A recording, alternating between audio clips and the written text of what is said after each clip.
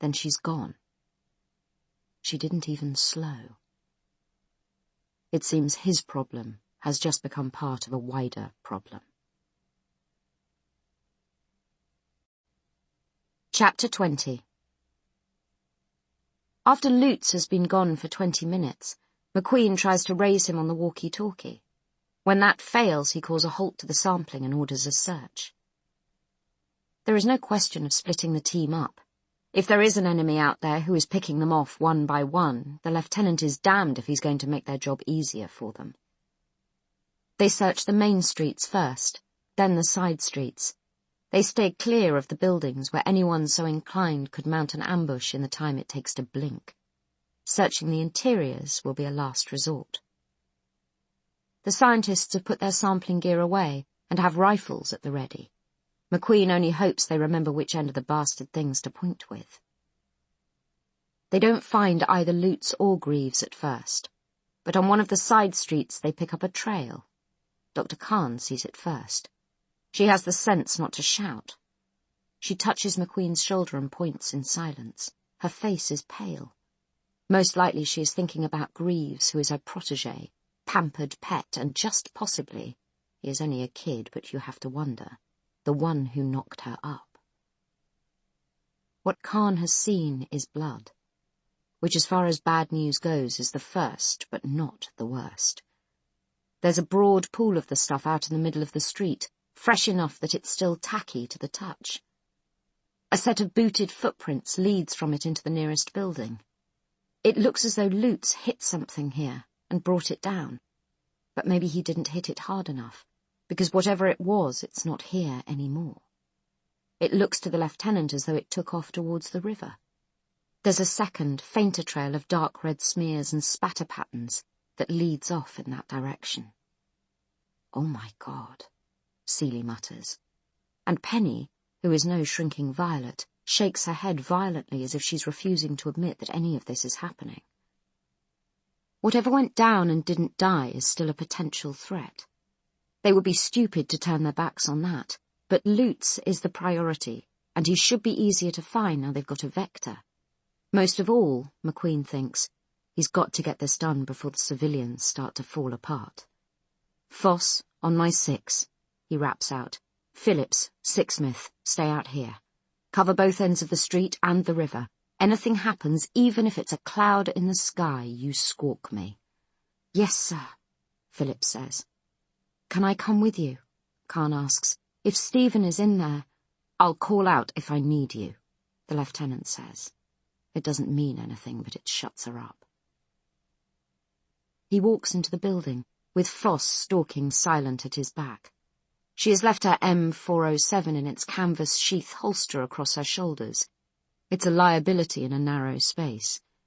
In its place she holds a Glock 22, whose magazine McQueen knows is filled with bespoke rounds that Kat makes herself using the 40 Smith & Wesson case as a starting point, and a .357 Powerhead contact shooter. Good choices. He's bringing Sixsmith's Scar H to the party, so they've got both ends covered, the surgical and the indiscriminate. But they don't need either, because the party is over. Lutz lies on his back, staring one-eyed at the ceiling.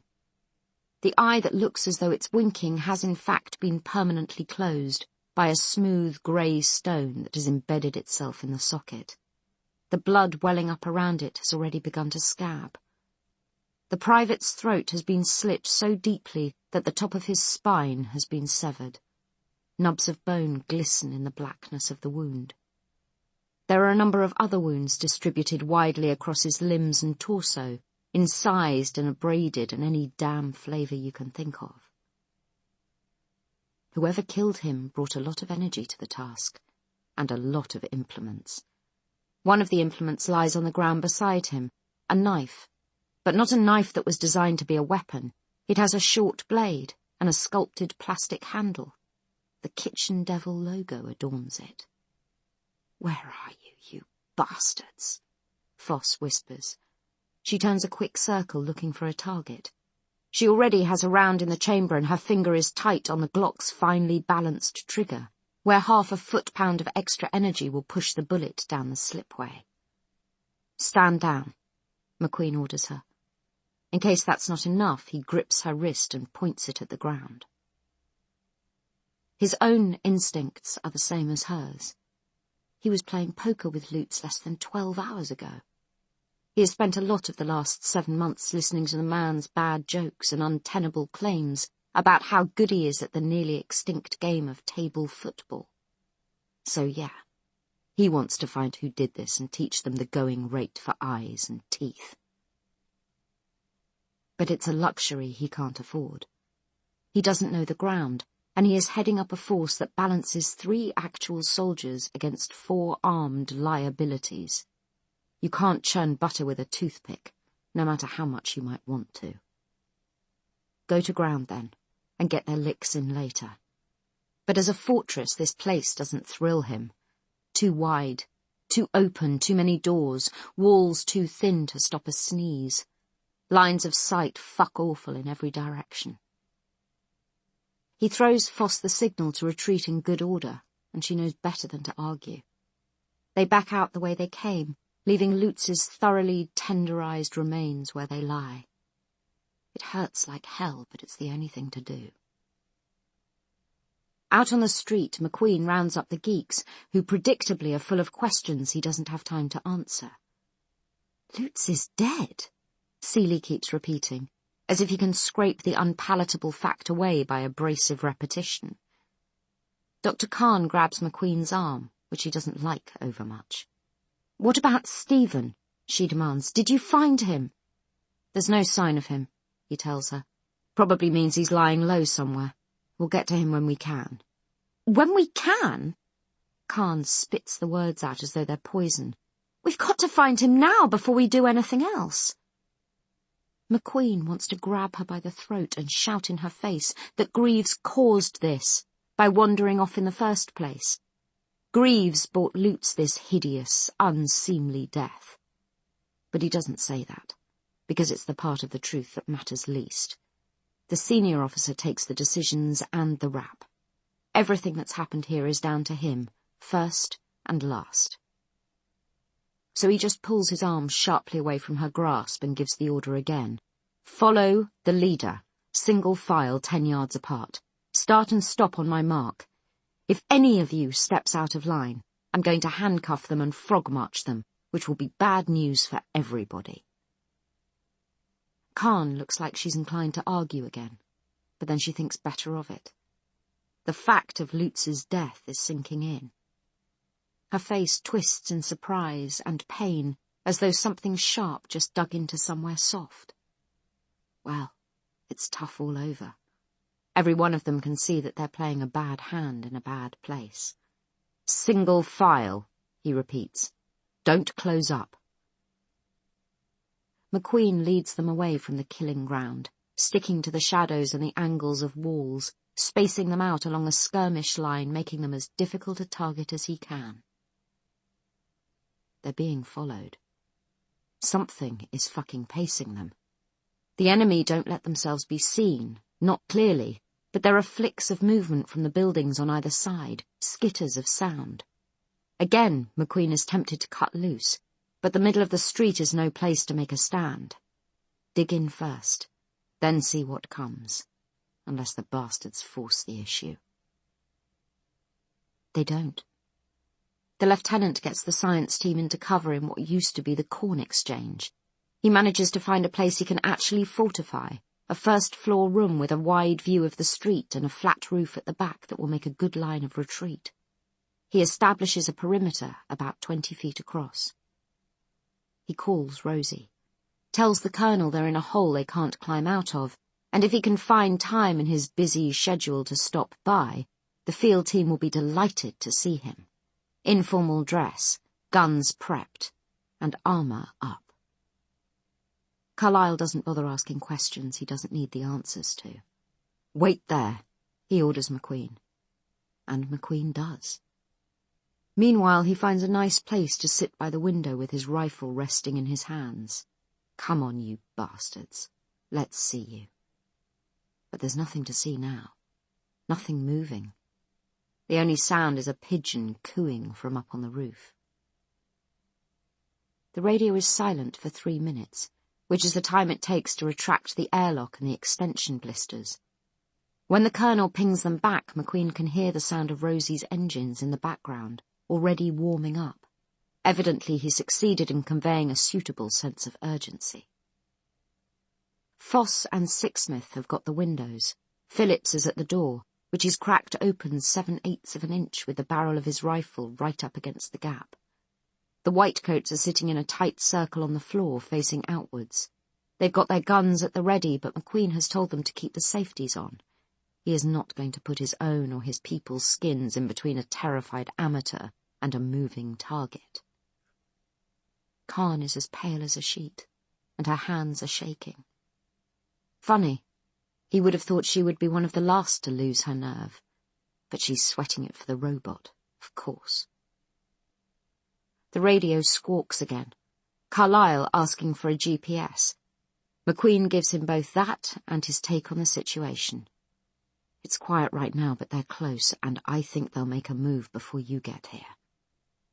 I'll bring Rosie right to you, Carlyle says. ETA 2 minutes. Use the time to locate enemy positions if you can. Anything you spot, I'll light up from the street before I retrieve you. Copy, McQueen says tersely, and he doesn't bother with out.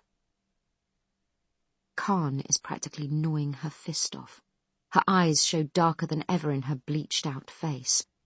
Can we try to send Stephen some kind of message, she asks McQueen, so he can find us?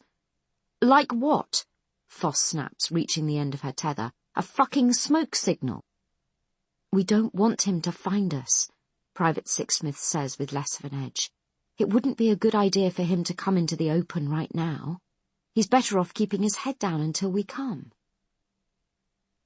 She glances across at McQueen as though McQueen might have an opinion on this.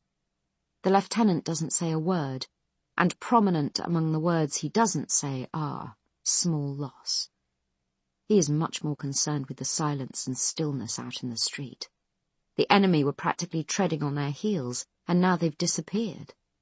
It doesn't make any sense. How long will we have to wait here? Akimwe demands.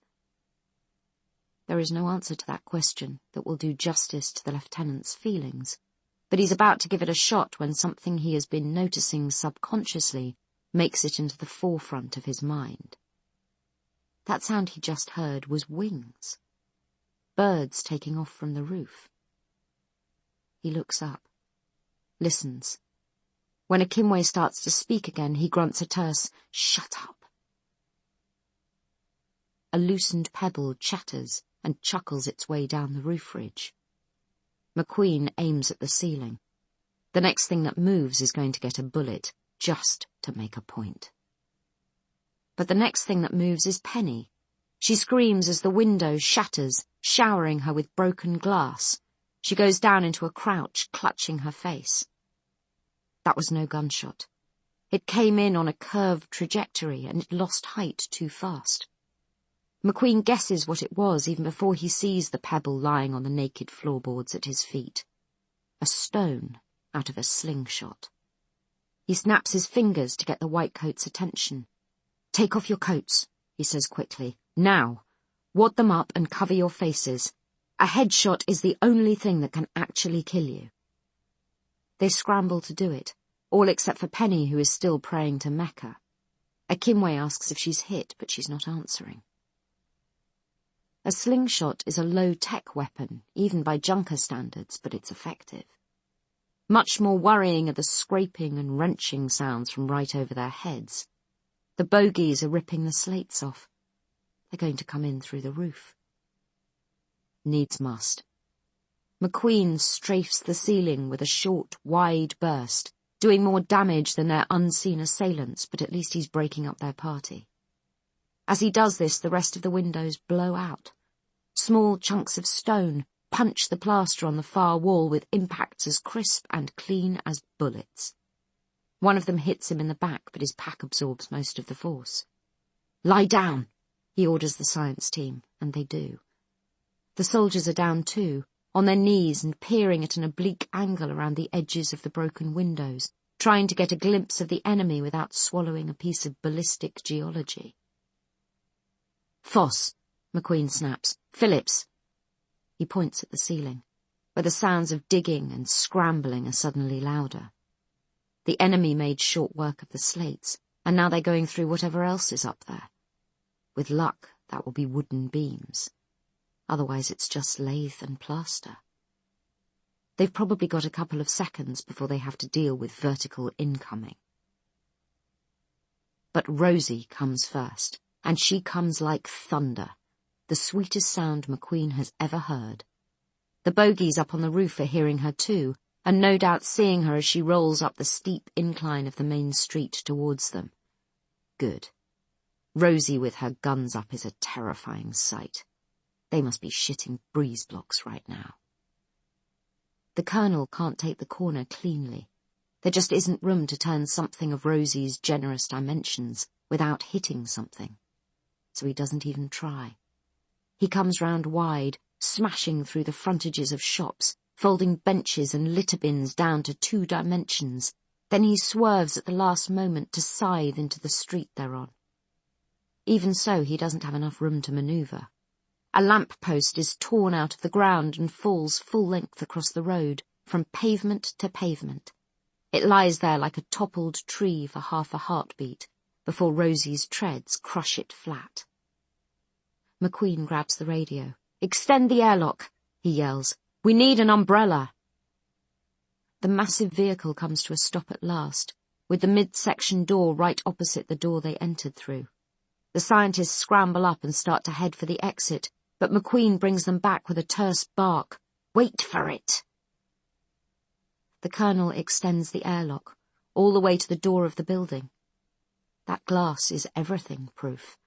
If someone up on the roof has a gun pointed down at them, or even just a pebble and a leather strap, the crew will only be exposed for a fraction of a second, as they sprint across from the protection of the doorway to the sanctuary of the airlock. Even McQueen would have trouble setting up a decent shot in that kind of time frame. "Okay," he tells his people. "Lead off. One at a time, like before. Cover the civilians, then go over yourselves. Foss, you and me run tail." The geek squad is quick and efficient for once. With their lives on the line, they remember every combat drill they were ever put through, every skip and jump. They descend the stairs quickly and quietly. McQueen notices as Dr. Penny runs by that she is uninjured. Her duck and cover was a reflex, not a response to a wound. He lingers in the doorway, and Foss stays behind too without a word being spoken. They wait, rifles in hand to see if anything comes down through the ceiling, but nothing does.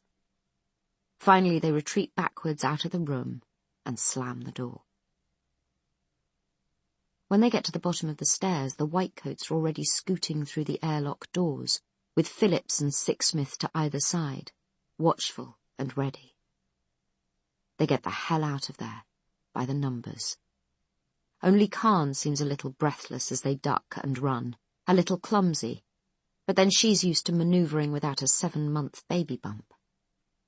Dr. Fournier is waiting for them right inside the midsection door, trying to look like he's actually got something to do here, yelping out orders as though anyone is listening. "Keep the platform clear. Leave room for the people who are coming in behind you. Cycle the doors as soon as the last man is in." The last man is McQueen. Foss, who was second to last, has shuffled in backwards so she can cover him as he comes. He gives her a curt nod of thanks and walks on by, trusting her to lock up behind him. "What if Stephen—" Dr. Khan protests, but McQueen isn't really listening, so he misses the rest of the sentence. He dumps his gun and climbs into the turret. The doors slide shut and the airlock retracts. Rosie backs out the way she came, smashing a lot more infrastructure with her arse end. They reverse onto the main street where they swing around in a wide, destructive arc. But not as destructive as it's about to get. The field pounder, in these close quarters, is useless. The shells would punch through the walls of Invercray and sail right on. The flamethrower, though, is a different proposition entirely. The lieutenant slams down the priming lever, and rotates the turret through most of a circle. He aims at the building they've just come from and cuts loose, sweeping the house from the roof on down. In seconds, it's one big bonfire. After that, he sprays the buildings on either side, with a view to catching anyone who saw the turret turn and jumped clear. Finally, he picks targets at random. Invercray goes up like dry tinder around them and behind them. McQueen hears a yelling from the bottom of the turret steps, in more than one voice. He shuts off the primer, rests the gun, and descends to find Dr. Khan and Foss wrestling, while the men look on in various states of bemusement or horror. Khan was trying to get up into the turret and stop him, presumably, and Foss blocked her way. The lieutenant gestures to Phillips and Sixsmith, who restrain the doctor as gently as they can, pulling her off Foss like a limpet off a rock. "Motherfucker!" she yells, with the accent on the third syllable. She immediately tries to throw herself at McQueen, but the soldiers hold her tight. He sees Dr. Seeley contemplate a rescue, then very sensibly take a step back, as his sense of self-preservation kicks in. "You bastard!" Khan shouts. "Stephen is out there! Stephen is out there and you burned it down!" He doesn't have any answer to that. He hadn't forgotten Greaves. He just didn't believe there was any chance at all that the kid was still alive. Or, if he entertained a doubt, a small one, it didn't weigh very much against the urgency of paying out Invercray and her invisible residents for what they just did to Lutz. He is groping for a way to put this into words that Dr. Khan will understand, but she's still screaming at him, so he can't get any headway. It's right then that Rosie slows. Stops. The intercom hisses and crackles. "Friendlies," the colonel says. "Midsection door. It's Greaves. Bring him aboard." Khan is the first to move. She hits the lock. Seeley and Akinway join her, quickly throwing the manual safeties that Foss has only just engaged. Only Foss, out of all of them, has the presence of mind to provide any cover as they pull the door wide. They've stopped by the river, just before the bridge. Stephen Greaves steps in. Nothing to say for himself. He just jumps right up onto the platform as the doors open, like a hitchhiker who can't believe his luck is in. His kit bag bulges at his side, even fuller than usual. "Thank you," he says. "I'm very sorry to have slowed you down. We probably should go now. The town is on fire." Chapter 21. "You violated standing orders," Colonel Carlyle says. "I need to know why." He is aware that he has said it before, and he is aware of how inadequate it sounds, but it is the least of a whole box of evils. He needs to adhere to the bloodlessness, the formality of regulations and procedures in the same way that Odysseus needed to tie himself to the mast when he passed by the island of the Sirens. The seductive voices in this case will lure him into anger, and Lieutenant McQueen will meet him more than halfway. "You didn't see what Lutz looked like when they were through with him," McQueen says, as though that's an answer. After a half-second pause, he adds a "sir," like throwing a scrap to a dog. The two men face each other across the long diagonal of the crew quarters, as though this is a duel. The rest of the crew stand around the edges, all except for Greaves, who is hidden in the lab, away from the dangerous emotions. The boy's instincts are sound, the colonel reflects grimly. His own men and the science team are all still stunned by what just happened, but as they thaw out, their reactions are tending to extremes. The soldiers are angry and hurting because one of their own is dead. Samrina Khan is furious for a different reason. The lieutenant's unilateral barbecue party far from forgotten, and her voice carries a lot of weight with the whitecoats. However this plays out, it has the potential to polarize them, to set them all at odds. So the colonel treads lightly. He stands by the book. The book isn't angry with anyone, and the demands it makes are ones the soldiers accepted the first time they put on their uniforms. "Explain to me," he says to McQueen, why you fired the flamethrower in the absence of a direct order. McQueen shakes his head as though that's the sorriest excuse for a question he has ever heard. He doesn't answer. So Carlyle tries again. Lieutenant, you used the midsection guns without permission and without verifying that all personnel were aboard. If there was a clear and present danger that justified this course of action, I need to know about it. Because if there wasn't, you endangered the entire crew for no good. They're still alive, McQueen says between his teeth. All but one of them. All the ones who stuck with me. Did you miss that? I did what had to be done to bring us out of there. I secured a position, and then I requested an extraction exactly as per standing bastard orders. The flamethrower was just to let them know that if they hurt one of ours, we hurt them back. Damn right, mutters Lance Bombardier Foss. Samrina gives Foss a look of incredulous contempt. She hasn't bounced back yet from the whole ordeal. Her face is haggard with stress and exhaustion. Damn right, she echoes. What, did they teach you that at sniper school? Somebody hurt you, you hit back with the biggest weapon you've got, no matter who might be in the way. Foss shrugs. Nobody was in the way. We got out. We got out in one piece. And the ends justify the means, right? She indicates McQueen with a jerk of the head. You're a bigger idiot than he is. Foss arches an eyebrow.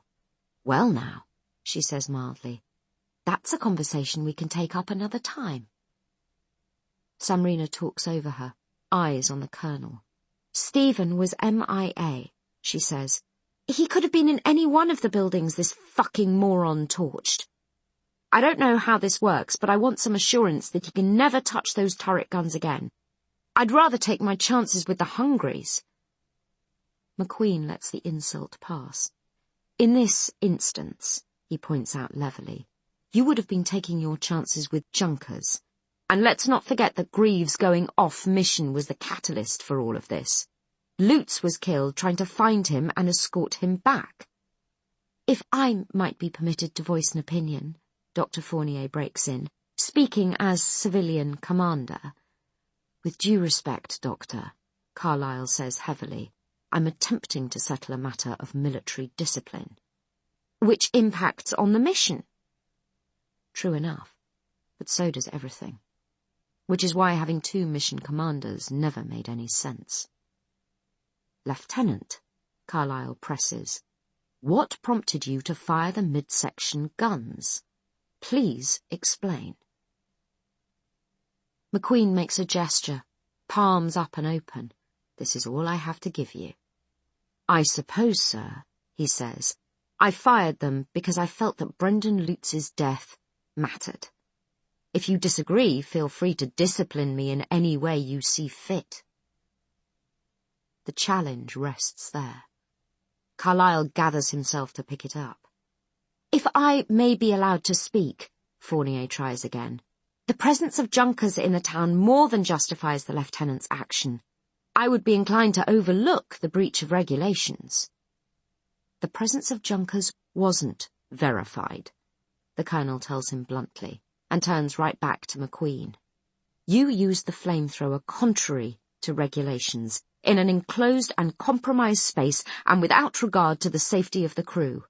You were firing in a broad arc, ignoring the headwind and our own acceleration. Not only could you have killed Mr. Greaves, you could also have set fire to Rosie if the propane stream had blown back on us. I respect your feelings, but I can't condone your actions. I can live with that, McQueen says.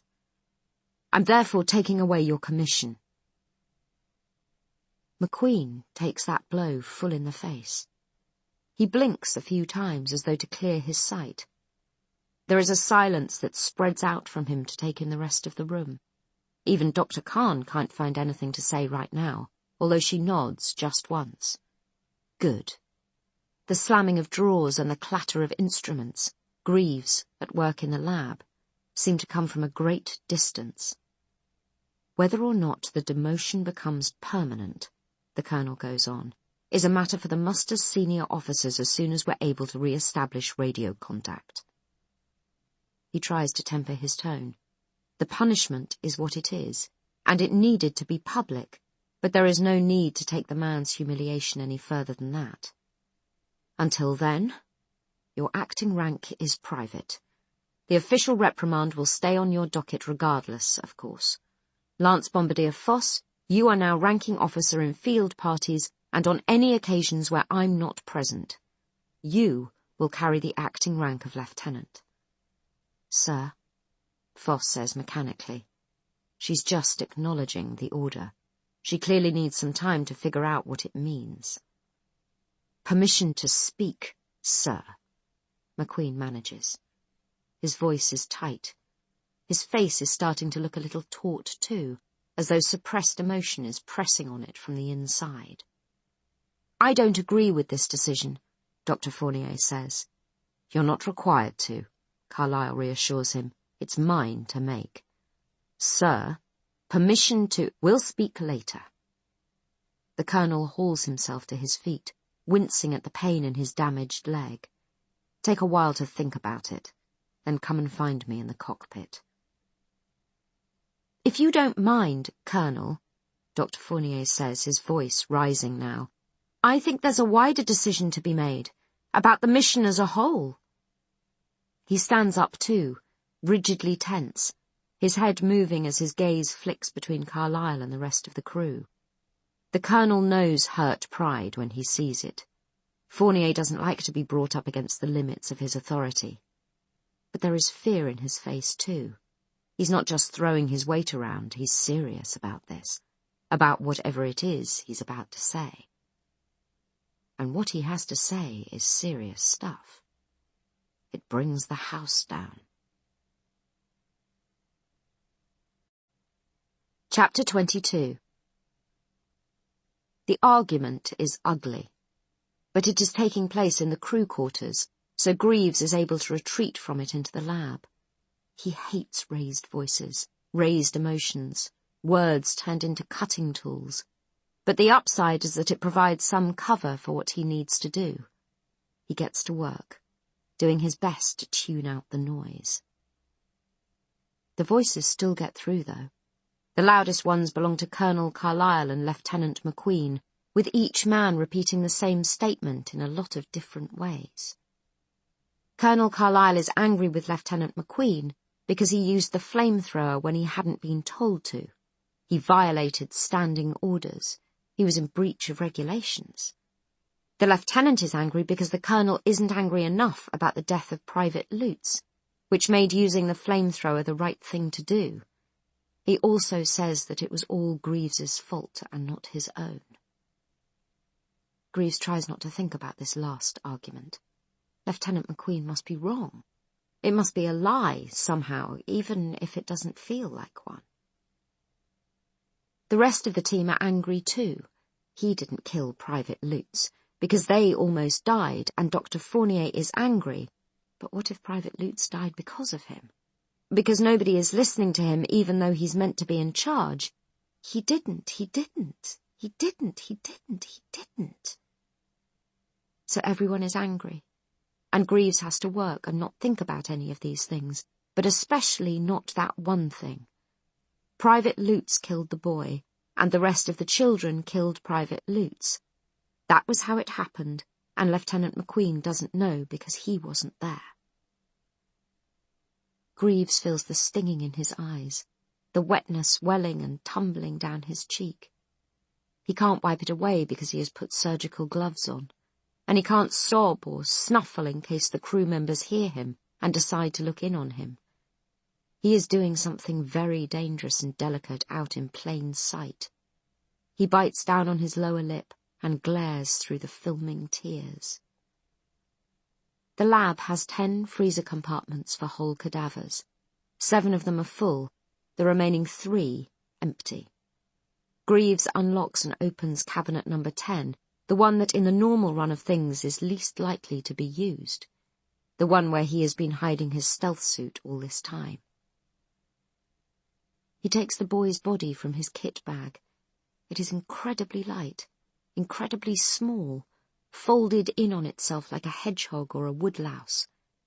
Greaves puts it directly into the cabinet, which now hides it from any crew member glancing casually into the lab. Greaves is at war with himself.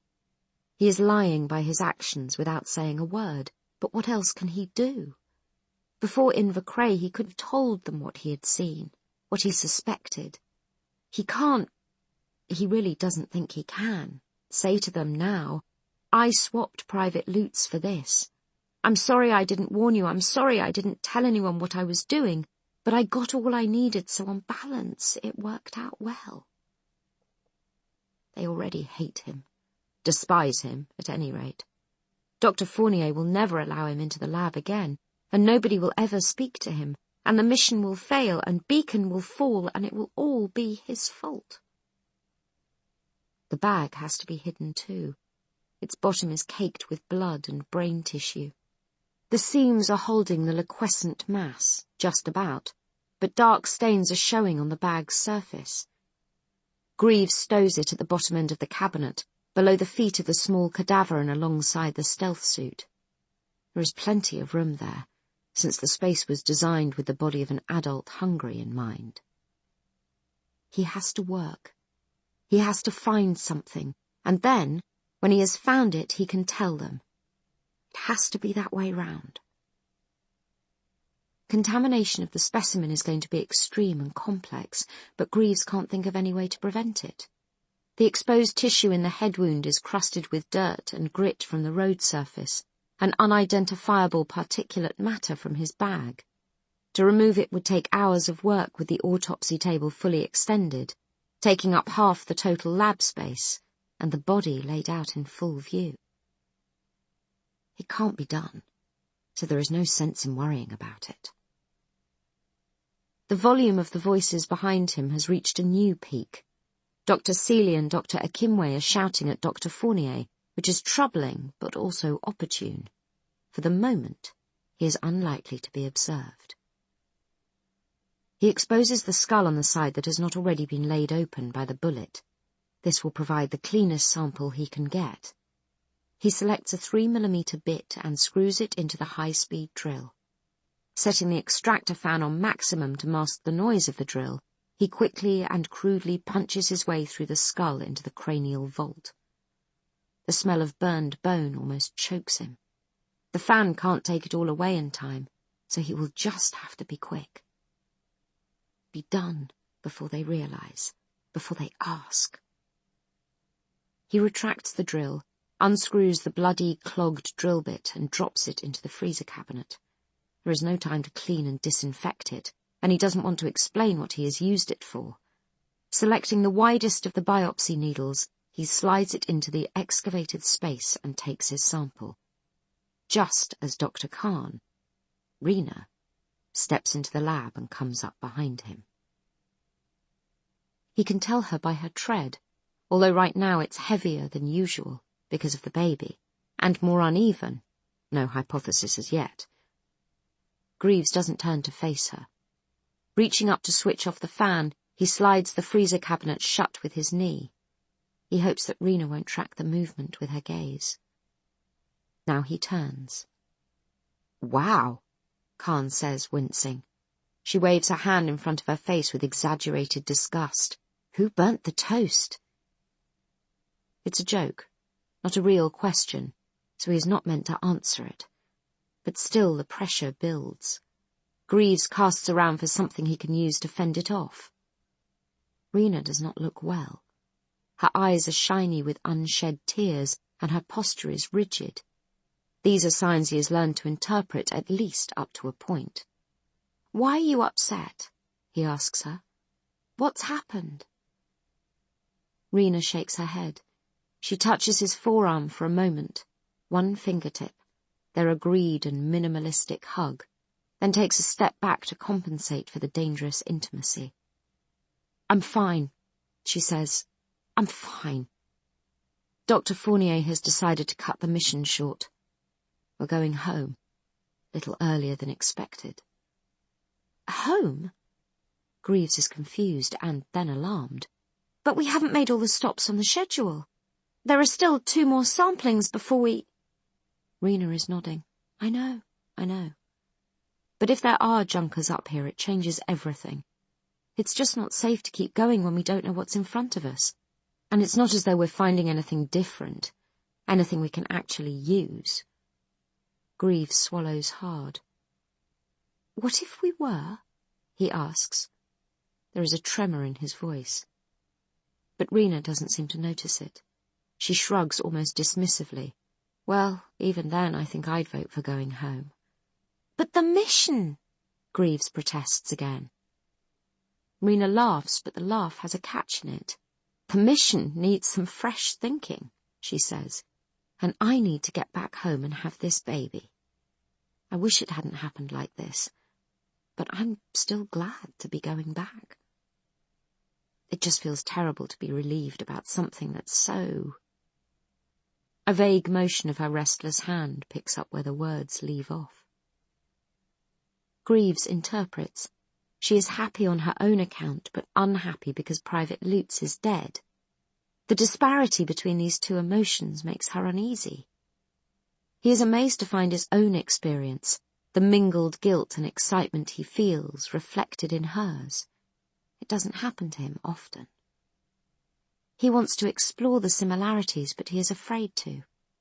He is still holding the biopsy needle close against his side. The longer the conversation goes on, the more chance there is that Rena will see it and ask him about it, or else that she will want to know what he was doing off by himself in Invercray. As though his thought has triggered hers, Rena looks over her shoulder into the crew quarters. They're not very happy with you, she tells him. It's not entirely clear who she means. The crew quarters have emptied out. The soldiers have gone outside, most probably to replace the motion sensors and perimeter traps now that Rosie is stationary again. The colonel has gone up front, and Dr. Fournier has contrived to disappear too, leaving only Akimwe, Seeley and Penny. Despite this, Greaves decides that Rena's words must apply to all the crew, irrespective of uniform. He wants to say he's sorry, but that will invite further discussion. He says instead, I won't do it again.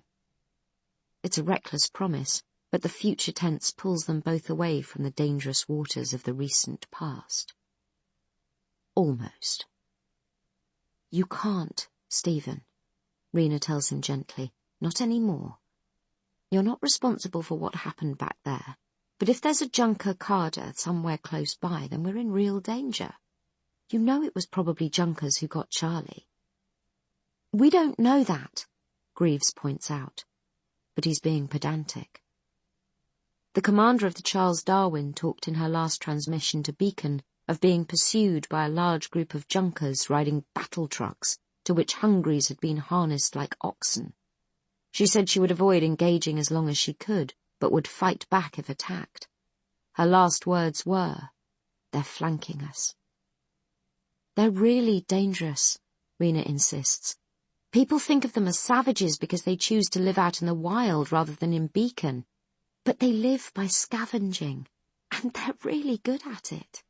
They have to be, or they wouldn't have lasted this long. They look at Rosie and they see guns, ammunition, equipment, food, all kinds of things they need. We're worth a lot of effort in their eyes. Greaves nods cautiously. He is agreeing with the explicit meaning of her words, the junkers are a serious threat, rather than with their secondary implication, there are junkers here. It's not a lie because he hasn't opened his mouth, but once again he is allowing someone to believe a thing that isn't true. His mind itches, and an iron bar of tension presses against his shoulders. But Rena seems satisfied with his reaction. Possibly she mistakes his tension for a salutary fear. So when Dr. Fournier decided to turn us around, she continues, he was doing the only thing he could do. We'd have to be crazy to carry on all the way to the coast with the junkers behind us. She is looking at Greaves expectantly. He nods again. Yes, he says, but this time he is compelled to add, if there were junkers here, that would be bad. So we're doing the right thing.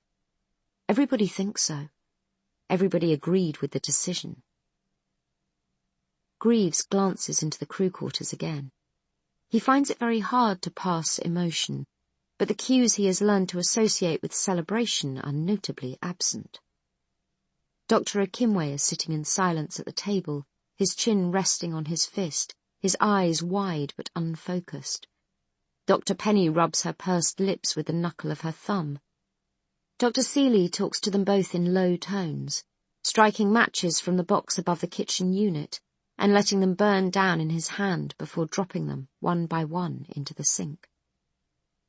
These are not behaviours Greaves would expect to see if everyone is really comfortable with Dr. Fournier's decision.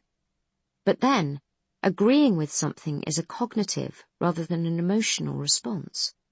Rena has already told him what the dominant mood is. They're not very happy with you. Greaves can't make this right.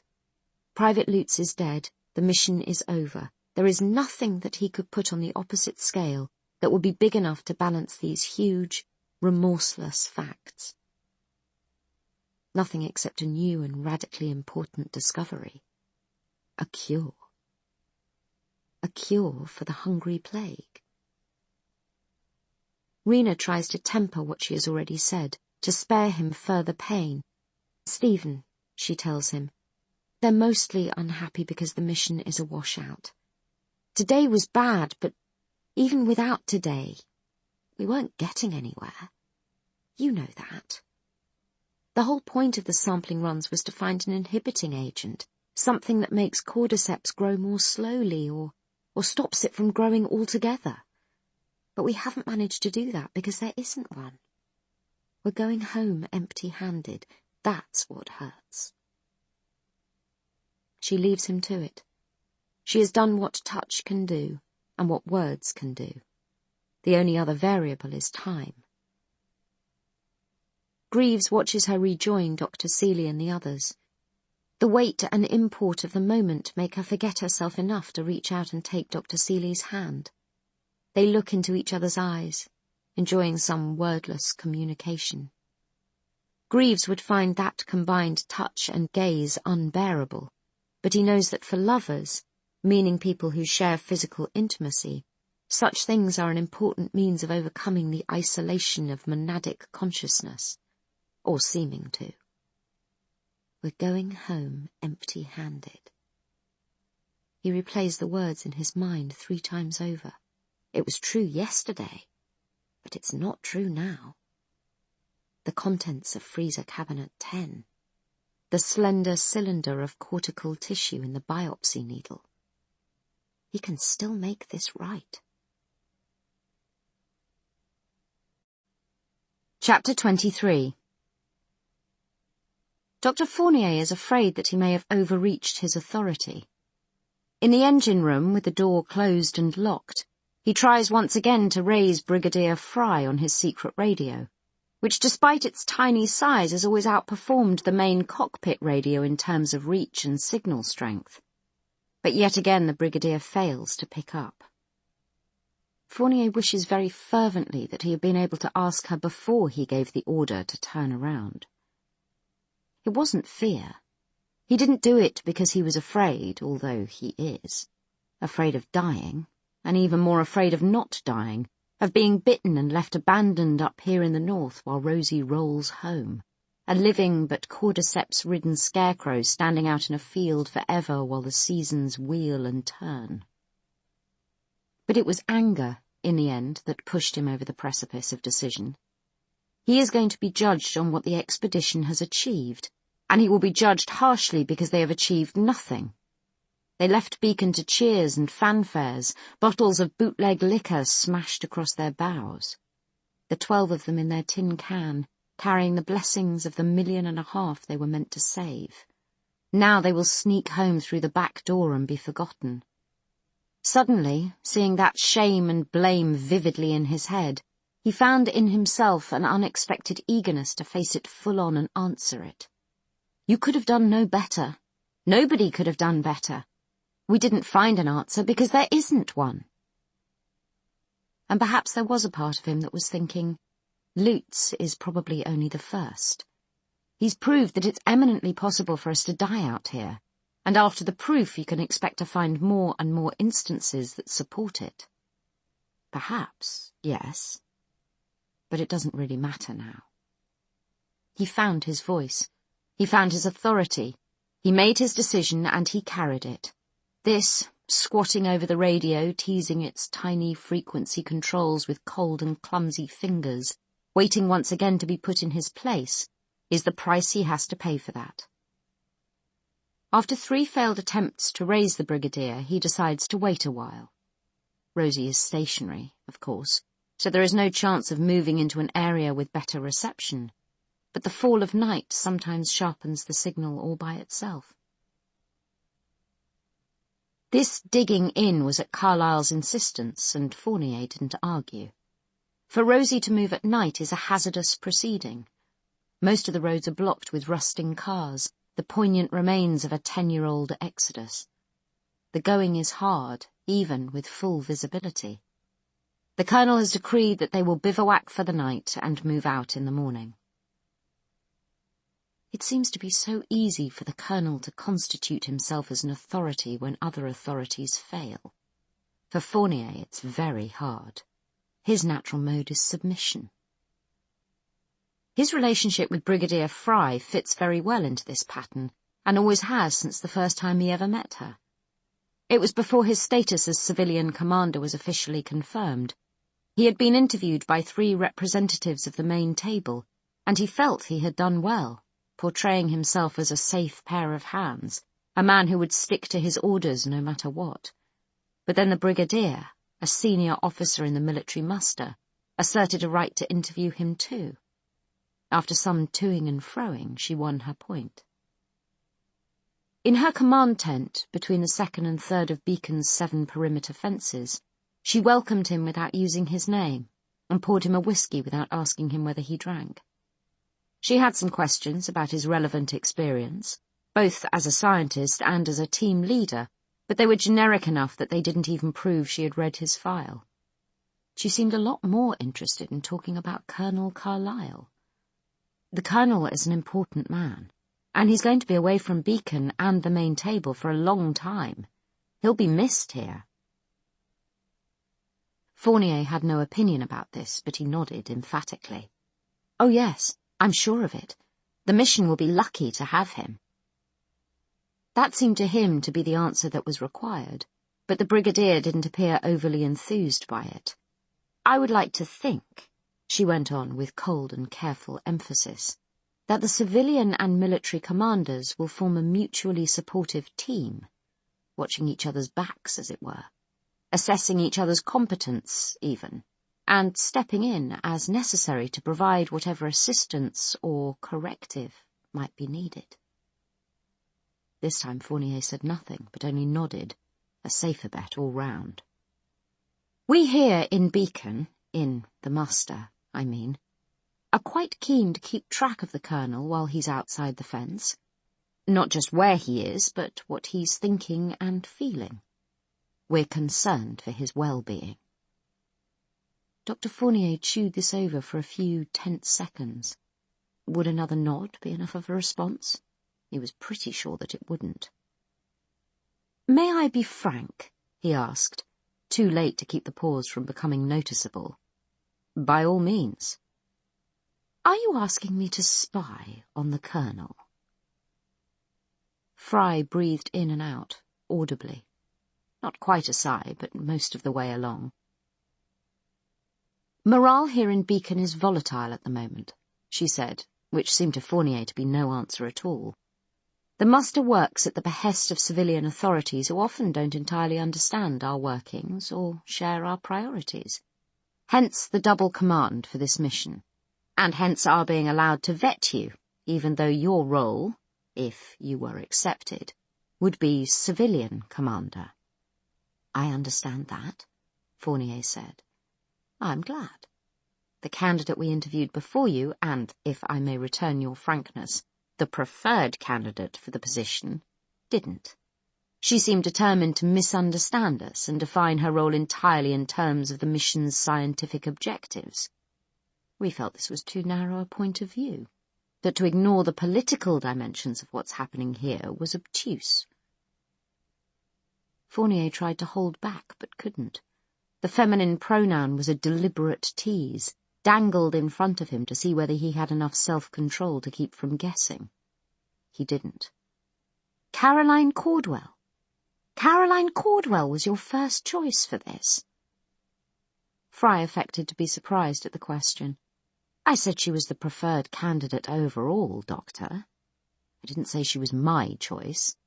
In fact, I would much rather have someone in post whom I could rely on to see and serve the bigger picture. Science and politics are not two worlds. They're two hemispheres. Fournier, who had never seen himself as a politician, but now at least had an inkling of the job description, agreed. Two hemispheres, yes. Very aptly put. Very insightful. Caroline Cordwell in the Rosalind Franklin, and him left behind in Beacon polishing other people's test tubes, other people's reputations. No. This was the future, if there was to be one, the forge on which the future would be made. He knew very well that he was a competent researcher rather than a great one, but still, he couldn't choose irrelevance when greatness was on the table. Surely nobody could. With the stakes clearly established, he continued to agree with every proposition the Brigadier put to him. Fry suggested that he might need to form a judgment on the robustness of his staff, their morale, the clarity of their motives. He said he was good for that. She demonstrated the operation of the radio, emphasizing that its existence must remain a secret. He promised her that he would be the soul of discretion. She indicated that the muster might wish to give him additional orders in the course of the mission, depending on how certain events in Beacon itself fell out or failed to fall out. He said that he would not object to that. When he left her office, he was brimming with self-disgust, his stomach sloshing and griping with it. He wanted to be sick. But by the time he got back to the lab, he was already feeling much calmer. Compromise wasn't a swear word, and expediency wasn't a sin, especially not when it came to the big turning points in your life. The world was going to be saved. Rosie was the surgical instrument, and humanity was the patient. Who in their right mind would choose to lie down on the slab when they could be the one holding the scalpel? Now, 7 months on, he feels that the scalpel is at his throat. The mission was already a shambles even before the death of Private Lutz. In despair of finding anything of value, wearied to death with this confinement and cowed by 2 strained, awful weeks of inexplicable radio silence, he jumped at the chance to turn the car around and head for home. Brigadier Fry's last words to him: "You may be tempted at some point to renege on our agreement, Dr. Fournier. With everyone calling you Commander, it will be easy to fall into the trap of actually trying to command. But that's really not what you're there for. As far as your scientific expertise goes, I won't presume to advise or direct you. But everything else is mine." Chapter 24. McQueen sits up in the turret while the sun sets and the stars come out. In his mind, he identifies and names the constellations he can see. The Dragon, the Little Bear, Cepheus. Mostly he learnt them for their use in orienteering, but he is struck, too, by the beauty and profligacy of their display. The daytime burns with a single fire, and a lot of the time it burns fitfully. The night is a million suns exploding all at once, igniting the whole sky. With no man-made lights to dim them, they have reclaimed the glory, the preeminence they had back in the Dawn Age when humans lived in caves. Even through the distorting curve of the turret glass, they make McQueen feel as though he is about to fall off the tilted world into the immensity beyond. No Hungries in that infinite light show. No junkers, no lies or bullshit. The world ended more than a decade ago, but the news hasn't made it out there yet, and it won't make any difference when it does. Perfect truth is black and white, and it doesn't know our names. McQueen is wrestling with his pride and with his definition of himself. He isn't enjoying it, but he doesn't shrink from it either. It's absolutely necessary to know who you are, as the basis for knowing anything else. Cutting loose with the flamethrower felt necessary and obvious at the time, as though it was just the part of the equation that comes after the equals sign. He didn't think about wind speed or their own displacement as they moved. He just thought about the response that needed to be made to that dead man on the ground, hacked to the bone like meat on a slab. In other words, he lost control. Carlyle called the play, and he called it right. You don't do a broad sweep with a flamethrower from a moving vehicle unless you want to fry yourself and everyone who's riding with you. There are only two ways you can go from that realization. You can make up stupid stories about how you were actually right all along because X and Y and Z and all the rest of it. Or you can admit you screwed up and try to be better. McQueen climbs down from the turret. His limbs are heavy and he feels tired to death. It seems appropriate that emotions should have recoil in the same way guns do, because after all, they're just as dangerous. But that doesn't make it any more pleasant to endure. To get to the cockpit, he has to walk through the crew quarters. There's a mixed bag of soldiers and whitecoats in there, and they all look up when he comes. Foss is the first to react. She stands up quickly and rips off a salute. As a signal, it's pretty unambiguous. Phillips is right behind her. Sixsmith a little slower, but inside of a couple of seconds the three of them are standing there, defying regulations and telling him he's still ranking officer here. "You have got to be fucking kidding me," Dr. Khan exclaims, appalled. McQueen enjoys that part, at least, but he needs to nip this little revolution in the bud. He returns Foss's salute crisply and punctiliously. "A little confused, aren't we, Lieutenant?" he says. "Never mind. It will sink in eventually." He walks on, leaving silence in his wake. The cockpit door is open. He goes in and closes it behind him. Carlyle sets his book aside and nods towards the shotgun seat. McQueen stays on his feet, even though he has to stoop a little because of the low ceiling. "Permission to speak, sir," he says. The colonel shrugs mildly. "Of course," he says. McQueen doesn't beat about the bush. There is no point. "You were right about the flamethrower," he says. "I used it without authorization and without due care, as you pointed out. In doing so, I risked the safety of the crew and the vehicle. I deserve a reprimand for that, and I accept it. But I'd like you to restore my access to the turret guns. We're in a bad place, and with Junkers in the mix, it could easily get worse. You may need me, and I can't do much if I'm not allowed to touch the silverware." Carlyle is silent for a moment or two. McQueen waits for the verdict, wanting this to be over. "Will you sit down, Private McQueen?" the colonel asks him. "No offence, sir," McQueen says, "but I didn't come here to kick back and talk about old times. I just need a yes or a no." "Then it's no."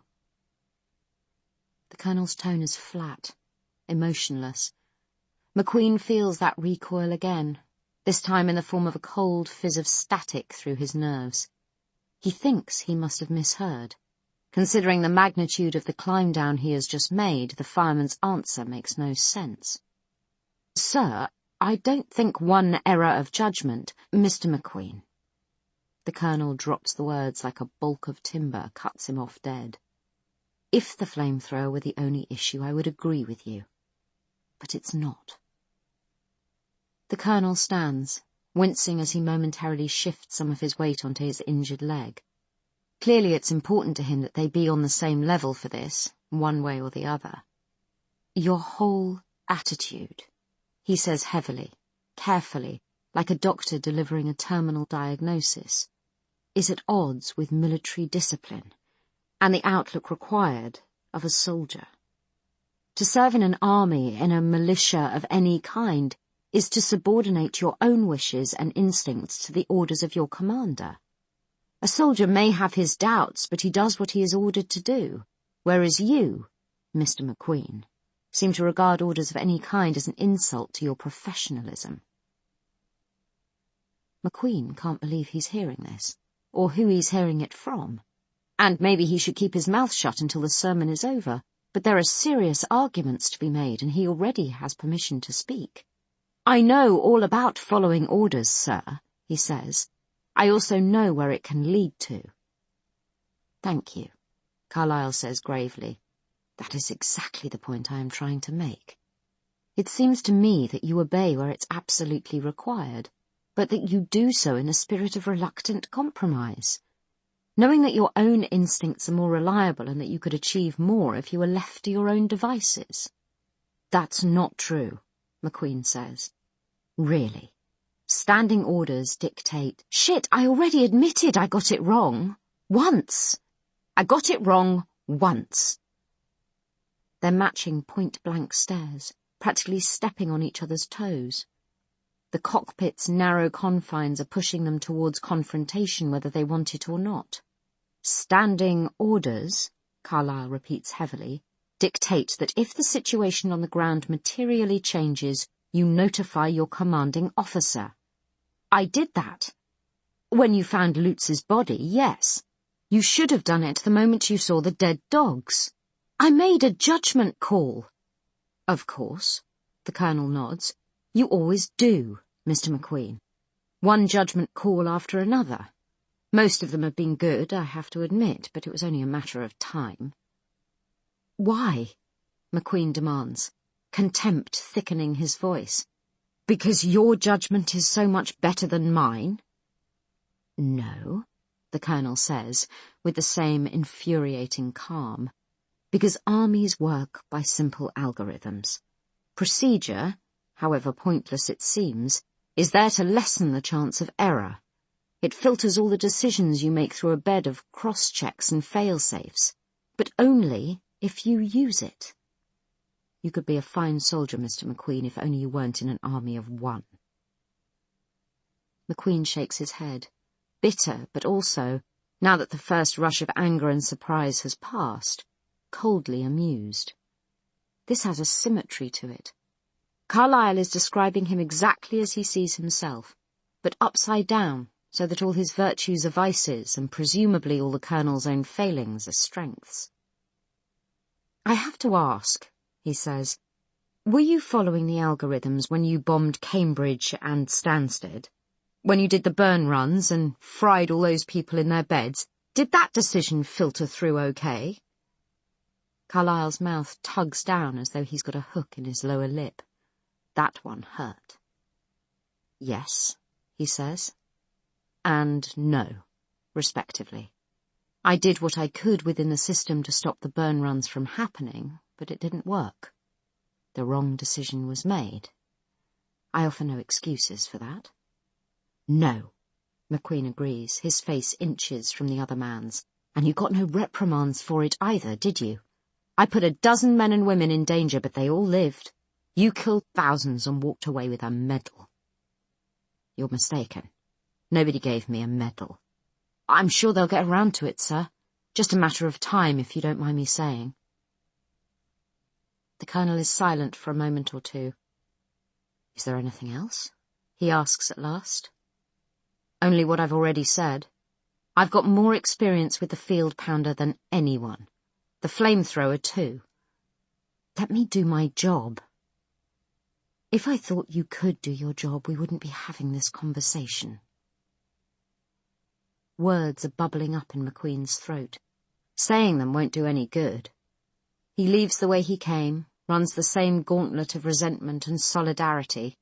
He has no use for either. But in Rosie, there's only ever one route from A to B. Chapter 25. Sunrise finds the crew up and at it. Cat Foss, as ranking officer, and how crazy is that, leads the charge. Not that there's much need for leadership, as far as she can see. Everyone does what has to be done without being told. The motion sensors and immobilizer traps were a sacred mystery once, but 7 months have made their operation tediously familiar. So the Whitecoats dismantle the perimeter, while Foss leads a detail down to the loch with the 10-gallon water drums. Rosie has integral tanks that fill with rainwater runoff, but Colonel Carlyle is a belt and braces man. When they get back from the loch, the roles rotate. The Whitecoats add purification tablets to the water drums and stow them in the galley. Foss puts the soldiers onto the maintenance allocation checks. The MAC routine is prescribed by Rosie's operational manual, which Foss keeps in her hand the whole time and cribs from about 10 times a minute. There's a long and exhaustive list of checks covering the treads, the engine and the environmental controls. Some of them are just diagnostic. Others involve getting down and dirty with oil cans, spanners and wrenches. Lutz knew the book by heart and gave everyone else the reassurance of a safety net, a better pair of eyes verifying everything they did. Lutz being unavoidably dead, Foss does the best she can. She stands over Phillips and Sixsmith the whole time, watching them with a nervous, critical eye. Then, when they're done, she makes them go through the entire list again, out of a general sense that cock-ups are hovering over them and waiting to descend. They're going home. Not a one of them quite believes that yet, and not a one of them wants to jinx it. But in spite of Foss's slightly obsessive thoroughness, it's still early when they leave. Colonel Carlyle surrenders the driving seat to Sixsmith, its rightful occupant, but remains in the cab so he can use its comms rig to talk to everyone in the main crew space. Foss takes the midsection lookout and gives Phillips the turret. She is still hesitant about giving orders to McQueen. Everyone apart from the lookout straps in and waits for takeoff. They won't stay strapped in, of course. Rosie's top speed is 20 miles per hour on a good road, but there are no good roads left. She picks her way slowly along Britain's rutted, sclerotic arteries, and drops to an 8-mile-an-hour average when she leaves the tarmac for the scenic route. Most day-to-day activities, whether work or leisure, aren't inhibited by her easy trundling. But this is turnaround, a day they have been anticipating for a long time. Soldiers and Whitecoats alike are showing a due respect. In fact, the scientists seem downright sombre. Foss can see where they're coming from, too. More than half a year on the road and nothing to show for it. For all the good they got out of those endless shoot-em-ups and cut-em-ups, they might just as well have been picking blackberries. Better off, in fact. Fresh fruit is hard currency in Beacon. If Beacon is still there. But it must be. Nothing would have torn the whole camp down so completely that they couldn't even squeeze a word out. So the lack of comms must be a technical hitch. That's all it can be. So, personally, she's in a pretty buoyant mood. The image of Lutz's body almost cut up into pieces is still vivid in her mind. Much more vivid than any particular memories of him alive. But the fact that they're heading home early is the best news she has had since they set out.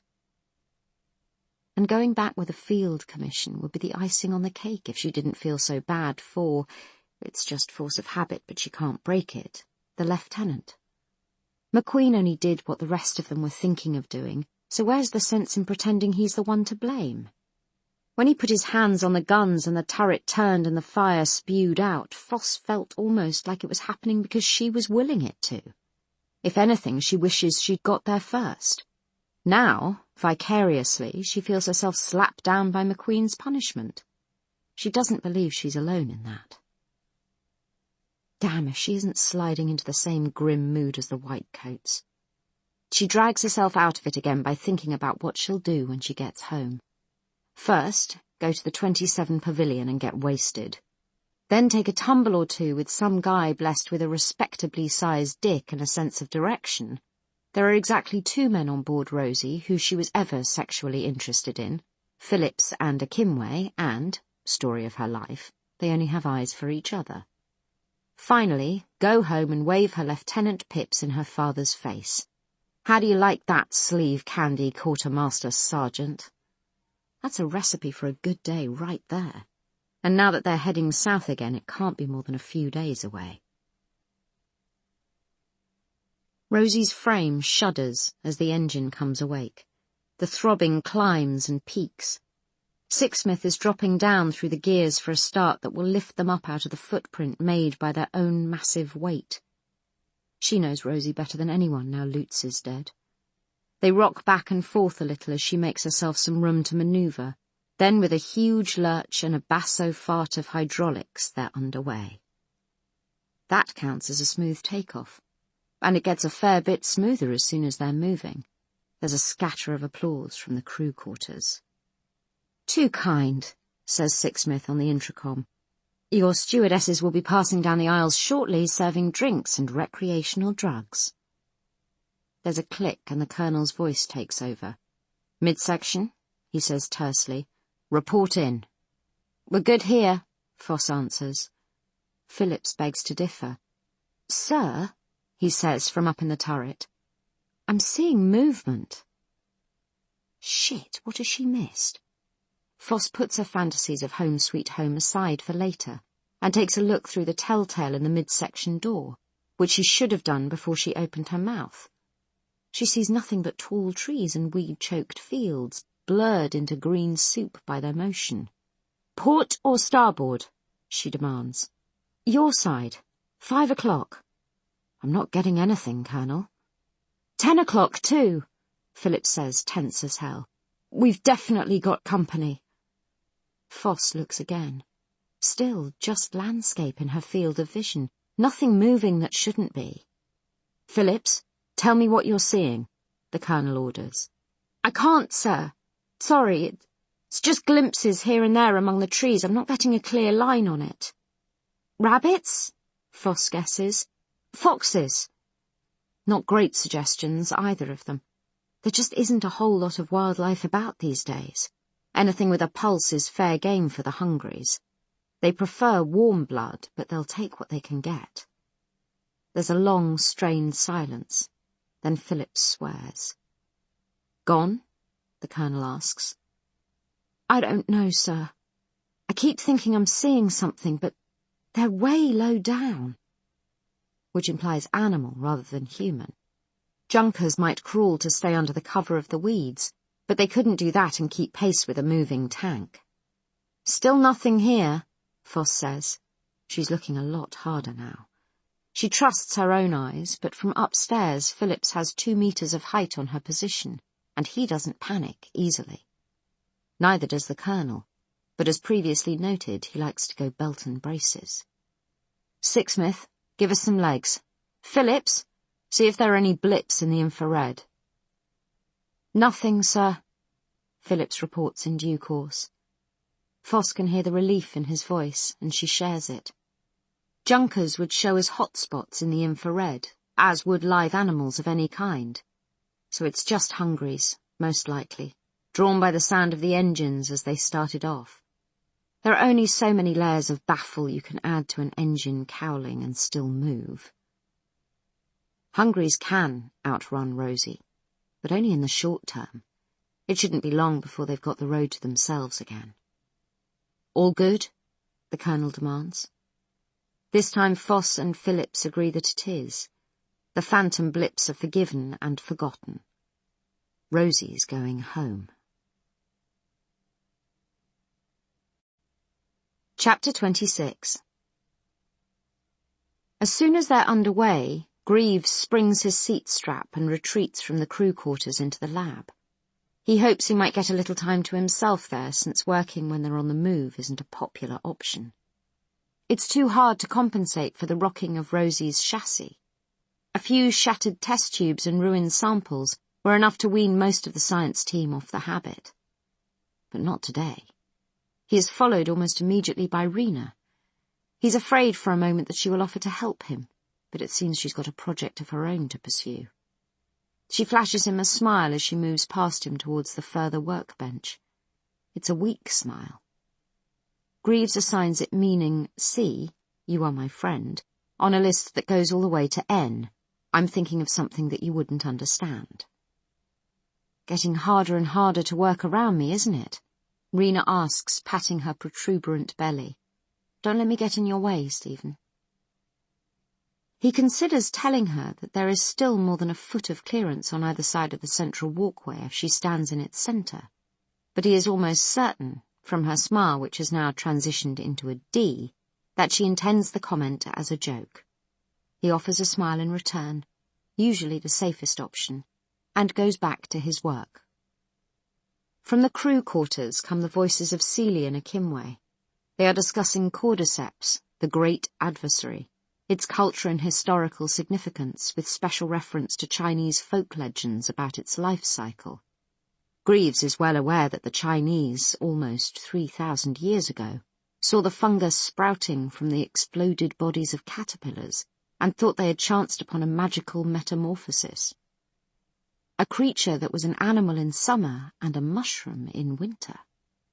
They prized cordyceps as a treatment for heart disease and impotence, the distilled essence of life itself. Later generations found that the fungus could grow through damaged nerve tissue and partially repair it. There's a prevailing theory that these medicinal uses of the fungus were the precursors to the Hungry Plague, the doorway through which cordyceps infected human populations. Tuning out the voices, Greaves prepares the tissue collected by the biopsy needle for examination. He uses the Atlam, a machine perfected at Harvard Center for Brain Science in the years immediately preceding the breakdown. It's a microtome, a lathe for slicing neural tissue into ultrafine sections of a single cell's thickness. The Atlam mounts the sections onto a continuous ribbon of tape rather than onto conventional slides. It therefore allows the user, at least the user with a scanning electron microscope ready to hand, to build up a three-dimensional view of brain structures and to follow them down through successive strata of tissue. Greaves finds the operation of the Atlam utterly enthralling. It peels tissue samples the way you might peel an apple with your pocket knife, then rebuilds them into an apple again. When he mounts and examines his sample, though, he is confused. The children have already demonstrated that they are not at all like other Hungries. Their behavioural repertoire is vast, perhaps as large as that of regular humans, so he expects to see little or no fungal penetration of the brain tissue. Instead, he finds himself staring at a dense mat of fungal mycelia. The brain is one vast spiderweb of threads, woven about and through the various neurons all the way from the outer cortex to the thalamus and transverse fissure. By volume, this brain is half human and half fungus. But where is the damage? The human cerebral matter ought to have been hollowed out, devoured by the fungal invader. There ought to be a 55 to 80% reduction in actual brain mass, and a visible degeneration of whatever tissue still remains.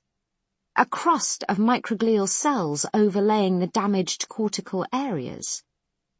Myelin sheaths stripped away, leaving bare neurons, firing fitfully and futilely into synaptic gaps that have become mud wallows of necrotic juices. None of that is present. If this brain has been invaded, it is mounting a robust defence. Or is this a moment rather than a state, just a brief equilibrium before the cerebral tissue surrenders and the fungus carries the day? But in that case, how is the brain held out for so long, surrounded and besieged? There is some factor at work that he has never seen before, and the implications are immense, almost dizzying. Greaves raises his head from the eyepiece and looks around furtively. He feels for a moment as though the beating of his heart, the tremor in his breathing must have been noticed. But Rena isn't looking at him at all. She is focused on her own work, her preoccupied calm contrasting with his own sudden burst of excitement and near panic. He goes back in. This time he abandons the microscope for a while, draws off another tissue sample, and begins a series of tests for the presence of the major neurotransmitters, the chemicals that turn the brain from a lump of inert flesh into the world's biggest communications hub. There are well over 100 of these chemical couriers, but Greaves limits himself for the moment to a sample of about 30, the ones that show up quickly in the presence of off-the-shelf reagents. half of the chemical transmitters are present in the same strengths and proportions as a normal human brain. The rest aren't there at all. Which is impossible. He knows how cordyceps is meant to work, how it works in every hungry studied so far. Seconds after primary infection, it floods the human host's bloodstream where it proliferates with breathtaking speed. Carried through the blood-brain barrier, it lodges in the brainstem and launches a preemptive strike, deactivating normal neural functioning by destructive superstimulation of the nerve cells. It burns the brain out. Then it grows downwards again, into and through the spine, extending its mycelial system along the host body's major afferent nerve trunks. With the brain out of the conversation, apart from a few powerful instinctive behaviors controlled through the pons and medulla, the fungus is free to hijack the peripheral nervous system and to use it to take direct control of the host's motor functions. So in a heavily infected brain, native neurotransmitter activity should be minimal to non-existent. There may still be a consciousness in there. The experts at Beacon have argued it back and forth without reaching a conclusion. But either way, it doesn't matter. The strings have been cut. This brain is different. Structurally, it's intact, and chemically, it's halfway functional. But what good is half a brain? You can't drive a car if it has a carburetor but no spark plug, cylinders but no pistons. It's not as though half a brain could run half the body's systems. Your limbs can't be made to move without dopamine or acetylcholine. You can't have a proper sleep cycle without adenosine, or hunger and satiety reflexes without noradrenaline.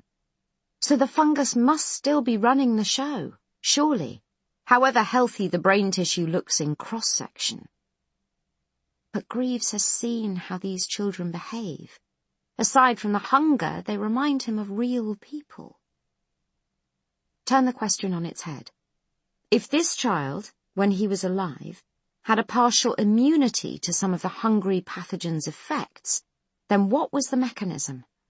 There is nothing unusual in the cellular structures Greaves is seeing, except that they are still pristine, still viable, when they should be bombed-out shells. He ponders. Form follows function, but it also dictates function. There is a reason why the hungries are called that, after all. Obviously, the hunger reflex is the first thing that cordyceps hijacks. More than anything else, it needs its host to eat, carrying the infection with every bite. He saw the little girl go after that pigeon, and he saw her tribe feeding on dog flesh in the streets of Invercray. The children have that instinct, that drive, just as strongly as the regular hungries have it, however different they may be in other ways. So what is happening here? Is this just a refinement of the pathogen's normal onset and progression, or is it something completely new? He needs to look at spinal tissue to see what cordyceps is doing down there, but he can't take a fresh biopsy with Rena in the lab working right beside him. Reluctantly, he dismounts his slides and samples and stows them in his personal area, where they won't be touched. Rena hasn't looked up once in all this time. What she is doing shouldn't be that absorbing, though. It's a fairly basic mechanical procedure. She is neutralizing sulfuric acid with magnesium carbonate, which is a quick and easy way to produce... Oh. Dr. Khan looks up at last and meets his stare. The guarded blankness of it confirms his guess. Greaves has had to learn people the hard way, but chemistry is easy. He knows magnesium sulfate very well indeed, its molecular profile, its chemical properties, and its bioregulatory effect. Dr. Khan almost certainly intends to take it as a tocolytic, to suppress contractions in her birth canal. The baby is coming, or at least announcing its intentions. What? She asks, not realizing that her cover is blown. Greaves has no idea what an adequate response might be from the point of view of emotion and its abstruse architecture. But again, he is confident about the chemistry. Nifedipine, Rena, he tells her. Nifedipine would be better if you want to delay the birth. We've got some in the med cabinet for hypertensive trauma. Rena looks stunned. She puts down the retort she's been holding all this time, leans away from it a little as though she wants to disavow all knowledge. After a moment she laughs, shakes her head. Amazing Holmes, she says. What? Who is Holmes? Why is he amazing? Never mind. Don't say a word to anyone, Stephen. I don't want to slow us down or make this stupid situation any worse than it is. Don't say anything. Please. Greaves nods. He may not be able to lie, but he is 100% sure that nobody is going to ask him this particular question. If anyone asks the more general question, is something wrong with Dr. Khan, he can probably keep from giving away the secret by saying she is taking medicine commonly prescribed for stress. So he is confident that he can keep his word. He wishes he could diffuse his discovery of her intentions by confiding in her about his own immense project. But this is not the time. Soon, when he has findings rather than suppositions, when he has more to show her than a dead child. A dead child, he strongly suspects, will only add to her troubles right now. Chapter 27. Dr. Fournier is still trying to coax a response out of the radio, but he has long since resigned himself to failure. He's only doing it now because he can think of nothing else to do that's of any value. So when the voice of Brigadier Fry's adjutant Mullings oozes weakly out of the radio in a viscous froth of static, he starts so violently that he cracks his right elbow on the engine cowling. Beacon, please identify. Get the Brigadier, the doctor snarls, doubled up around his injured arm. It's Fournier. Field report, urgency 1. She's conferring with her chiefs of staff, Dr. Fournier. You'll have to... Another voice murmurs in the background. Fournier can't hear the words, but Mullings' robust, "Yes, Brigadier," is loud enough to make him clap his hand over the radio's speaker and whisper a curse. Go ahead, then, Fry says. Report, Dr. Fournier. He tries to. There hasn't been a transmission through the main cockpit radio in 2 weeks, Brigadier. We didn't know what was happening. I'm well aware of that, Doctor. I asked you to report on your own status, if you please.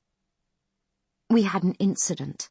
We lost a man, Private Lutz. He tells her about Invercray in somewhat unnecessary detail, steering away from the substantive point for as long as he can. But finally he says it. We're heading home. Are you now? The Brigadier asks mildly, after a momentary pause. And whose decision was that? All of us. It was the group decision. We had hard evidence of Junker activity after all. It seemed... You had a man down. That in itself isn't evidence of anything. Frankly, I'd say the fact that Rosie herself was not attacked argues against any Junker presence. So here they are. And of course Fournier is being required to bow his head and bear the blame. How very convenient a scapegoat is, especially in a situation where success is almost impossible. This time he fights back. I made a judgment call based on the facts available to me. I also took into account the morale of the team and the frictions, very considerable frictions, between Colonel Carlyle and Lieutenant McQueen. Fry sweeps these arguments away. What matters now, she says, is to manage the situation. The timing is very unwelcome. We're in the middle of significant structural upheaval here, which is why there has been a hiatus in our communications to you. The Colonel's return at this point could be highly disruptive. Fournier is ready to dig in his heels and argue his case, but now he feels a stirring of unease.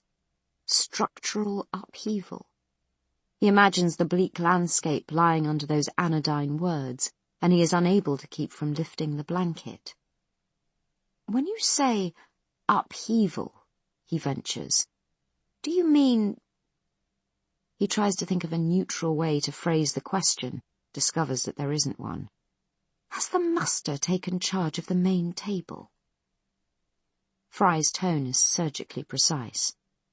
The main table has voluntarily ceded executive authority to the muster. A peaceful handover of power.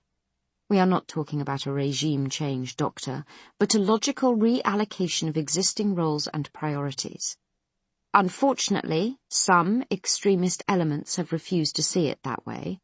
They're taking this opportunity to press their own private resentments, and we're having to come down very hard on that. "Is there an emergency?" Fournier asks anxiously. He means besides what she has just described, of course. Was there some reason to do this apart from the end in itself of taking power? "There was a need," the Brigadier says, "for firm and focused management of a volatile situation." Fournier has no further questions.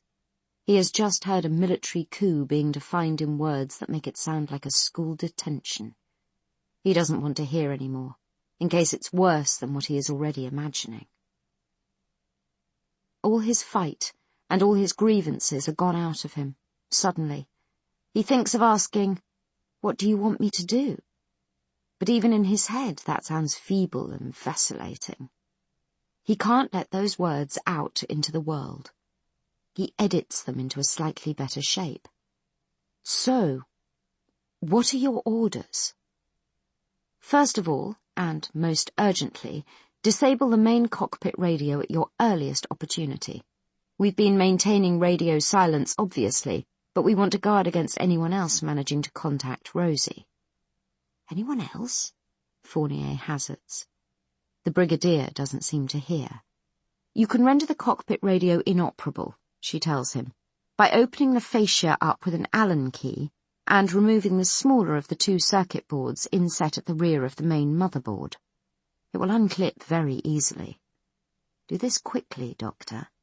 The longer you delay, the greater the risk. If the Colonel is apprised of events here at Beacon, he may wish to intervene.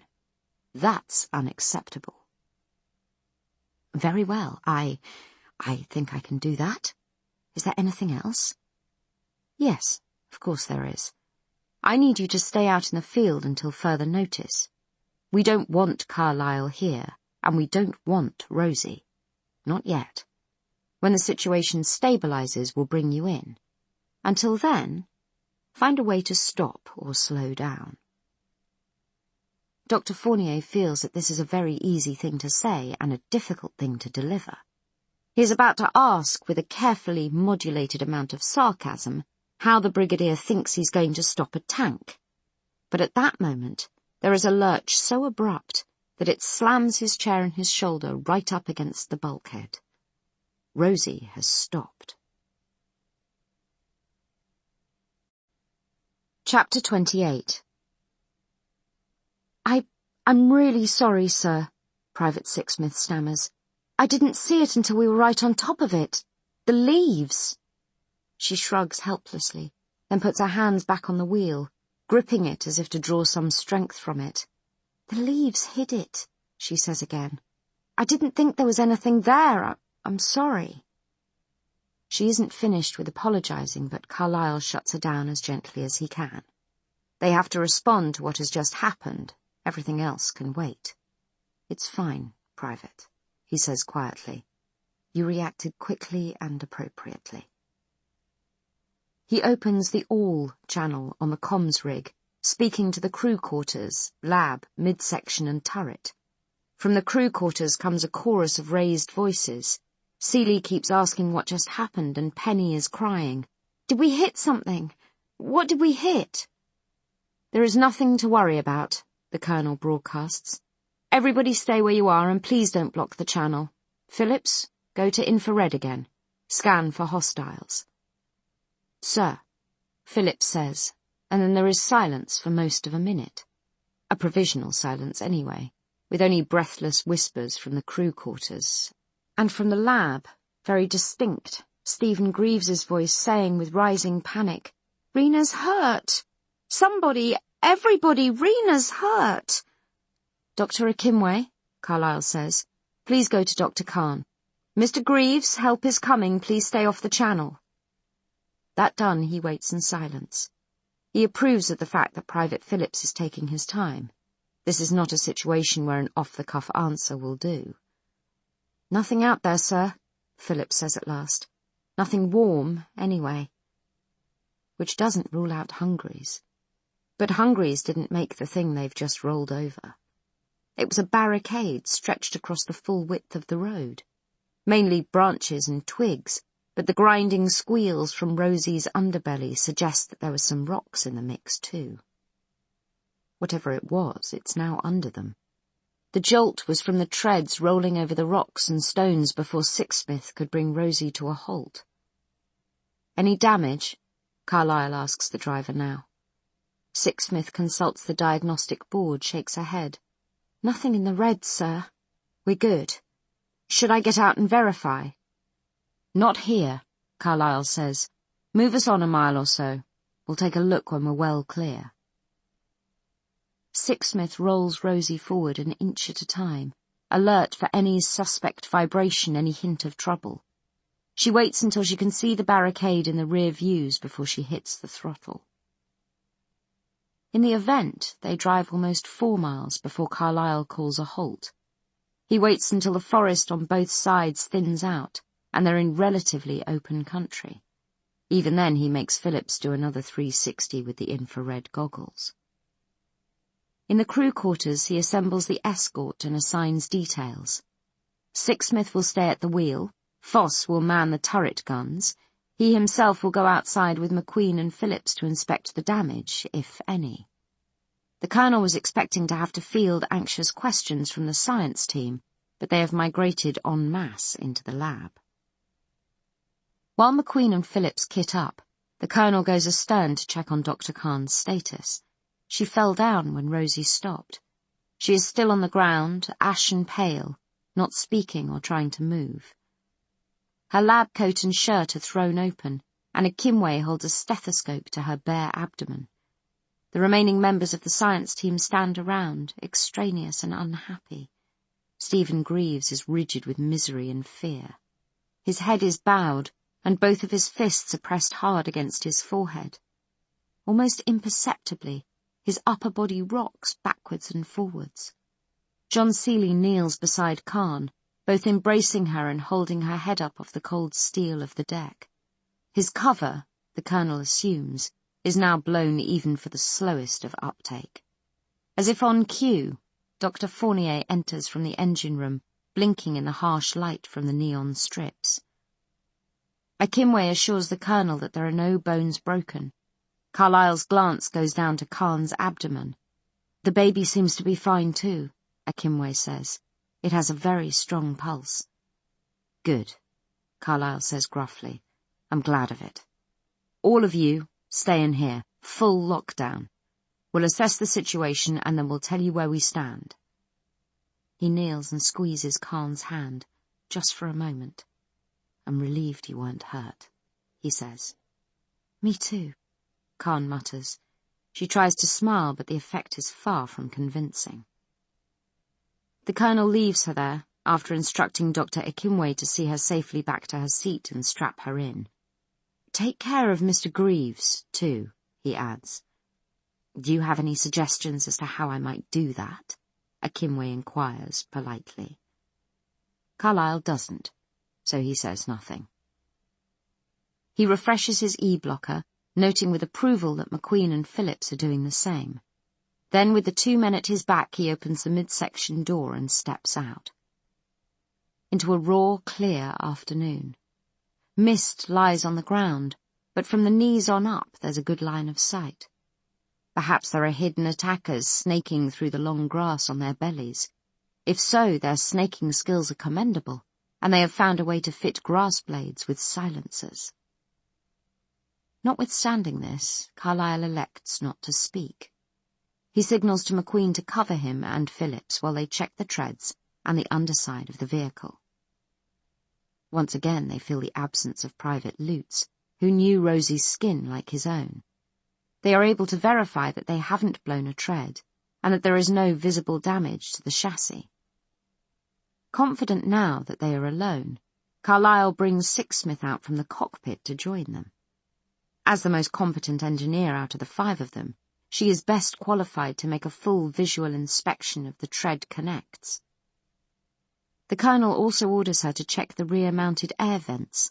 The vents are high enough off the ground that it's unlikely that they would have been touched, but he doesn't want to neglect something so crucial to their survival. Everything is fine, or seems to be. "Was that an ambush?"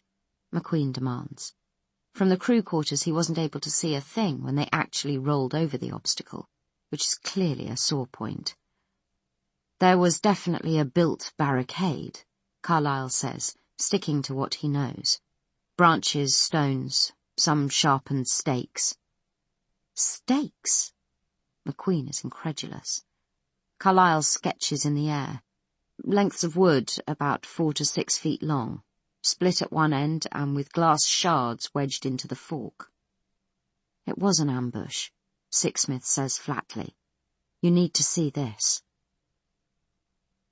On Rosie's rear right flank there are shallow scratch marks, scoring the olive-drab paint. Below them, a small soot-blackened ellipse shows where someone tried to set a fire. The 4 of them stare at these baffling signs, as though they're trying to read them like runes. "Last night?" McQueen demands at last. "Has to be," Sixsmith says. "We were A1 at Lloyd's after we got out of Invercray. I went over every inch." "Why didn't this show in the MAC checks?" the Colonel demands. Sixsmith shoots him a hunted look. He has impugned her, and she feels it, especially after running right into the barricade. "Sir, the MAC is about moving parts. We don't go over the armour." McQueen is still focused on the invisible enemy, the crucial point here. "So someone got through the motion sensors and the traps and had a go at us." "Yeah, but with penknives," Philip says with a nervous laugh. "Penknives and a cook-up. Who tries to stab a tank?" McQueen is not amused. He scans the empty horizon, scowling like a demon. "Who tries to stab a tank?" he repeats. "The same people who went up against us in Invercray yesterday with slingshots. The same people who killed Lutz with fucking kitchenware. They followed us." Carlyle shakes his head. He has considered this, but it seems entirely implausible to him. "And got ahead of us? On this road? How, Mr. McQueen?" No, if this was an ambush, it was laid for someone else. Someone who's not riding inside 4 inches of steel and ceramic laminate. But there is another possibility, he allows in his own mind. It could be someone who saw them coming and preposterously underestimated them. If he and his team had stepped out to inspect the treads on the spot, would woad-painted savages have run out of the trees to attack them with spears and clubs? No, of course not. It has only been 10 years since civilization fell apart. People don't devolve to the Stone Age in a single decade. In any case, Phillips did a thorough scan with the thermal goggles and saw nobody in the woods beside the road. Even if you were to accept the hypothesis that this could have been done by savages, there would still seem to be a logical contradiction in the idea of savages who set an ambush and then wander off to pick flowers. Despite his orders, Dr. Fournier emerges from Rosie, exiting via the cab rather than through the midsection door. Unused to the high running board, he almost slips and falls. He's very flustered as he crosses to join them, indignation and belligerence clearly visible on his face. Something else is there too, disguised and half effaced under these banner headline emotions. Carlyle puts it down to fear. It is understandable for the doctor to be afraid and to want to hide it. There is no reason, as far as he knows, to believe that Fournier has anything else to hide. Fournier is trembling uncontrollably, and his stomach churns with nausea. He has just disabled the radio in Rosie's cab. The circuit board he pried out of it is sitting in his pocket now, along with the Allen key he used to detach the radio's fascia from the console and get access to its innards. All the while he was working, he was in full view of the colonel and his soldiers. They could have turned at any point and seen him, and then come back to the cockpit to find out what he was doing there. It was, quite simply, the bravest thing he has ever done, and he is amazed at himself. He was amazed even as he was doing it, to find that he was capable of such reckless courage.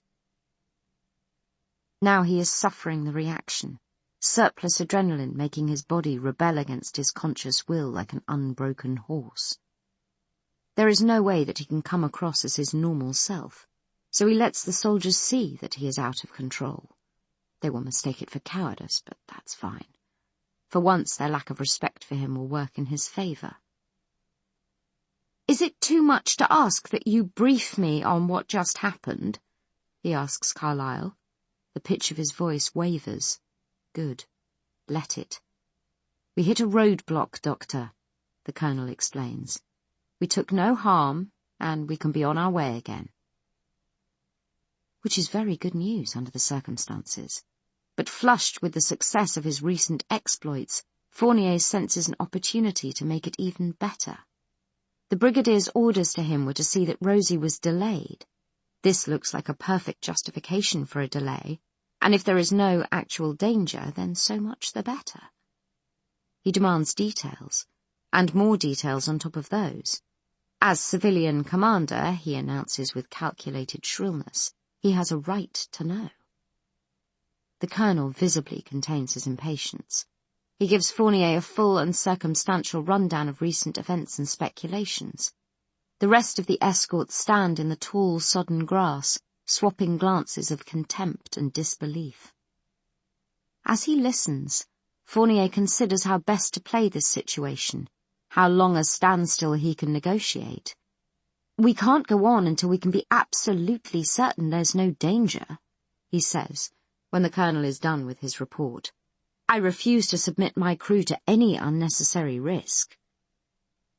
On Fournier's left-hand side, but not out of his line of sight, one of the soldiers, Sixsmith, shakes her head in wonder. "Doctor, the only sensible response is to keep going," the colonel says levelly. "If there is a threat, the best thing we can do is outrun it." "I absolutely disagree," Fournier says. "We have no idea what we might be running into. Rosie should stay right here while your men reconnoitre further up the road and ascertain whether there's anything else in our way." "And if there is?" Carlyle's voice is stiff with the effort of being polite. "We'll still be making the same decision, which is either to plough through or to go around. It does no good to have these soldiers expose themselves on foot to hazards that Rosie is well equipped to deal with. You can see we took no damage." Fournier digs in. He really doesn't have any choice, and he can't afford to lose the argument. "This trap could be the first of many, to sound us out, test our resources, so they can hit us harder next time. We can't assume that because there was no damage done this time there's no threat. In fact, they could be deliberately encouraging us to underestimate their capabilities." The colonel raises both hands to indicate the emptiness all around. "Who," he asks, "are they?" Fournier is aware of the risk he is taking, the very real dangers he is inviting. If whoever set the barricade did mean it for them, then moving on quickly minimizes the window for further ambushes. Standing here and arguing widens it. But he has a job to do. The fate of Beacon is in his hands, and it outweighs the fates of these individuals, even his own fate, although he shies away from that thought. He wants very much to believe that the real threat is small, even while he talks it up into a crisis. The adrenaline that flooded his system after his act of espionage in the cockpit has at last begun to ebb. In a more measured voice, he draws his line in the sand. Driving on into more roadblocks and ambushes is not an option, Colonel. If you refuse to carry out proper reconnaissance, we'll have to take other countermeasures. We have a vehicle that was specifically designed to function off-road. I suggest we use that capability. What the actual fuck? Private Sixsmith says, making no effort to lower her voice. The Colonel puts a thin veneer over the same sentiment. We'll lose time, Doctor. A great deal of time. The going will be harder, and we'll have to stop earlier when the light gets poor. And the slower we travel, of course, the easier it is for any potential saboteurs to follow us. Are you sure this is what you want to do? Entirely, Fournier says. Permission to speak, sir, Private Sixsmith says. Carlyle nods. Going overland all the way means taking longer, and that's got knock-ons. We'll run out of water unless we restock, but what I'm wondering is what happens if we blow a tread. You're qualified to deal with that, aren't you? Fournier demands. I've done it as a drill, Dr. Fournier, but I'm not Brendan Lutz. If we get into serious trouble, I'll take twice as long and I'll do half the job. It probably won't happen, but I thought you should know going in. These hills all around, these are the Cairngorms. Off-road means uphill, and it will get pretty steep pretty quick. If we land in trouble in there, we might not be able to pull ourselves out again. Carlyle nods. Thank you, Private. I appreciate your honesty.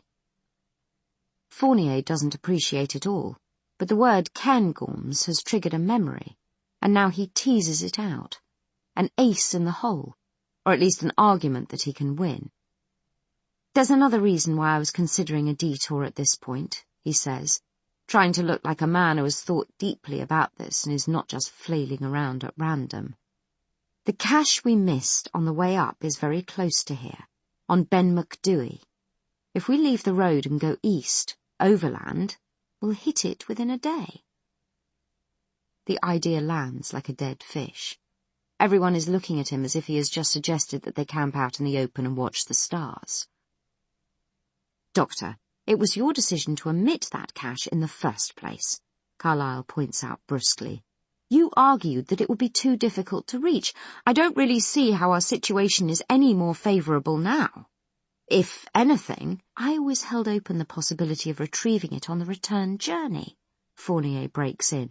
And now, with no findings of any consequence to report, it's our last chance to find significant data. Why should this lot be more significant than the other 99? McQueen demands. Sixsmith and Phillips exchange a glance of amused contempt, which they make no effort to disguise. But the Colonel says nothing. Clearly the mission statement still has some sway over him. Fournier has picked the right lever. The road is straight all the way from here to the Firth, he presses. One highway going south. If we stick to it, we give these people a very easy target. They can set their ambushes at any point they like and we'll roll right into them. Overland is slower but safer, and it gives us an opportunity to retrieve the cache.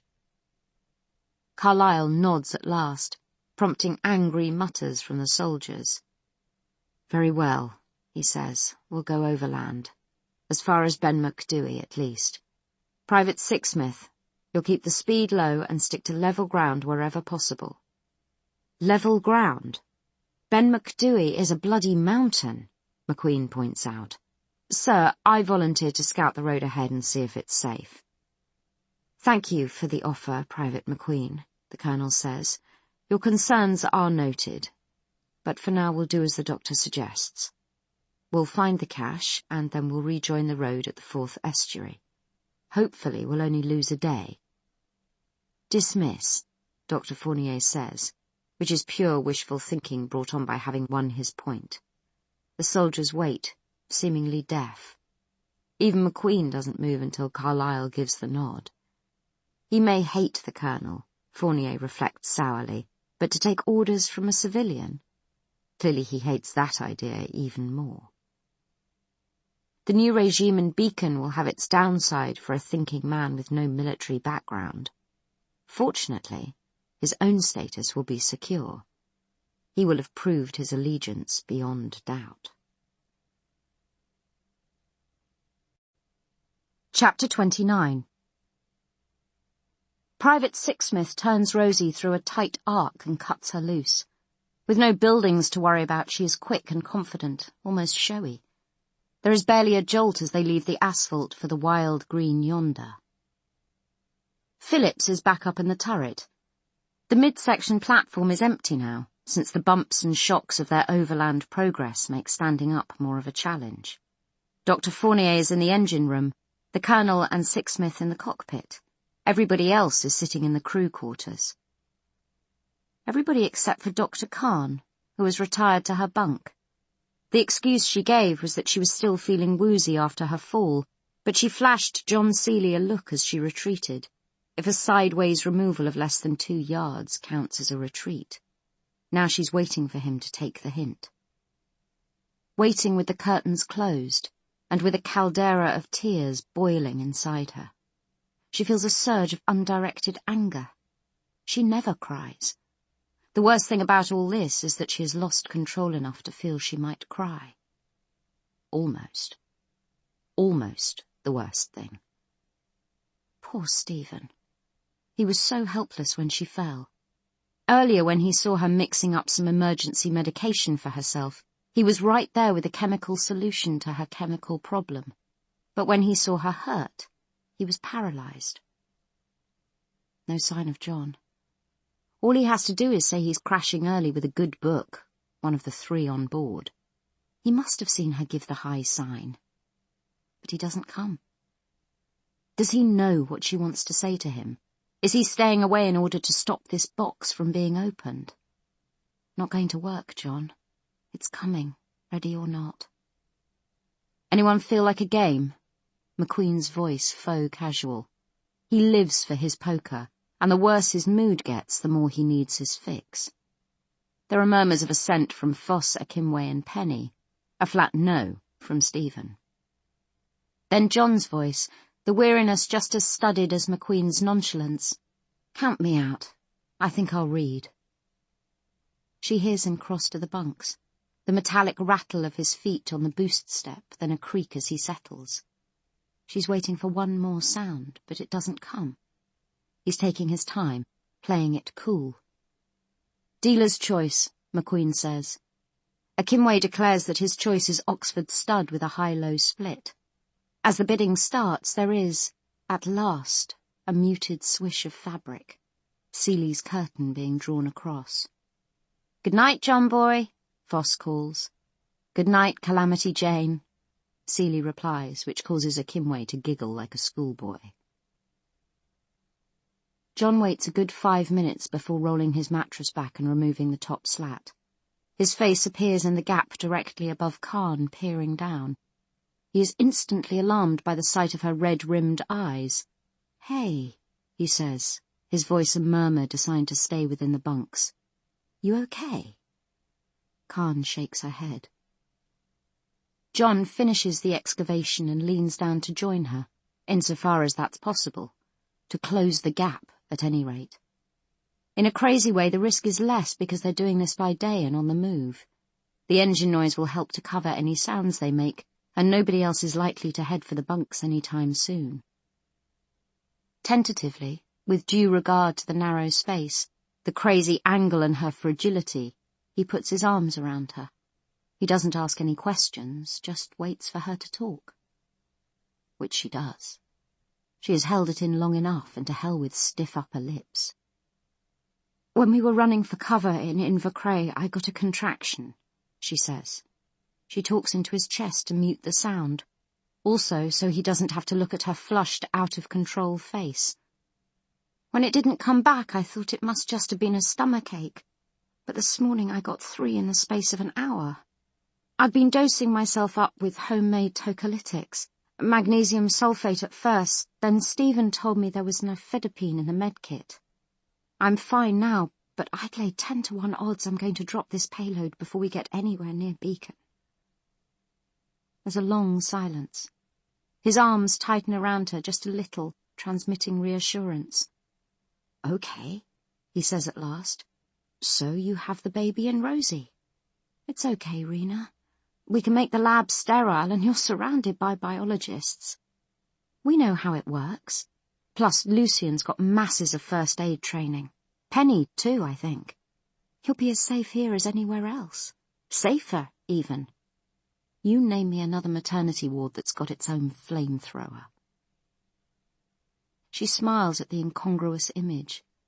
In her current mood, she finds it has a certain insane appeal. But the thought of what's to come still weighs on her. The known unknowns of giving birth inside a tank in the middle of a war zone. She feels a sudden, dizzying sense of dislocation, a keen awareness of unfathomable distances between here and Beacon, between the past and the present, between the world as it is and how she would wish it to be. Paradoxically, though, these thoughts give her pause. They don't cow her into despair. There is the baby now, a new and unknowable factor. The baby could be the bridge over all these abysses. "Hey," she says, trying for a bantering tone. "Do you want to volunteer to pick up that lost specimen cache?" Stark horror makes John's eyes open wide as saucers. "Rena, it's halfway up a mountain," he protests. She shakes her head. "Near the top, I think. 800 meters up. Do you want to give birth on a rock ledge?" He hugs her close as if he could protect her from her own recklessness. "I was kidding," Khan whispers. "Don't." Chapter 30. The land east of the A82 is rugged and broken, with a topography that changes from mile to mile. Rosie makes indifferent speed even with full daylight. As the sun drops and the shadows lengthen, she slows to a crawl. The poker session is equally desultory. Brendan Lutz's ghost hovers over it, making the usual raucous banter seem like a slap in his ectoplasmic face. Finally, the game dribbles to a halt. McQueen strolls out to the midsection to oil his gun, and to brood, something that he feels is best done alone. He is unused to giving way to his emotions, or at least, he corrects himself wryly, to being aware that he is doing it. It sits badly with him, like most things that have happened since Invercray. He admitted he was wrong to fire the flamethrower. The Colonel had a chance to admit, in his turn, that, orders or no orders, McQueen pulled all their asses out of the fire. He didn't do that. They could have met in the middle, but they didn't, so they have retired to their corners instead. At some point, the bell is going to ring for round 2. In the meantime, they've got someone on their tail, and McQueen knows in his gut that it's the exact same bastards who killed Lutz. Said bastards have cars or, his best guess, bikes, and they know enough to stay out of the range of the infrared scopes. Wouldn't have been hard to slip down some back crack out here in the fucked-up wilderness and flank them. Find a good spot to dig in and wait for fireworks. So leaving the road was pretty much the stupidest thing they could have done. It makes them a little bit harder to track, sure, but they're the only thing moving out here, so how hard can it be? And the slower they go, the more chance the Invercray posse have to get ahead of them again. Tonight, tomorrow, or the next day, soon, anyway, they are going to find themselves in the middle of another surprise party, probably a lot wilder than the last one. When that happens, they're going to need him on the big guns, up in the turret laying down serious hurt. And he will do his duty, as per the oath he swore when he joined up. He'll do whatever has to be done to keep them all alive. Even if that means putting a bullet in the Colonel's head and assuming command himself. While he is musing on these matters with the rifle completely disassembled, the robot comes tripping through from the crew quarters heading for the lab.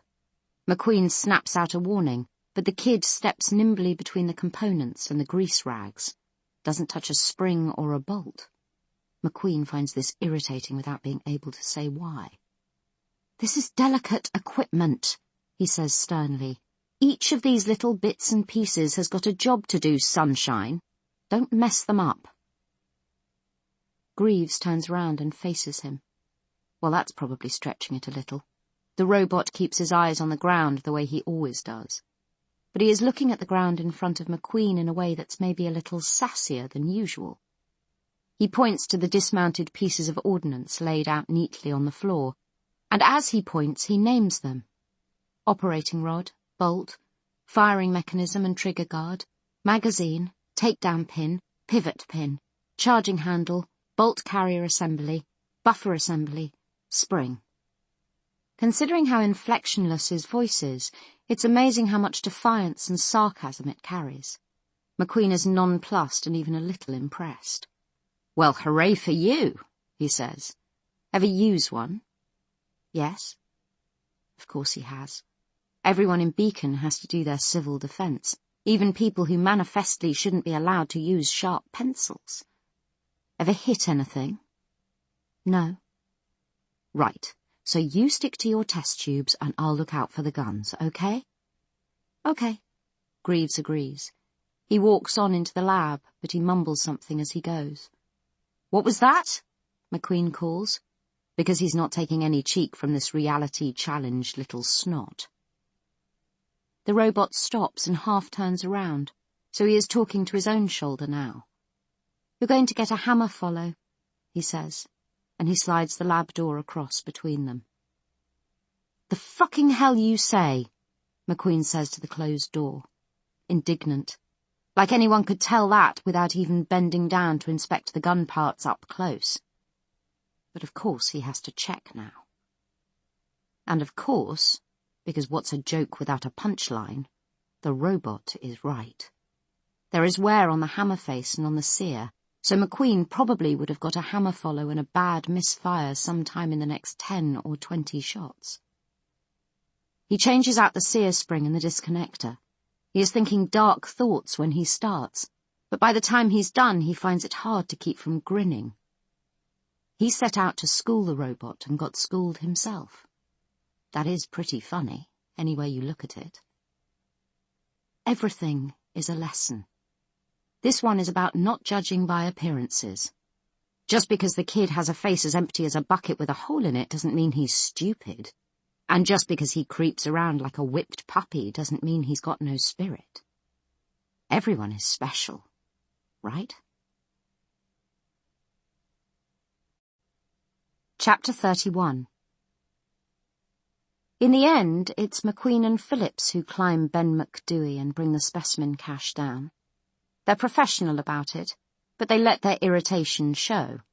If going cross-country was a bad idea, parking up to run errands makes it catastrophic. But Sixsmith makes it easy for them, taking Rosie up the shallow slopes of the Cairngorm Plateau almost to the summit. It's such a bravura performance, they're barely aware they're climbing. "Door to door," she jokes, as she brings them to a halt at the midpoint of the Larry Grue directly below the peak. "Keep the engine running," McQueen tells her. "We're not sticking around." It's cold as hell on the slope, and the ice makes the going precarious, but 15 minutes slog brings them out above the tree line. The world opens out suddenly.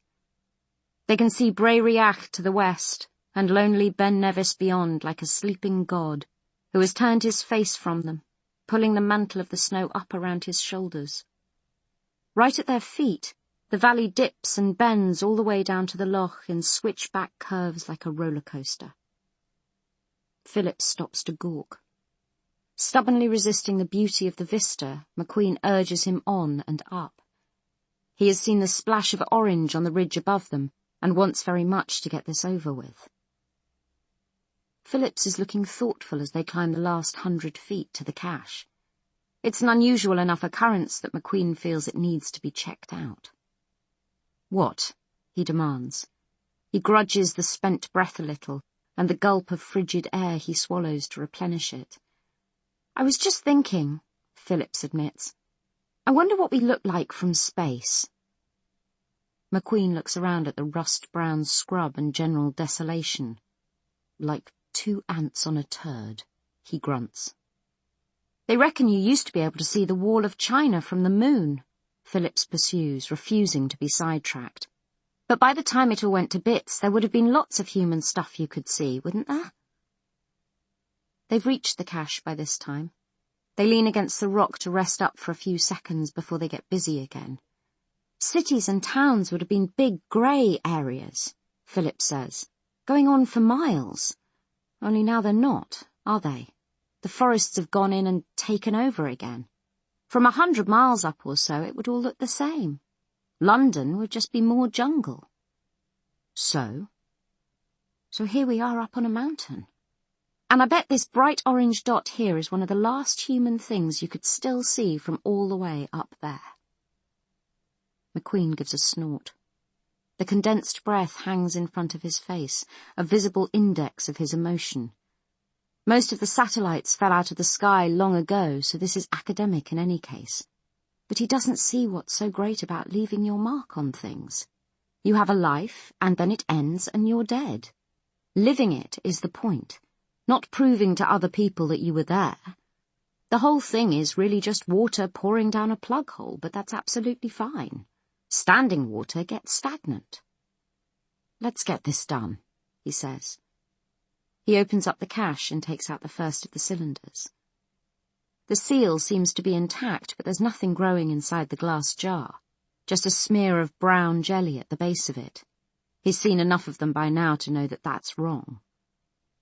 Bloody waste of time, he mutters. What? Why? McQueen shakes his head. It's not worth explaining. The cold is starting to bite into him, and the way down is going to be harder because they'll have to be careful not to damage the specimen jars. Come on, he says, load up. There are 12 jars. They take 6 each, stowing them in their packs between layers of wadded towels.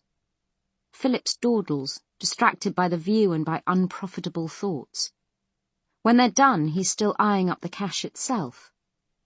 McQueen can tell he's thinking about history, and the point where he butts up against it. He's about to snap his fingers under the private's nose, but then an idea occurs to him, and very much to his own surprise, he voices it. Leave your dog tags.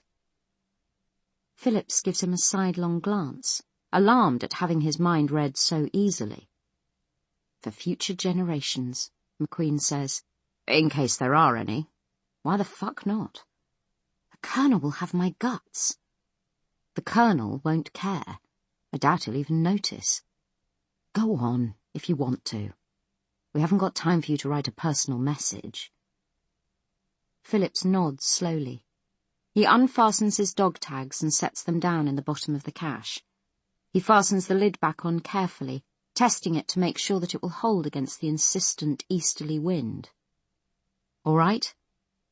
McQueen tries to keep all inflection out of his voice. Yeah. Then for fuck's sake, let's go. He gives the plastic crate a ringing kick. It stays where it is. Steel brackets at each corner have been driven down into the rock, holding it firmly in place. You're all good, Phillips. That's what eternity sounds like. Normally, Greaves finds the lab a calming and comforting place to be. It's a place full of certainties, and it's a place where new certainties can be hammered out. But today he can't find comfort and can't make himself be calm. He keeps seeing Rena falling backwards, her face twisted in pain and shock, hearing the sharp huff of breath as she hits the floor. His perfect memory torments him with perfect reproduction. She could have died. In many different ways, the fall was potentially fatal. Her head could have hit one of the storage or base units, causing a hematoma, intraparenchymal hemorrhage, or crush injury to the brain.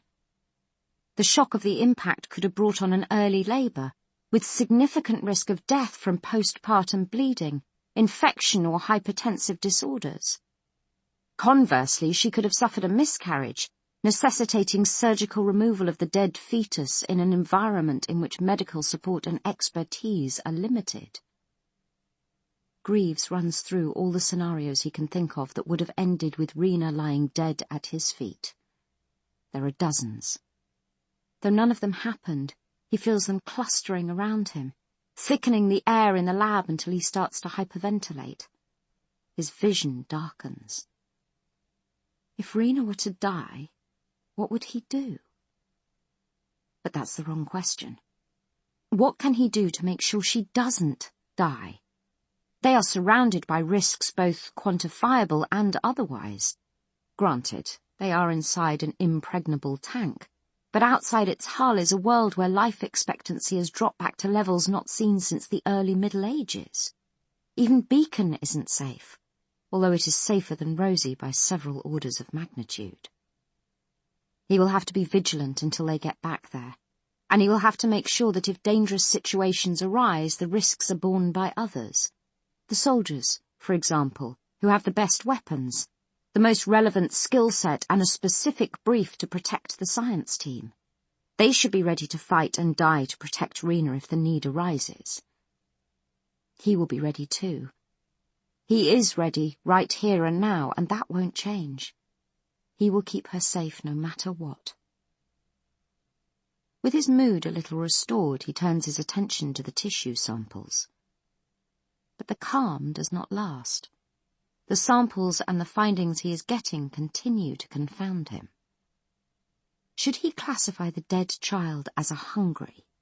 Amazingly, and it hurts a little, burrows through his nerves and makes them twinge, he is still undecided. 4. The boy had the cordyceps infection in an advanced form and some of the salient behavioral symptoms. Specifically, he had the consuming urge to feed on fresh protein from a living source. Against. In other ways, his behavioral repertoire was more like that of a human being. He was still capable of thought and of emotional attachment. If he was an animal, he was a social animal, and a tool-using one. A hungry, then, but with provisos. A hungry of a type that Greaves has never observed or seen described. He notes, with a slight prickle of alarm, that by using the personal pronoun he has partially prejudged the question he is meant to be deciding. That isn't like him. He watches himself for subjective error all the time, alert for premonitory urgings of presumption or prejudice.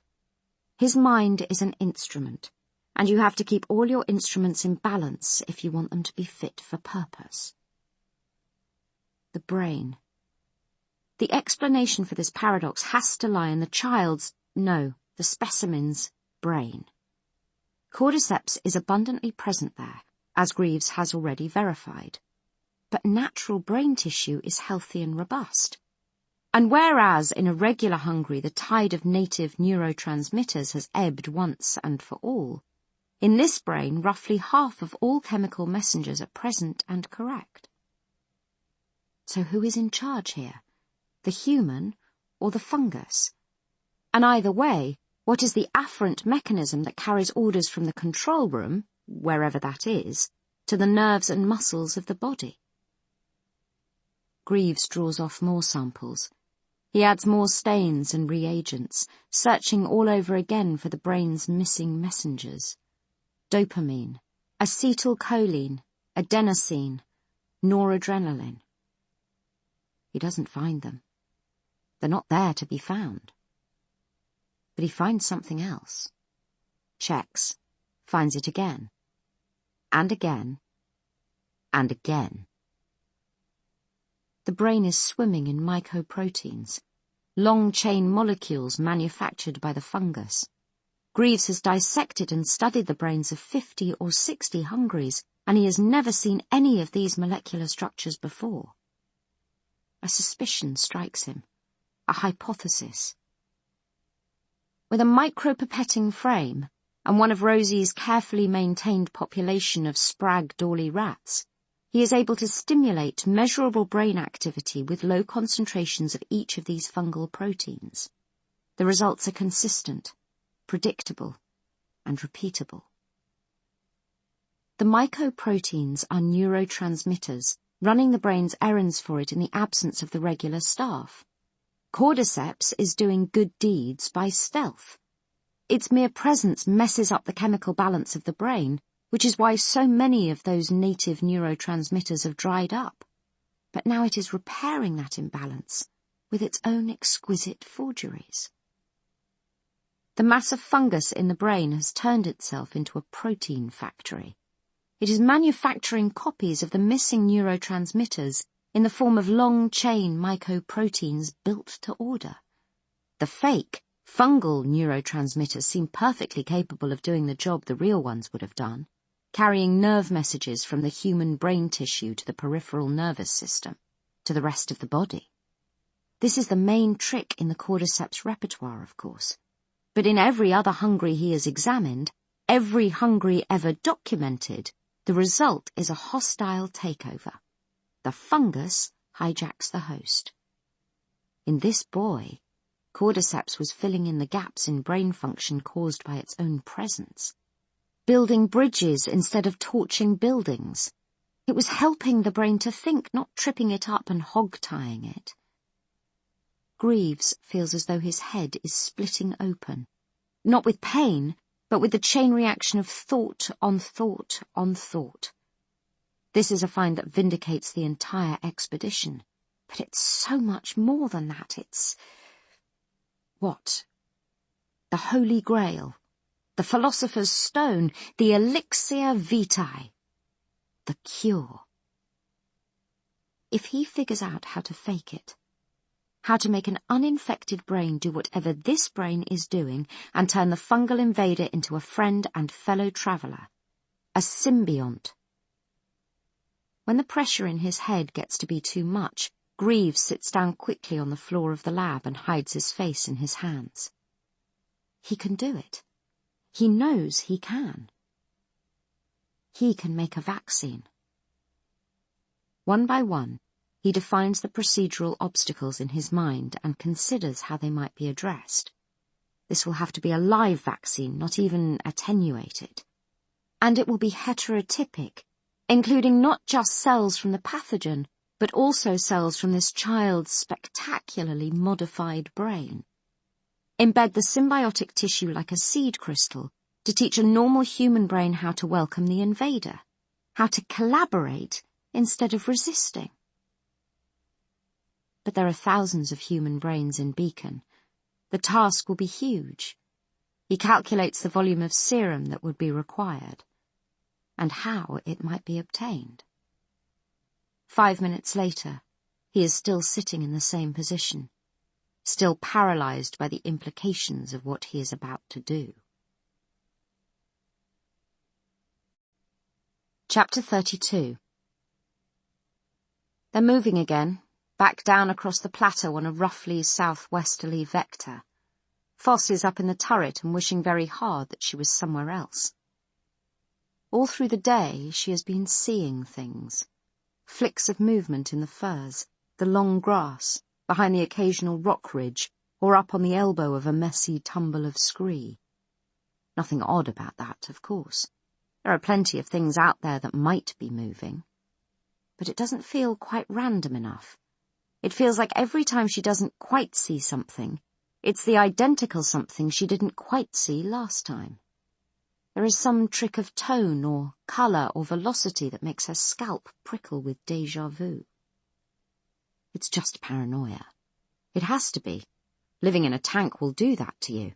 Any kind of enclosed space for that matter. The horizon is too close and it never moves. Then, when you get up in the turret and take a look outside, any movement you do see gets exaggerated. It takes a while to push past that to get your eye in again. But it shouldn't take all bloody day. The afternoon is petering out into tardy, sullen evening. Rosie seems to empathise, slowing more or less to human walking speed. She will be stopping soon, since driving cross-country at night on unknown terrain is outside even Sixsmith's skill set. The sky starts to put its sunset colours on, which is a fine thing to see, and distracts Foss from her growing obsession for all of 5 minutes. But the rapidly cooling air gives her an opportunity to try something new. She takes out the UV glasses. Toggled to N normal, they are maximally receptive in the 22 to 33 degrees Celsius range, and at a distance of less than 100 metres. On that setting, they show Rosie as more or less alone in the endless night. There are a few yellow-green blurs at ground level, where small nocturnal mammals are hunting and being hunted. The rest is cold, passive blue. Foss is prepared to buy that, but there is one more thing she can do to see what the night has up its sleeve. She resets the goggles to E Enhanced. In this mode, she can access the headset's processing software and tweak the resolution to focus on a specific temperature range. She goes low, then lower, then right to the bottom of the gauge. And Jesus Christ Almighty, the little bastards are everywhere. "What are we talking about?" Fournier asks for about the 10th time. "What exactly are we talking about? Give me facts, Private, not conjecture." "Well, I wasn't a private when I signed up for this job," Foss reflects. "And I'm sure as hell not a private now, so clearly you can't have been talking to me." Accordingly, she addresses herself to the Colonel and to McQueen. They're all jammed into the crew quarters, elbow to elbow, so there's no need for her to raise her voice. Everybody is right up in everybody else's face except for the robot, who has flattened himself against the latrine door out of pure holy terror of someone accidentally touching him. "These things are in the blue," she says. "Cold, passive, shaped like people, but if they were people, they'd be dead. They don't show up at all unless you dial the contrast all the way up. And even then, they're so close to background you pretty much only see them when they move. I'd put their core temperature around 13 Celsius. She speaks slowly and clearly. Part of her wants to yell and wave and point, but this is her first official debriefing in her new role and rank, and she wants to do it right. Plus, it's not as if they're going anywhere. They are dug in for the night now, having lost what was left of the light 10 or 20 minutes ago. Bad timing, but it's not as though Foss could have done what she just did any earlier in the day. "That temperature reading is spot on for Hungries," Seeley says.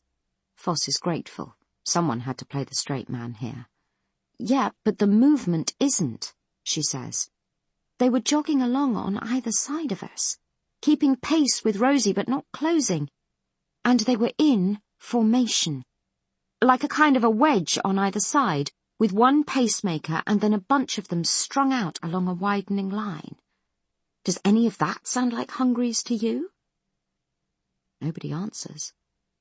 The Colonel takes the goggles and goes to see for himself, leaving everyone in the crew quarters taking turns to open their mouth, find nothing to say, and close it again. McQueen catches up quickly, though, and he ends up in the same place Foss did. "If these are the guys who set up that barricade—" "They can't be," Akimwe interjects. "We've covered 40 miles on bad ground since we left the road. Even Hungries would have hit the wall by now." Foss begs to differ, but she doesn't bother to say it. They stopped to go up the mountain after all. And you hear stories about squads driving for days on end in a Jeep or a Hummer on good tarmac, with a Hungry chasing their tail the whole way. It's a moot point, though. She doesn't think these are Hungries. She has no idea what they are. She didn't even mention the creepiest part, which is that they're pint-sized. Human body plan just way too small. Man-eating hobbits?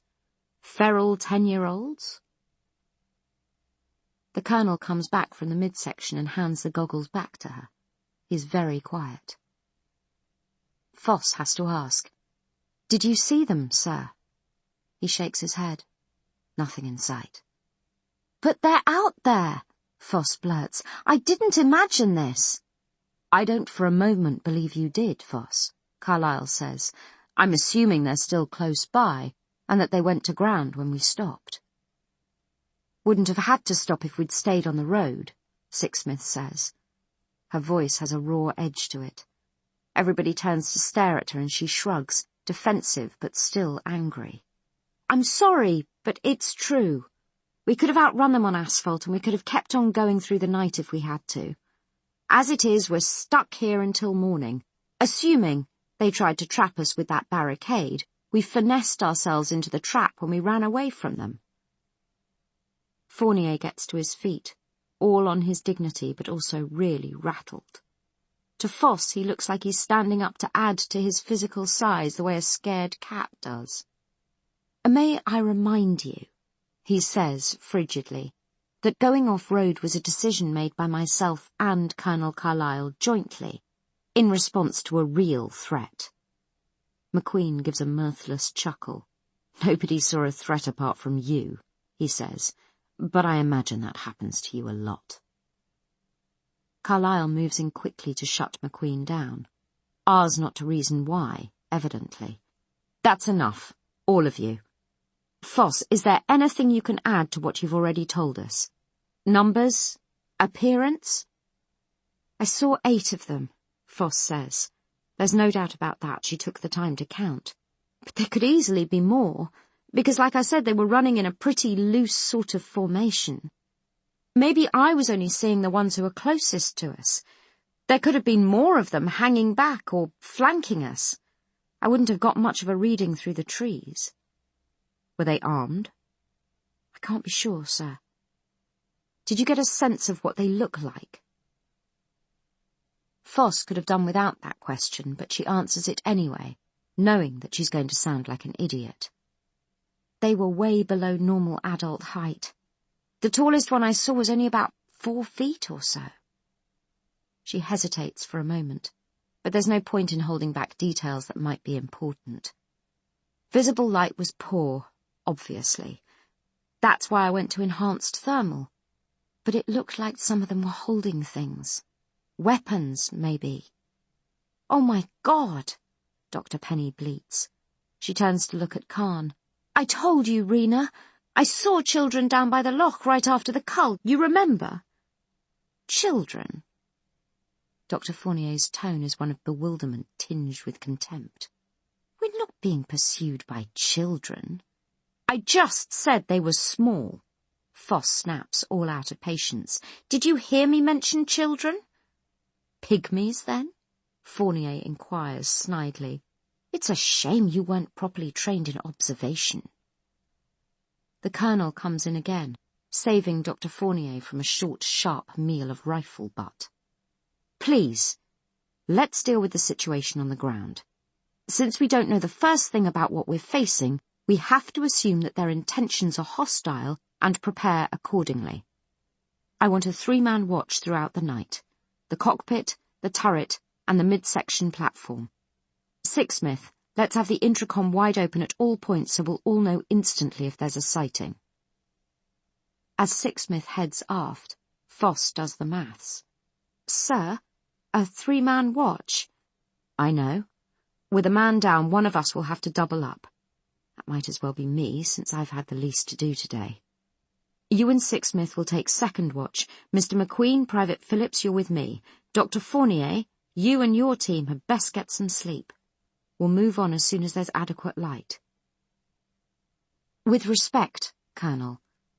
It's Khan speaking up this time, which shouldn't come as any surprise since she's got the biggest mouth of anyone on the science team. Foss hasn't forgotten that idiot jibe. But she hardly ever makes a peep when the Colonel is talking. For some reason, he gets a free ride while Khan talks to the rest of the escort like there's shit on her shoe. Even now she is respectful, almost apologizing for disagreeing with him. "I don't think we should move on. Not right away. I think we need to find out what these things are." She looks around at Fournier, at the rest of the whitecoats. "Don't we? I mean, look at the facts. If they're that cold, they're not baseline human. The safe call would have to be Hungries, especially if they've been keeping pace with us across all this distance. If you were human, trying to maintain that speed, your heart would burst. But Hungries don't use tools, so this doesn't add up. We have to find out what it is we've got here." "I said I didn't see what they were holding," Foss points out. Although maybe she did. She just isn't sure. Until she is more than happy to be disagreeing with Khan. Which is mutual, clearly. Khan rounds on her. "The barricade back there was a tool," she says coldly. "It was meant to break our treads or trap us.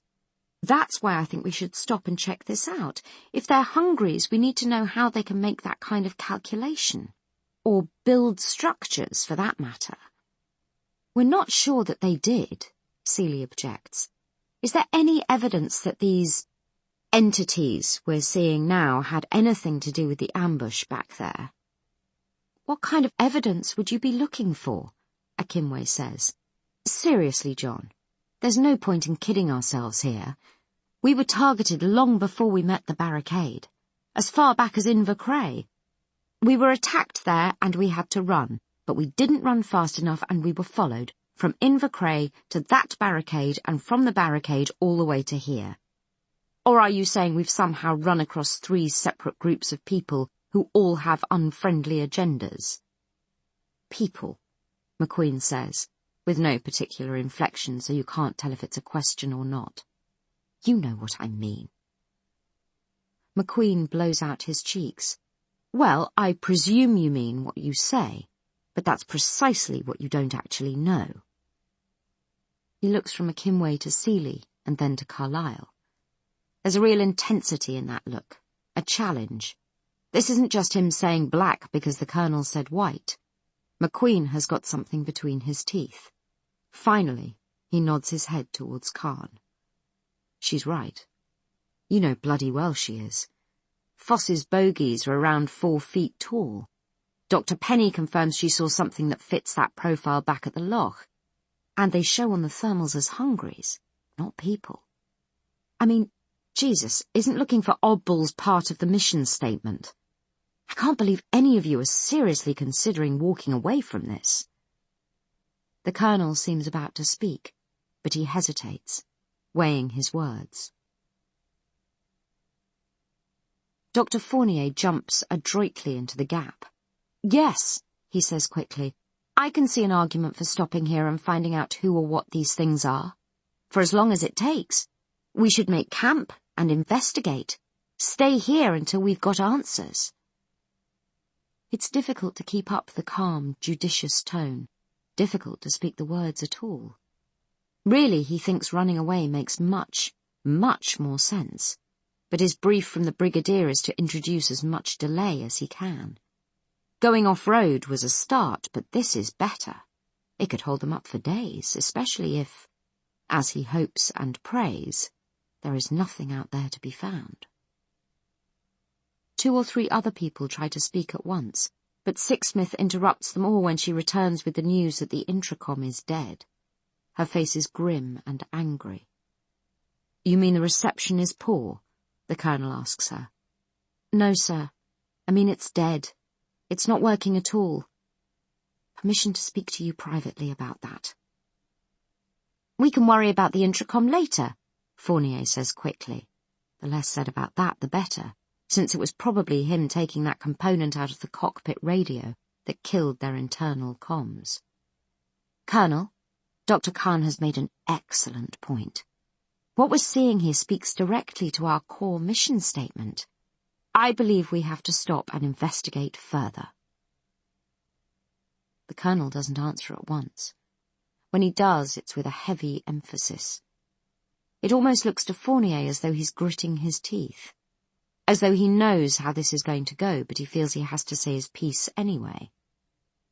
Going by Foss's account, he says, we don't know the numerical strength of the opposition we'll face or how they're armed. When you talk about investigating further, Doctor, do you envisage my people or yours doing the investigating? Ask for volunteers, Dr. Khan suggests. Nobody has to go who doesn't want to, and we can keep the engine running. Rena, Carlyle begins. I'll lead a team, McQueen breaks in. Happy to. I'll go too, Foss says. I mean, if that's the decision, Colonel, I volunteer. That seems eminently reasonable, Dr. Fournier says happily. A team of volunteers. To do what? The Colonel demands, with strained patience. To track our pursuers down and bring one back alive for interrogation? Or for medical testing? How does that scenario play out, Doctor? But Fournier can see that the Colonel has lost the argument. Everyone else in the room is up for this. The scientists are excited at the prospect of finding something entirely new, and the soldiers are seeing some possible payback for private loots. The only one who seems to be less than happy about the situation, apart from Carlyle himself, is Greaves. The boy has a stricken look, and his mouth seems to be moving without any sound, as though he's speaking under his breath. Fournier ignores him. "I would expect," he says, "that this would be like a regular sampling run in most respects. We choose our targets, then we clear and collect." "We," Foss repeats. "Will you be leading the science team then, Dr. Fournier?" Fournier pretends he hasn't heard. His presence isn't needed on sampling runs, everybody knows that. There's no point in rehashing old arguments. He looks to the Colonel, whose sombre face suggests that he hasn't yet reached a verdict. "If the feeling is that we should do this," Carlyle says at last with visible reluctance, "and if that feeling is unanimous apart from me, then I'll withdraw my objections. If there's a split vote, then we don't proceed." "All those in favour," says McQueen before anyone else can. "Let's see those hands." His own is already raised. One by one they join him. Kahn and Fournier first, Phillips, Seeley, Sixsmith, Penny, Akimwe. Finally, almost apologetically, Foss. If the Colonel is chagrined at the defeat, he doesn't let it show in his face. "Very well," he says. "It's decided." But something is happening on the other side of the room, and it's happening to Stephen Greaves. He seems to be building up to a crisis of some kind, moving his weight from one foot to the other as though he's walking on the spot. "Over to you, Lieutenant," McQueen says to Foss, "but count me in." "I'll draw up a roster," Foss says. But everybody's eyes are shifting to the robot now. He's going to say something for sure. Well, either that or throw up. In the event, what he does is to shake his head. He does this with some vigour, like a dog coming up out of a river. "Stephen," Dr. Kahn says, "are you all right?" "No," Greaves says loudly, and then, inexplicably, "It's not." He has the floor. It's a rare enough event for him to speak up at all when they're all together like this, and it's unheard of for him to raise his voice.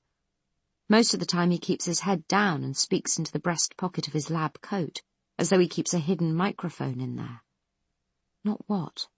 Kahn coaxes. Greaves shakes his head again, even more emphatically than before. McQueen rolls his eyes. "Kid, the grown-ups are—" "It's not decided," Greaves says in his goat-bleat voice. "Colonel, you said you'd change your mind if everybody else voted the same way, but it's not everybody. I didn't vote." There is an avalanche of sidelong glances. Everyone looks at everyone else rather than meeting Greaves's eyes, although catching that skittering gaze is a difficult feat at the best of times. The plain fact of the matter is that Greaves does not merit a vote because he's just a child. He is only here at all because Dr. Kahn forced him onto the roster by delivering an ultimatum. All of this is self-evident, but apparently it's not self-evident to Greaves himself. "Wow," Phillips says, summing up the general sentiment. Nobody else says anything at all.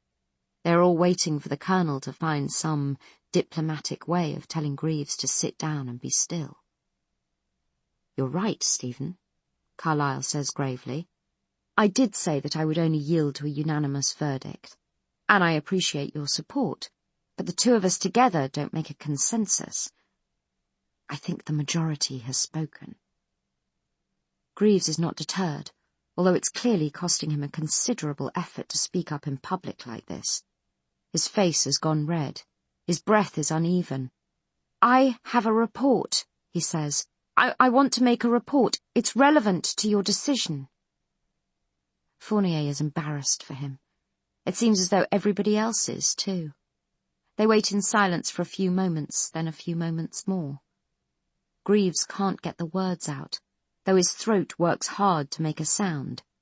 It's like he's trying to regurgitate something big and angular that's stuck in his gullet. "Was it something you saw while you were off on your own in Invercray?" Kahn coaxes, and then before Greaves can scrape up an answer, "Do you want to make your report to me, Stephen? Would that be easier?" Greaves nods gratefully. "OK," Khan says. "Dr. Fournier, can we use the engine room?" Fournier is about to agree, but a half-formed presentiment makes him hesitate. The argument is won. It's highly unlikely that anything Greaves can say will change that, but it's not impossible. "I think enough has been said on this subject already," he says instead. "What harm does it do to hear him out?" Dr. Seeley demands, with a quick look at Khan, which she meets halfway. Fournier has very little insight into other people's sexual chemistry, being all but celibate himself, but he realizes as he tracks the pathways of their mutual gaze that Seeley is Khan's lover and the father of her unborn child. That will go into his next report, he decides, as soon as everything gets back to normal. "No harm at all," he says, getting to his feet. "Stephen, if you have any information that bears on the current situation, whether it's a sighting in Invercray or an observation based on what we've seen tonight, you can, of course, report it to me as mission commander. I'll be happy to hear anything you have to say. Apart from that, I'm going to consider this conversation closed. We'll want to make an early start in the morning, so I suggest we use this opportunity to get some sleep." For once, his assumption of authority actually works. With very few words, most of them sideways onto the subject, they break up by ones and twos and find their bunks. When Foss passes through the midsection a few minutes later to retrieve her fatigue jacket, which she had left hanging on the rail of the turret stairs, she sees Stephen Greaves sitting in the airlock with his head buried in his folded arms. He's taken a blanket in there too. It won't be the first time he's slept in the airlock, not even the 101st. He likes his own space. Foss is surprised to find herself speculating on what it must have cost him to come out on this little road trip, to voluntarily lock himself up in a steel box for most of a year, with other people's voices, presences, personalities. Greaves comes across like a startled mouse most of the time, but maybe that's a trick of perspective, like Dr. Fournier measuring everyone else on board by his own weasel length. People only make sense from the inside, Foss has found, and that's if you're lucky. Chapter 33. At 0800 the next morning, the hunting party leaves Rosie. Foss chooses to lead it herself, which feels right, and she rounds out the escort with McQueen and Private Phillips. Doctors Seeley and Akimwe are there to represent the science team. Sixsmith remains in Rosie on the grounds that she is the best driver they've got by a country mile. And country miles are what they're dealing with here. They've come down 1,000 feet and south a couple of dozen miles from Ben Macdui, but they're still on the plateau, a landscape of mountains and moorland intersected by dozens of small rivers. It was wild even before the breakdown, and now it's a whole lot wilder. If they get into trouble, Rosie might have to ride to the rescue. Nobody besides Sixsmith would have a chance of finding a safe way through this sprawling mess. There is going to be a problem with the short-range radios, too, Sixsmith tells them. Well, unless you stay on the near side of those hills. There's nothing to boost the signal now the cockpit radio's fucked, and nothing to bounce it off. It's just got to go through every bloody thing it hits. We'll definitely be going over the ridge, McQueen says, forgetting in the heat of the moment his new place in the pecking order. You'll have to figure something out, that's all. Sixsmith chews it over. 2 possible workarounds, she says. Either we find a high spot and park Rosie up there, or we put someone up in a tree with a radio to be a relay. The trouble is, they're running out of someones. It doesn't feel like a good idea to anyone to split the party up further, and making Rosie do another steep climb is such an obviously bad move that nobody mentions it again. We'll make do, Foss decides. We'll go out of range when we have to, but we'll check in again as soon as we've got elevation. Do we have to stay inside while you're gone? Dr. Penny asks, which probably means that most of this fraught conversation has gone over her head. Or can we search the immediate area? Search it for what? Foss interjects. 4-leaf clovers. Penny seems surprised at the sarcasm. Footprints. Artifacts. Foss doesn't have words. She shrugs and looks to the Colonel. I think that would be unwise, Carlyle says mildly, given that we still have no idea what we're facing. Penny almost pouts. Then I'd like to join the hunting party, or lead a second party to search the immediate area. The Colonel vetoes that too, and the hunters leave, thank God, without any more conversation. Foss breaks the trail herself. She has a plan that involves getting up on some high ground, and then circling Rosie on a widening spiral until they catch a glimpse of something. McQueen is carrying the thermal goggles and his sniper rifle. Foss herself has taken one of the heavy assault rifles. She's not conceding that McQueen has better aim. She's just taking the grunt work and leaving the glamorous part to him because that's what leaders have to do. Their place is in the thick of things. She has learnt that much from Colonel Carlyle at least. So if they come across one of last night's goblins, McQueen will take the shot while she and Phillips run whatever interference is needed. Then the scientists will slice and dice, and they will all be home in time for tea. That's the plan, if you can call it a plan. But they don't get to implement it, because they don't find anything. It seems they are all alone out here with only the squirrels and the crows for company. For the first hour or so, that doesn't bother anyone. It's a crisp autumn day painted in crazy colours. The fresh air is a novelty, and the freedom, the sense of space, is intoxicating. A couple of hours later, though, they're starting to get a little sick of it. If Foss hadn't seen the goblins herself the night before, she would be thinking that they were an illusion, a glitch, a false sighting. But she did see them, and there is no way she could have been mistaken. So either the little bastards are deliberately avoiding them, or else they've actually left the building. And, if it's option A, then they're pretty damn good at it. They're not just staying out of eye-shot, they're hanging far enough back not to show on the thermals. It is possible, of course, that the goblins have an agenda of their own. Suddenly uneasy, Foss climbs to the top of the nearest rise and radios back to Rosie for a status update. It's less than half an hour since she spoke to Sixsmith, and obviously there is nothing new to report, but she does it anyway, just for peace of mind. Nothing going on down here either, Sixsmith confirms. Quiet as the grave. Except that the robot was having a little cry a while back. He was. Foss feels a little sad about that, after last night's show of relative strength. What about? No idea, Sixsmith says. He's stopped now. Khan gave him a cuddle, I suppose. But a cuddle wouldn't have done the trick, of course. It would just have made Greaves cry harder. Khan bides her time until Dr. Fournier has retreated once again into the engine room, which he was inevitably going to do. The Colonel is up in the turret, Sixsmith is in the driving seat, and Penny is sulking in her bunk. Stephen hasn't stirred from the shower, where he went immediately after the hunting party evicted him from the airlock. There is no sound of running water, and there are no clothes on the rack outside the shower door. "Stephen," she says quietly, "are you in there?" "Yes." Greaves's hoarse mutter is even lower than her own, and there's a crack in it. "Will you come out and talk to me?"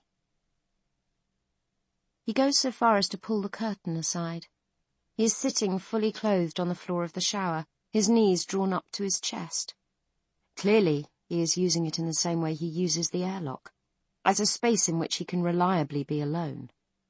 Khan feels a little pang of remorse at disturbing him. He has the hollowed-out look of someone who hasn't slept. "Are you okay?" she asks. "No," Greaves admits. "I don't think so." Khan sits down facing him, putting a towel between herself and the cold metal, before she carefully lowers her awkward bulk to the floor. "Is it about what you were going to tell us last night? Is it still weighing on your mind?"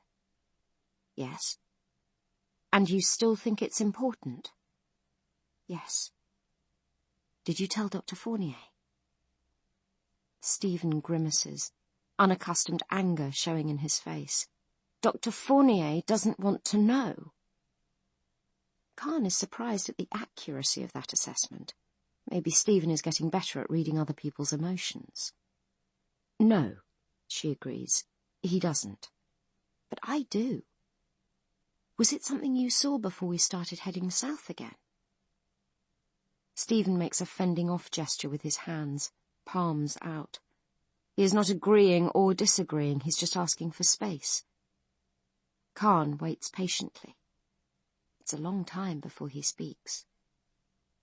Something I did, he says eventually. Tell me, Khan suggests, and then when that elicits no response, or show me, if it's something you can show. Unexpectedly, Stephen starts to cry, ragged, unwieldy sobs that sound like hiccups. Hey, Khan whispers. Hey, Stephen, it's all right. You haven't done anything wrong. Just show me. Come on.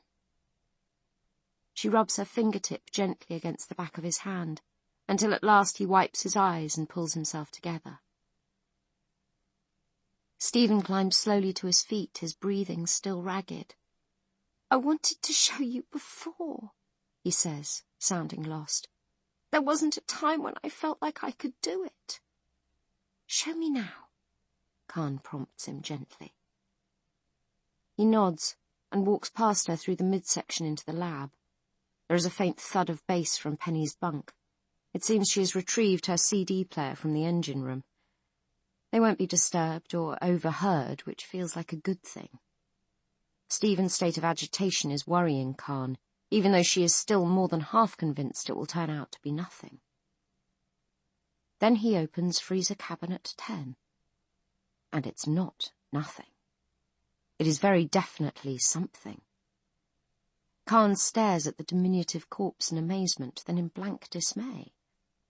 There is no grey threading anywhere on the body. No sign of fungal outgrowth. For a moment, she's just looking at a dead child. It has to be a hungry. But that doesn't make this okay. It hasn't been logged. It has no reason to be here. And in the light of last night's alarm, it's a question mark a mile high. Stephen, she demands, what is this? What am I looking at? I think it might be a second-generation hungry. A what? She stares at him blankly. The words make no sense. Hungries don't breed. They don't do anything except eat. I don't know, Rena, that's only a guess. But there were children in Invercray and they were different. They're infected, but they've got normal brain function, behavioural repertoires like primitive humans. And Private Lutz found them. That was what started the fight. He shot one of them, this one, and then they killed him. I felt bad because I'd seen them first, and I could have told everyone they were there. I should have said. I should have told all of you, but I didn't, and then it was too late. He points out the bullet wounds, his face crumpling with sorrow. For the dead hungry, or for the damage done to its brain? Khan isn't sure. I found this body right after Private Lutz shot it. I thought I should take it and bring it on board and study it because the children were so different. I thought this might be the breakthrough we'd been looking for. I was going to tell you, but Lutz was dead and I felt like it was my fault, so I wanted to wait until there was something to show you all. Something solid. Their brains are... His voice catches and he swallows. I should have told you, Rena. I'm sorry. Khan doesn't answer. She feels bile rise in her mouth, and it's not because of the blood and exposed brain. Stephen, she says, trying to keep her voice level and uninflected. Was Lutz... What was Lutz doing while you were finding this sample and bagging it. Did you just leave him there? Greaves is horrified at this suggestion. I never even saw him. I heard some of his shots. He was using a suppressor, so I must have been close, but when I got there, all I saw was... His voice trails off and he just points. Khan looks up from the freezer cabinet to see his eyes tight shut, tears welling out from under the lids. It's all right, she says automatically. She tries to find words that will talk him down from his crisis. Dr. Fournier is going to ascend the walls and scream at him from the ceiling, but there's no point in worrying about that now. There are so many other things to worry about. This is an important find, and you did right to retrieve it. I tried to tell you last night. I know you did. We all saw Dr. Fournier shut you down. But before that... No point. She needs to tell the hunting party they're on a fool's errand. They've already got an intact specimen. She heads for the engine room, then changes her mind and climbs the turret steps instead. Her head pokes up between the Colonel's feet. He looks down, surprised to see her there. Rena, what can I do for you? You can call the team in from the field, Colonel. We've got the goods. She doesn't elaborate, she just retreats. She needs time to think of an explanation that doesn't leave Stephen hanging off the wrong end of a court-martial. But of course the Colonel can't leave it at that. What she has just told him sounds like gibberish. He comes down and follows her into the lab. Stephen has closed the freezer cabinet, but Khan opens it up again and shows Carlyle what's inside. Stephen found him in Invercray. This is what's following us. There's no need to hunt them down. Carlyle nods but says nothing. He's probably wondering why Khan has waited until now to explode this bombshell. I didn't know, she says inadequately. I'm sorry. The Colonel heads aft. Sixsmith needs to deliver the news to the hunting party and get them back inside as quickly as possible. This is a big mess already, but it could easily get much bigger. Khan follows and Stephen follows her. They watch, tense and silent, as Sixsmith tries 3 times to raise the field team on one of the handhelds. It doesn't take. Foss said she'd check in every time they get a clear line, she points out at last. We can tell her the next time she pings us. Carlyle shakes his head. I'll tell her myself. Now. He kits up. So does Khan. Standard procedure, she reminds him when he questions her with a look. You going out there by yourself makes no sense at all, Isaac. Sorry. Penny walks in on them while they're checking their magazines. She volunteers too, and the Colonel tells her to man the airlock. When they come back, it's possible they might be in a hurry. Having someone on hand to let them in could make a difference. Dr. Fournier is next. He ventures out of his engine room lair to demand an explanation for why they're all going outside. They leave Sixsmith to give it. It's only when they're through the airlock and 100 yards from Rosie that Khan realizes Stephen has followed them. It's too late by then to send him back. They walk together up a steep incline that is party-coloured and precarious, with old leaf mulch in this season's fall. At the top, the Colonel tries the radio. Nothing. He tries again. Chapter 34. McQueen is a tracker of considerable skill and experience. It pisses him off, therefore, to find that there is nothing to track. Actually, that's not quite true. There is the occasional footprint wherever the trail is softest. Small and shallow, they confirm Foss's visual description of their quarry. They look like the prints of barefooted children. But there is no consistent direction. If one print leads west, the next will almost certainly point them east or south. If the trail leads upslope, they'll just find another print at the crest of a hill that's heading downward again. Either the goblins are dancing in a big fucking ring, or they are deliberately smoking their tracks. McQueen is unwilling to accept either of these 2 hypotheses. but he is starting to lean towards the second one. Foss saw a whole pack chasing Rosie, and these prints only ever come solo. If they're not following the herd, then they're following a decoy. A decoy would do just fine, of course, if they could catch him. Maybe that's what keeps McQueen from suggesting that they give up and turn back. Foss doesn't suggest it either, but then this is her first field op since Carlyle bumped her up to lieutenant. Obviously she's not going to want to come across as a coward or a screw-up. Phillips is a buck private. He'll do exactly as he's told. And the Whitecoats are actually enjoying themselves. Akimwe has been taking photos of the footprints. Seeley has been measuring them. Both men have gone down on their knees, for Christ's ineffable sake, and had a good sniff. They have been talking the whole time about stride lengths, interdigital gaps, and whatever else. Foss has told them 3 times to shut up, but they're like schoolkids on an outing. Only a smack in the mouth will do the job, and he is seriously tempted. There's no way they're catching this little barefoot bastard if they're clashing their cymbals and singing Hare Krishna as they come. Although McQueen is honest enough to admit that keeping quiet might not help much, it's possible that the goblins have their number in any case. He is just about to broach the delicate subject of throwing in the towel when the radio on his belt vibrates. Foss must have got the call too, and she beats him to the draw because the assault rifle is lighter and less unwieldy than his M407.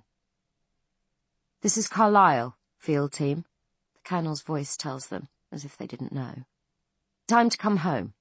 Wherever you are, return to Rosie by the nearest route." "Affirmative," Foss confirms. She looks relieved. She must have known as well as McQueen did that they were getting nowhere slowly. "Anything we should know, sir?"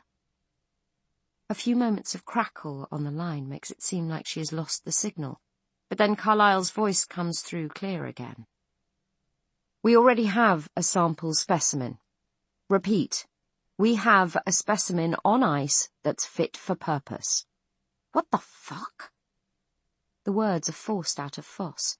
It's not in mission speak, but it has to be said. "Sorry, sir, did you say you already caught one of these things?" "I said there's one on board, Lieutenant. In fact, it was Mr. Greaves who obtained it, back in Invercray, apparently. I'll be debriefing him in due course, as I imagine will Dr. Fournier. In the meantime, you should abandon your mission and come in. There's nothing to stop us going on our way." A number of emotions play across Foss's face.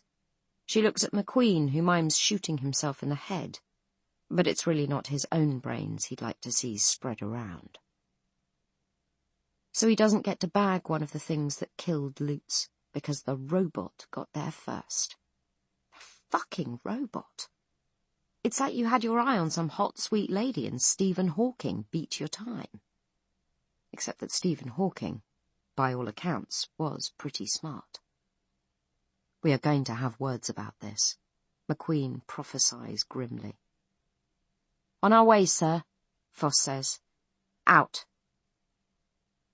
Akimwe and Seeley are looking comically surprised, probably feeling like Greaves cock-blocked them too. "Any takers for one last sweep?" McQueen demands. "I'm in," Phillips says. Akimwe is a couple of seconds behind him, but he votes with his heart, and that's 3. But Foss isn't counting hands. "We've got our orders," she says. "Let's go." Good for you, McQueen thinks reluctantly, and because he doesn't want to foul her in her first match, he falls right in behind her. But by the same token, the robot is going to get it in the neck, and parts way, way south. Carlyle lowers the walkie-talkie and nods. "They're coming," he tells Khan. She sags with relief. She has been afraid all this time that there might be some kind of catastrophe, and that it might be brought back somehow to Stephen. Even though he has problems that nobody is allowed for. Even though it's Fournier's fault as much as anyone's that he didn't get a chance to speak. But it's okay, after all. It's going to be fine. They retrace their steps from the top of the ridge. It's harder going on the way down, and particularly hard for Khan because she can't jump, run, or take a chance on a tumble. She has to lower herself a step at a time, with due regard for her precious cargo. The Colonel utters a sudden, intemperate oath. Khan is surprised until she sees what he has seen. Penny is walking towards them from Rosie, aiming to meet them halfway. When she is close enough for him to speak to her without raising his voice, Carlyle chews her out. "I told you to wait, Doctor," he says, "not to leave the airlock open and unattended." "I closed it behind me," Penny says indignantly. "I just wanted to—" Her voice trails off, but the end of that sentence is easy to fill in. She didn't want to be the last member of the science team left on the sidelines, and for these purposes she doesn't count Dr. Fournier as a scientist, any more than the rest of them do. The Colonel doesn't waste time on remonstrances. He ushers them on with a brusque nod of the head, and Penny reluctantly turns to make the march of shame back to Rosie. She even takes the first step. But in between the first step and the second, the children emerge from the forest on all sides of them. It's as quick and as seamless as ink soaking through a paper towel. One moment they're alone, the next they're surrounded. They stop dead. There is no other option. The children's cordon bristles with points and edges. They are equipped with a terrifying array of found objects, as though a primary school outing had armed themselves from their parents' kitchen cabinets and toolboxes before setting off. With a dizzying sense of unreality, almost as though she is looking at a puzzle picture, can you find 17 sharp things in this woodland scene? Khan's gaze is drawn to a carving fork, a drill bit, a Stanley knife, a ski pole, a chisel. The children hold these things in readiness, but make no move to strike. Khan experiences a weird fissioning of her vision. At first glance she is seeing children. Scary, human children, either playing war games or going full-on Lord of the Flies. On the double take she sees that the whites of their eyes aren't white. They're grey. Cordyceps infection, when it reaches the brain, deposits mycelial matter in the visceral humour of the eye. These are hungries. But regular hungries are like rays of light. Once they start moving, they can't stop until they hit a target. They don't choose to stop. And they don't watch anything the way the children are watching them now, intent, appraising, ready to move again from one moment to the next. Khan feels her legs weaken, almost falls but steels herself and stays upright. One of the children steps forward. Their leader? It's hard to tell. Like the rest, she is dressed in outlandish offcuts, faded and scuffed with wear. 100 keychains hang at her waist, and her red hair is a still frame from an explosion. But she has an air of authority, and the others track her movements with a hushed expectancy. She might be 9 years old. The worm of an old scar winds across her pretty face. Her grey-on-grey eyes are open more than a little too wide, the pupils visible as perfect circles. She goes to Stephen. She is aware of Khan, of the Colonel, but she doesn't seem interested in them. She is as lithe as a cat. The keychains barely jangle when she moves. She places her hand in the centre of Stephen's chest. To Khan's astonishment, Stephen accepts the touch with no sign of discomfort. If anyone in Rosie, even Khan herself, laid a hand on him like that, he would flinch away so violently that he would ricochet off the far wall. For several heartbeats the girl's hand, with the fingers spread, rests against the thin fabric of Stephen's shirt. Then she removes it and presses it to her own breastbone, holds it there, and drops her arm once again to her side. There is a long, strained silence. It's as though they're in a play and everyone has forgotten their lines.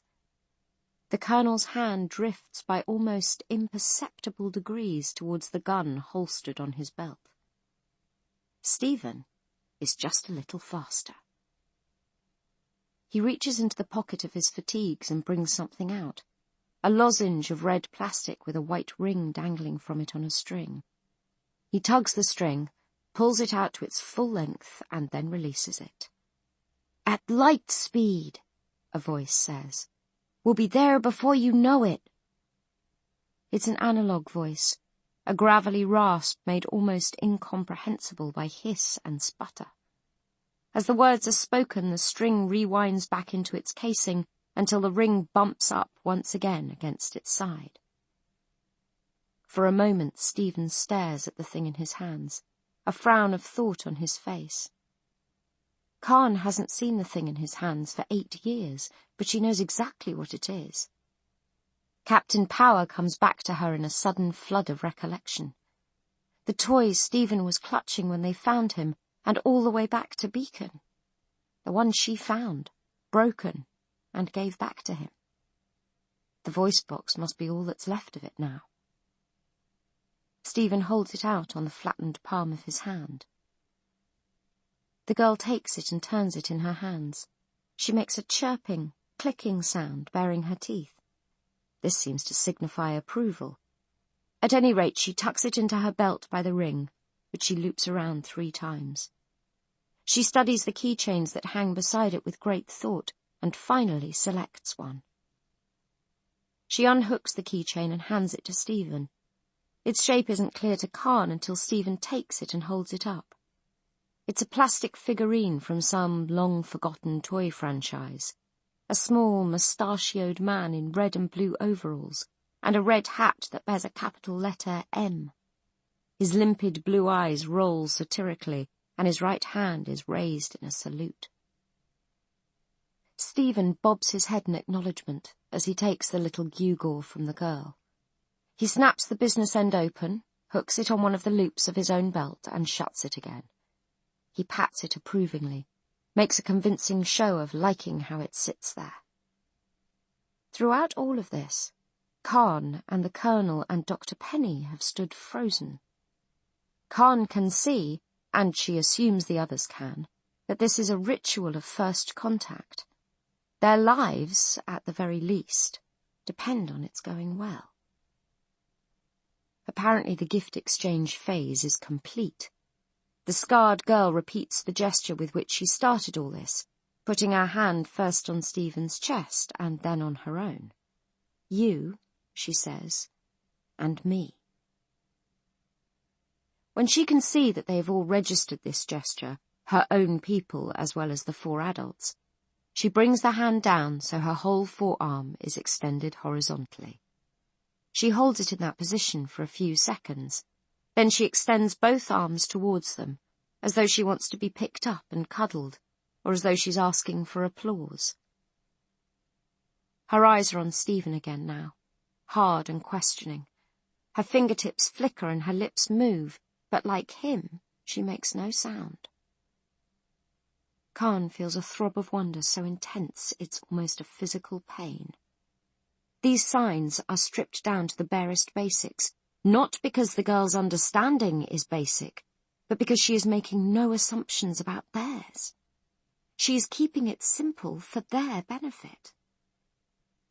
Khan sees the Colonel's stance, his wary readiness, and Penny's bloodless face a second or two away from a scream or a sob.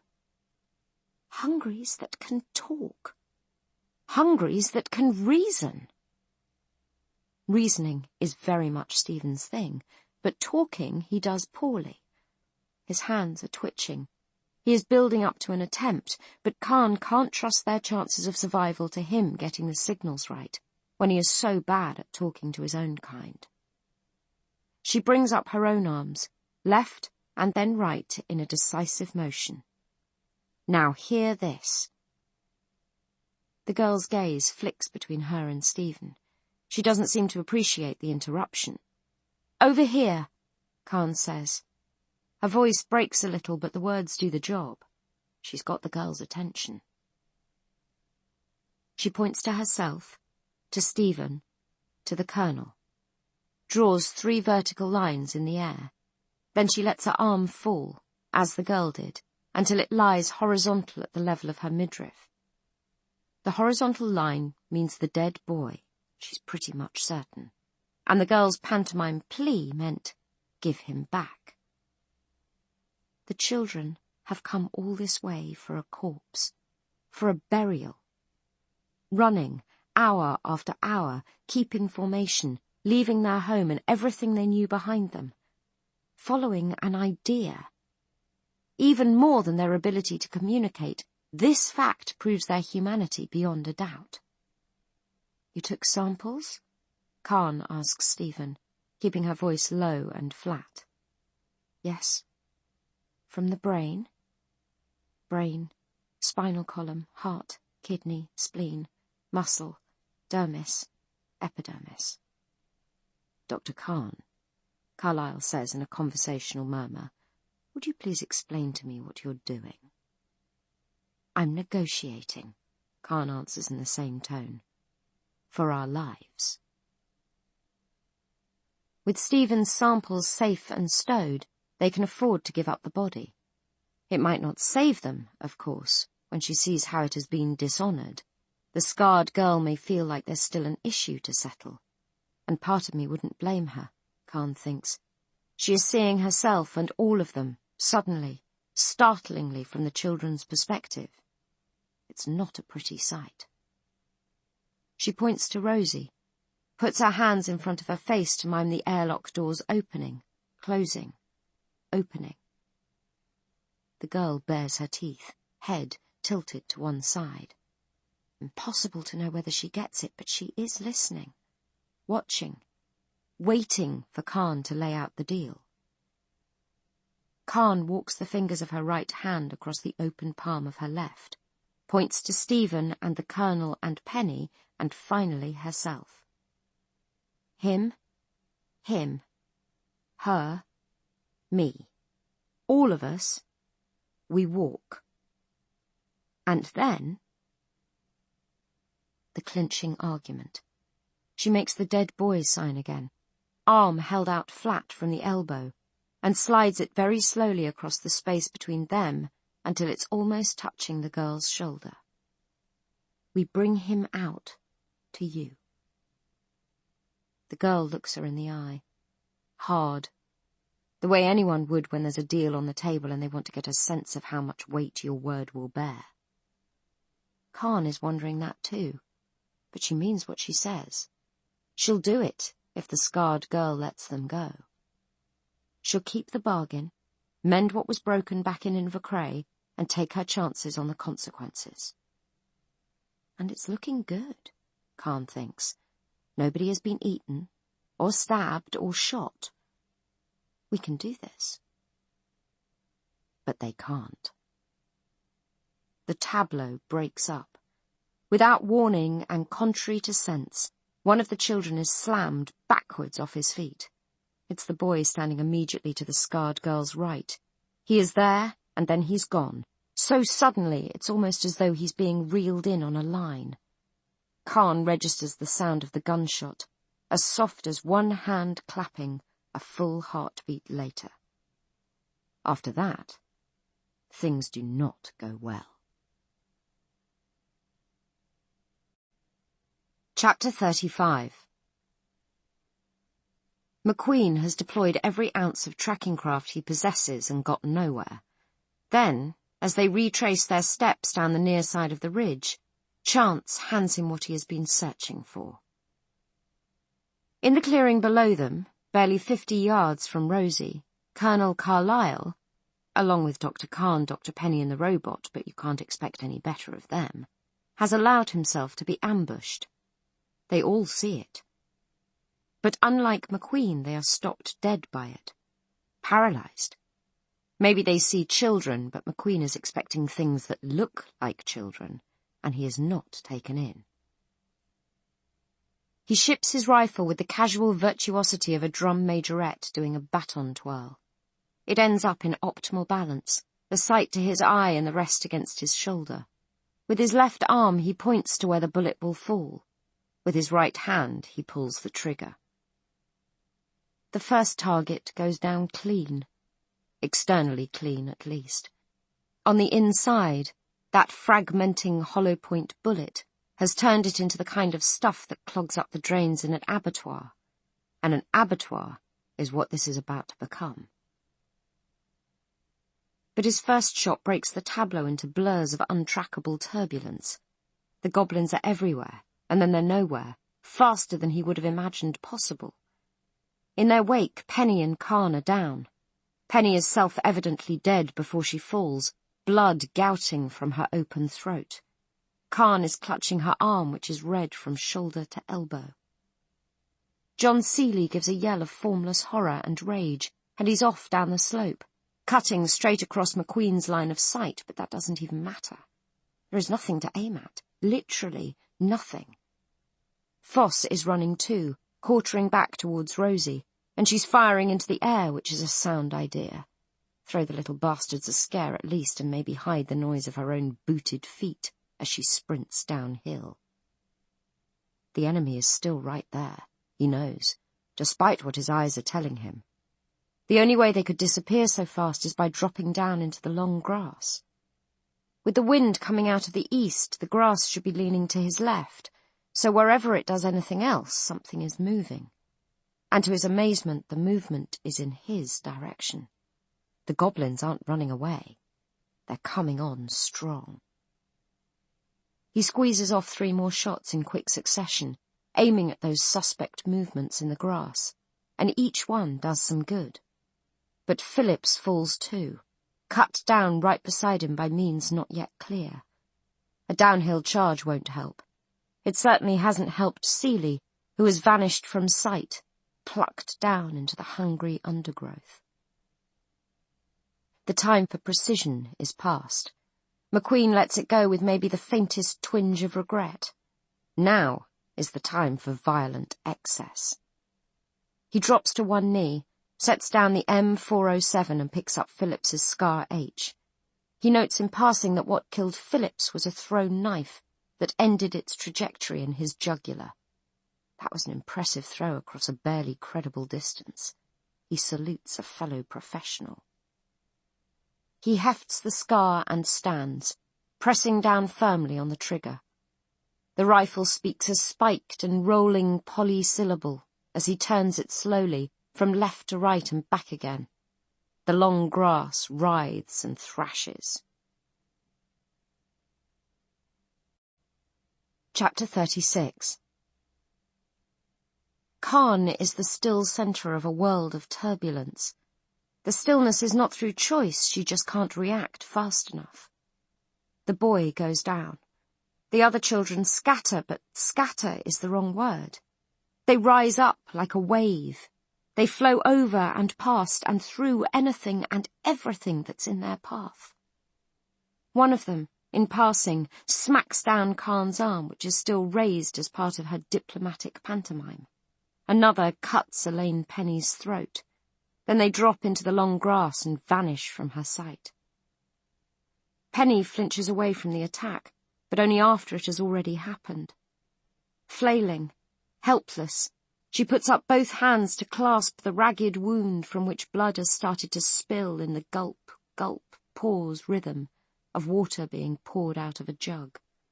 She opens her mouth, fights very briefly to speak, but it turns out that's all she has to say. Gulp, gulp, pause. She staggers. Khan reaches out to steady her, to hold her. The blood, she thinks. The first thing is to stop the blood. But one look tells her it's futile. That slashing cut left nothing intact to build on. Penny crumples from the knees and falls. Khan is left staring at her own right arm. Some of that blood isn't Penny's, it's hers. It wasn't a slap she felt, it was a stab. The gash is shockingly wide and deep. Blood is lying in it like a pool, overflowing like a waterfall. She presses the arm to her body, wincing from the contact and from the throbbing pain that is only now making itself felt. More shots ring out from up the slope. High-pitched shrieks indicate that they found their targets, or at least something that was alive. Khan is stupefied. She knows she needs to find cover, but she can't turn that thought into action. Stephen is keening beside her, his clenched fists in front of his face like a boxer on the ropes. She catches her first glimpse of the people who are shooting. McQueen striding slowly down the slope, Foss running away from them at a steep angle with her rifle pointed at the sky. Where is she going? And John. John is sprinting downhill to join her, his face flushed red with effort. Then he trips and falls headlong, disappearing into the long grass. Khan runs towards him. He's not alone down there, and he didn't just fall. Invisible in the undergrowth, the children are moving. 3 of them swarm across John as he sprawls and flails. A small girl hugs his arm, bends it backwards with fierce concentration. A boy of the same age claws at his face, blinds him. Another, older, punches him again and again in the stomach with a blade no longer than a pizza cutter. Khan grabs the older boy by the shoulders and drags him away. His face is a painted-on skull, the real teeth extended above and below his jaws into a terrifying, unreal rictus. The boy squirms in her arms, impossible to contain, and bites deep into her already wounded arm. When he raises his head again, there is a gobbet of her flesh between his teeth. She feels no pain, but the shock of it drops her to her hands and knees. Which is just as well. Bullets scythe the grass at what would have been her chest height. They pluck the boy apart. Khan tries to stand, tries to think. Freezing fog is pouring into her brain, filling the orbits of her eyes. She's wounded, but that's nothing. She's infected. If these children are hungries, she's infected. She has to do something, but there isn't anything. If she had a knife, if she cut off her arm right now. But she doesn't carry a knife. And in any case, it's probably already too late. That's not a race anyone has ever won. Hands are hauling at her waist, lifting her up. Someone is trying to carry her, and whoever it is, they're finding her weight hard to manage.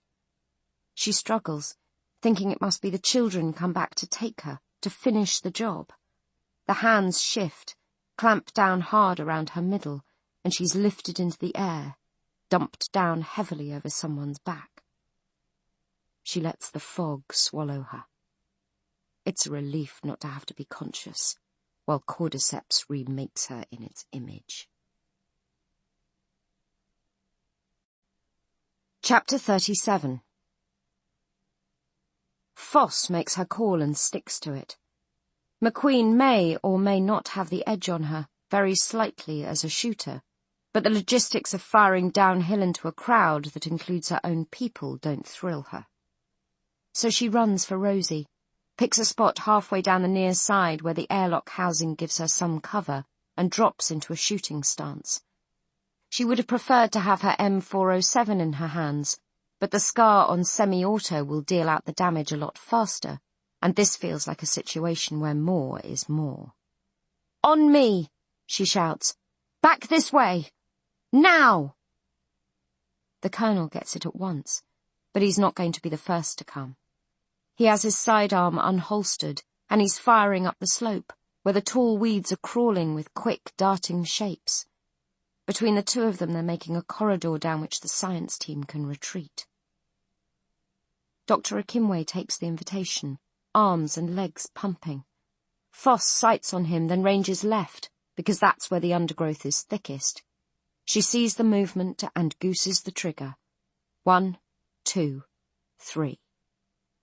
She thinks she hit what she was aiming for, and she sure as hell didn't hit Akimwe.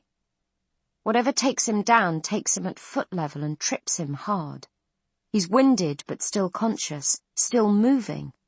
So why the hell doesn't he get up? Because there is something knotted around his ankles. They got him with a bolus of some kind. but the colonel is on it. He backs towards her, towards Akimwe, firing as he goes. McQueen is out of sight, which Foss hopes means he's found a good hide somewhere up on the hillside. She can see Seeley and Penny, but they're not moving. Nothing is moving now. There isn't a sound, and the grass is finally in some kind of consensus with the wind. Maybe it's over. The stone that whips past her face comes from above, rings against Rosie's armoured flank like a dinner gong. That's what the lull meant. While she was watching the weeds, the kids have taken the high ground. More stones slash and punctuate the air, punch the ground and the trees all around her. Could this get any more fucked up? Foss switches her aim to the leaves overhead and lets off a long, meandering volley. Sorry, squirrels. Anything off the ground is fair game.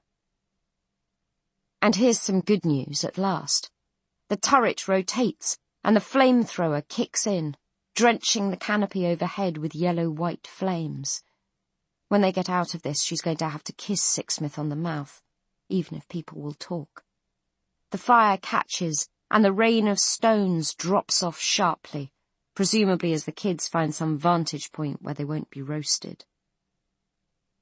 Something big and shapeless comes blundering towards her down the slope, and she almost cuts it down before she realizes what it is.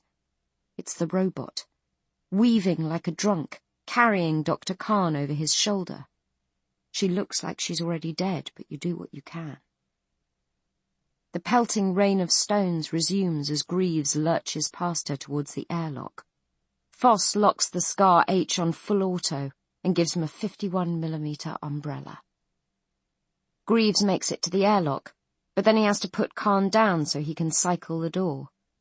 Further up the slope, McQueen is on the move again, taking the same route she did. He's walking at a steady, deliberate pace, turning the rifle in a bendy figure of 8 to take in the grass and the trees from his 9 o'clock to his 3. Now Colonel Carlyle is coming in too, on Foss's right-hand side. He stops long enough to get Akimwe upright, although the scientist isn't walking properly. 2 dead. Maybe 3.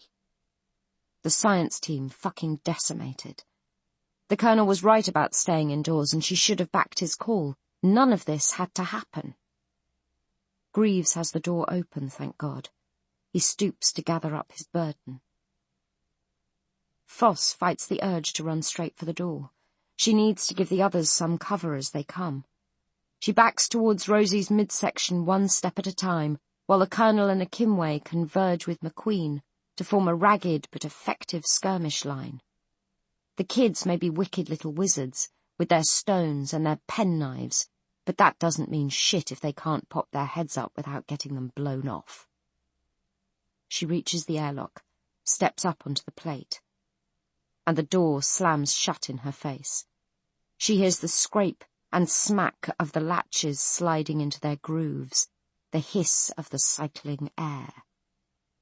Greaves has locked them out. Chapter 38. Every second counts, so Greaves has been counting them. He is up to 70. He has set a metronome ticking in his mind. He trusts its accuracy, has no need to check a watch, and no time. No time at all. 70 seconds from the moment when Rena was bitten, and 2 minutes is the average time, not the shortest, only the arithmetic mean, that the cordyceps pathogen takes to cross the meningeal barrier and set up house in the brain. 50 seconds, then, before Rena is gone. Set her down. Close and secure the airlock door. 49. He can't let anybody see this. 48. Nobody. 47. The lock is still set to respond to the day code if it is correctly keyed in from outside. Reset the day code. 46. 45. He has to choose a number he will remember so he can let the rest of the team back in once he has done what needs to be done. He chooses pi to 10 places. Too obvious? He cheats and rounds the final 5 down instead of up. 44. 43. 42. He kneels and picks Rena up again. She is convulsing, twisting in his grip. He staggers, almost loses his balance, but manages to right himself again. 41. 40. Sixsmith is in the turret directly above his head, busy. Greaves walks on by without even looking up. The lab can be secured from the midsection by a sliding bulkhead of interlocking plates, but he has to put Rena down again, on the workbench this time, scattering racks and retorts and equipment trays, pushing everything else aside to make room for her. 39. 38. And then before he can deal with the bulkhead, Dr. Fournier comes striding out of the engine room, full of panic and righteous fury. "What's all the noise? Greaves, what are the soldiers firing at? Why?" 37. Greaves charges him full on. Before Fournier knows what's happening, Greaves's lowered head has slammed into his face, and Greaves's forward momentum has pushed him back into the engine room, where he falls and sprawls. 36. Allow one for a skipped beat, lost in that painful impact. 34. Fournier is looking up at him in dazed horror, his face smeared with his own blood. He is mouthing Greaves's name in a slurred and bewildered tone, interrogating the impossible thing that just happened. The engine room isn't really a room, fortunately. It bolts and locks from the outside. Greaves steps back quickly into the lab, slams the door and slides the bolt. 33. 32. Footsteps on the midsection platform. He races across the lab and closes the bulkhead door across, just in time, as Sixsmith comes down the turret ladder, dropping the last few feet onto the platform. 31. 30. 29. The metal reverberates to her pounding. "Greaves, are you fucking insane? What have you done to the door?" No time. No time. He shuts out the noise, concentrates on the tick of the metronome. 28. Draw Rena's blood. 27. 26. Try to draw Rena's blood, but she's 25. Struggling. Fighting him, doesn't. 24. Recognize him, so he has to. 23. Lean his weight on her. 22. Pin her down as her hands. 21. Find his face. Push. Claw at his face. 20. Draw Rena's blood. 20 cc. 19. With one hand uncap the test tube. 18. The wrong test tube. He needs. 17. The latest batch. Unlabeled. This one. Here. 16. Insert the hypo. Still one-handed. 15. Drop the plunger. Rena's blood mixing. 14. So slowly. 13. With the dead boy's cerebrospinal fluid. 12. And the T-cells of unnamed patient 13631. 11. Whose resistance to cordyceps was promising. 10. But who knows? Who knows, really? 9. Draw it back up again. 8. All of it. 7. Rena's hands force his head back. 6. So he's blind, and in his panic the metronome breaks. The ticking stops. His fingers grope and slide and don't find a purchase.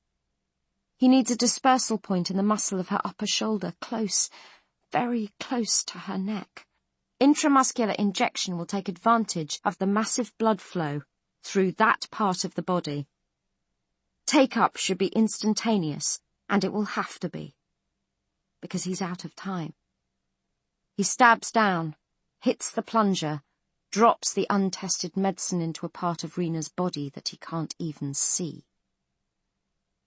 Then he gives up the fight, loses his balance and falls. Rena, falling off the table along with him, landing right beside him, face up. She's not moving.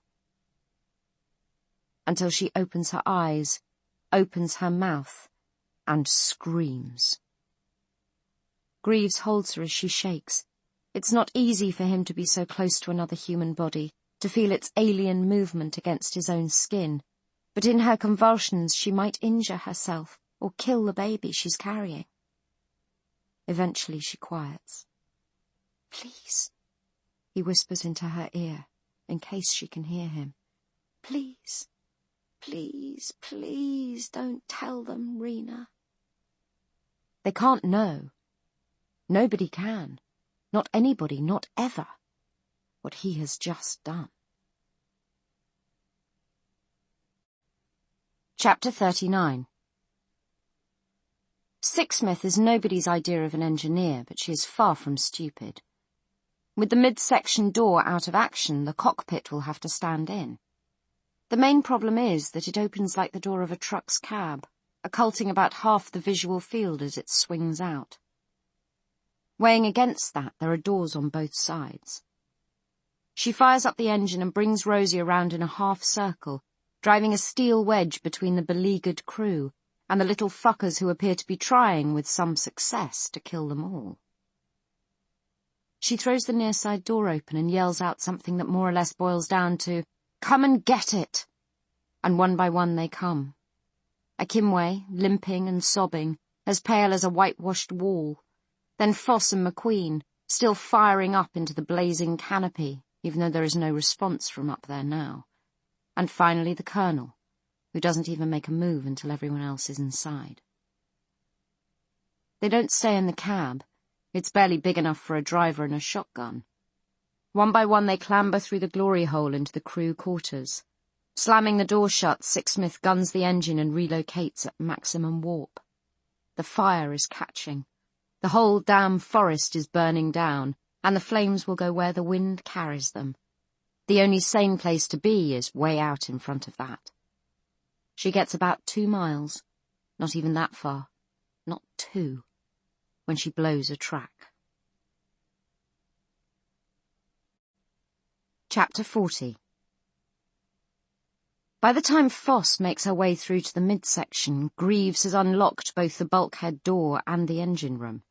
Dr. Fournier is screaming into Greaves's face, his own forehead bearing a bright, dark smear of blood, while Dr. Khan, on the floor, lies sobbing and wheezing for breath.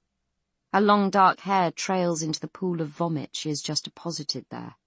Her wounded arm has been newly but not neatly dressed. They only just got out of that with their lives, and maybe they should be counting their blessings, but Foss has a sense that things are still coming apart. McQueen strides past her, past the Colonel, pushes Fournier out of the way one-handed, and grabs Greaves's lapels to lift him off the ground and slam him hard against the wall. Then he hauls him back, and slams him again, even harder. "Mr. McQueen," Carlyle says, "that's enough." McQueen evidently doesn't agree, because he goes for the hat trick. The robot hits the wall so hard that Foss can feel the vibrations through the steel plates under her feet. Which seems to be the straw that broke the camel's back. The Colonel's handgun is suddenly up against McQueen's ear. McQueen lets go and Greaves slumps, sliding down the wall until he is sitting on the floor. "Discipline is a habit of mind," Carlyle says with deadly calm. "Acquire it. Right now." McQueen stares down at the robot. His teeth are bared and his eyes show very wide. "I want this bastard off the bus," he says hoarsely. "He almost killed us all." Carlyle doesn't look too impressed with this argument. His brow furrows a little and his face flushes red with the effort of self-control. "Actually, I believe that honor belongs to you," he says. "Dr. Khan was talking to the children, negotiating with them. They didn't attack until you shot at them." McQueen turns. He makes a big show of being under the gun, of only holding back because the gun is there, so Carlyle holsters it and holds him with a glare. "There will be a full inquiry," the Colonel says, "when we get back to Beacon. Until that time we are all members of the same crew, and we will behave as though that means something." "Try telling that to this little shit," McQueen says, prodding Greaves with the toe of his boot. "He trapped me in the engine room," Fournier pipes up plaintively. "He assaulted me and locked me inside. Now I can't get any sense out of him.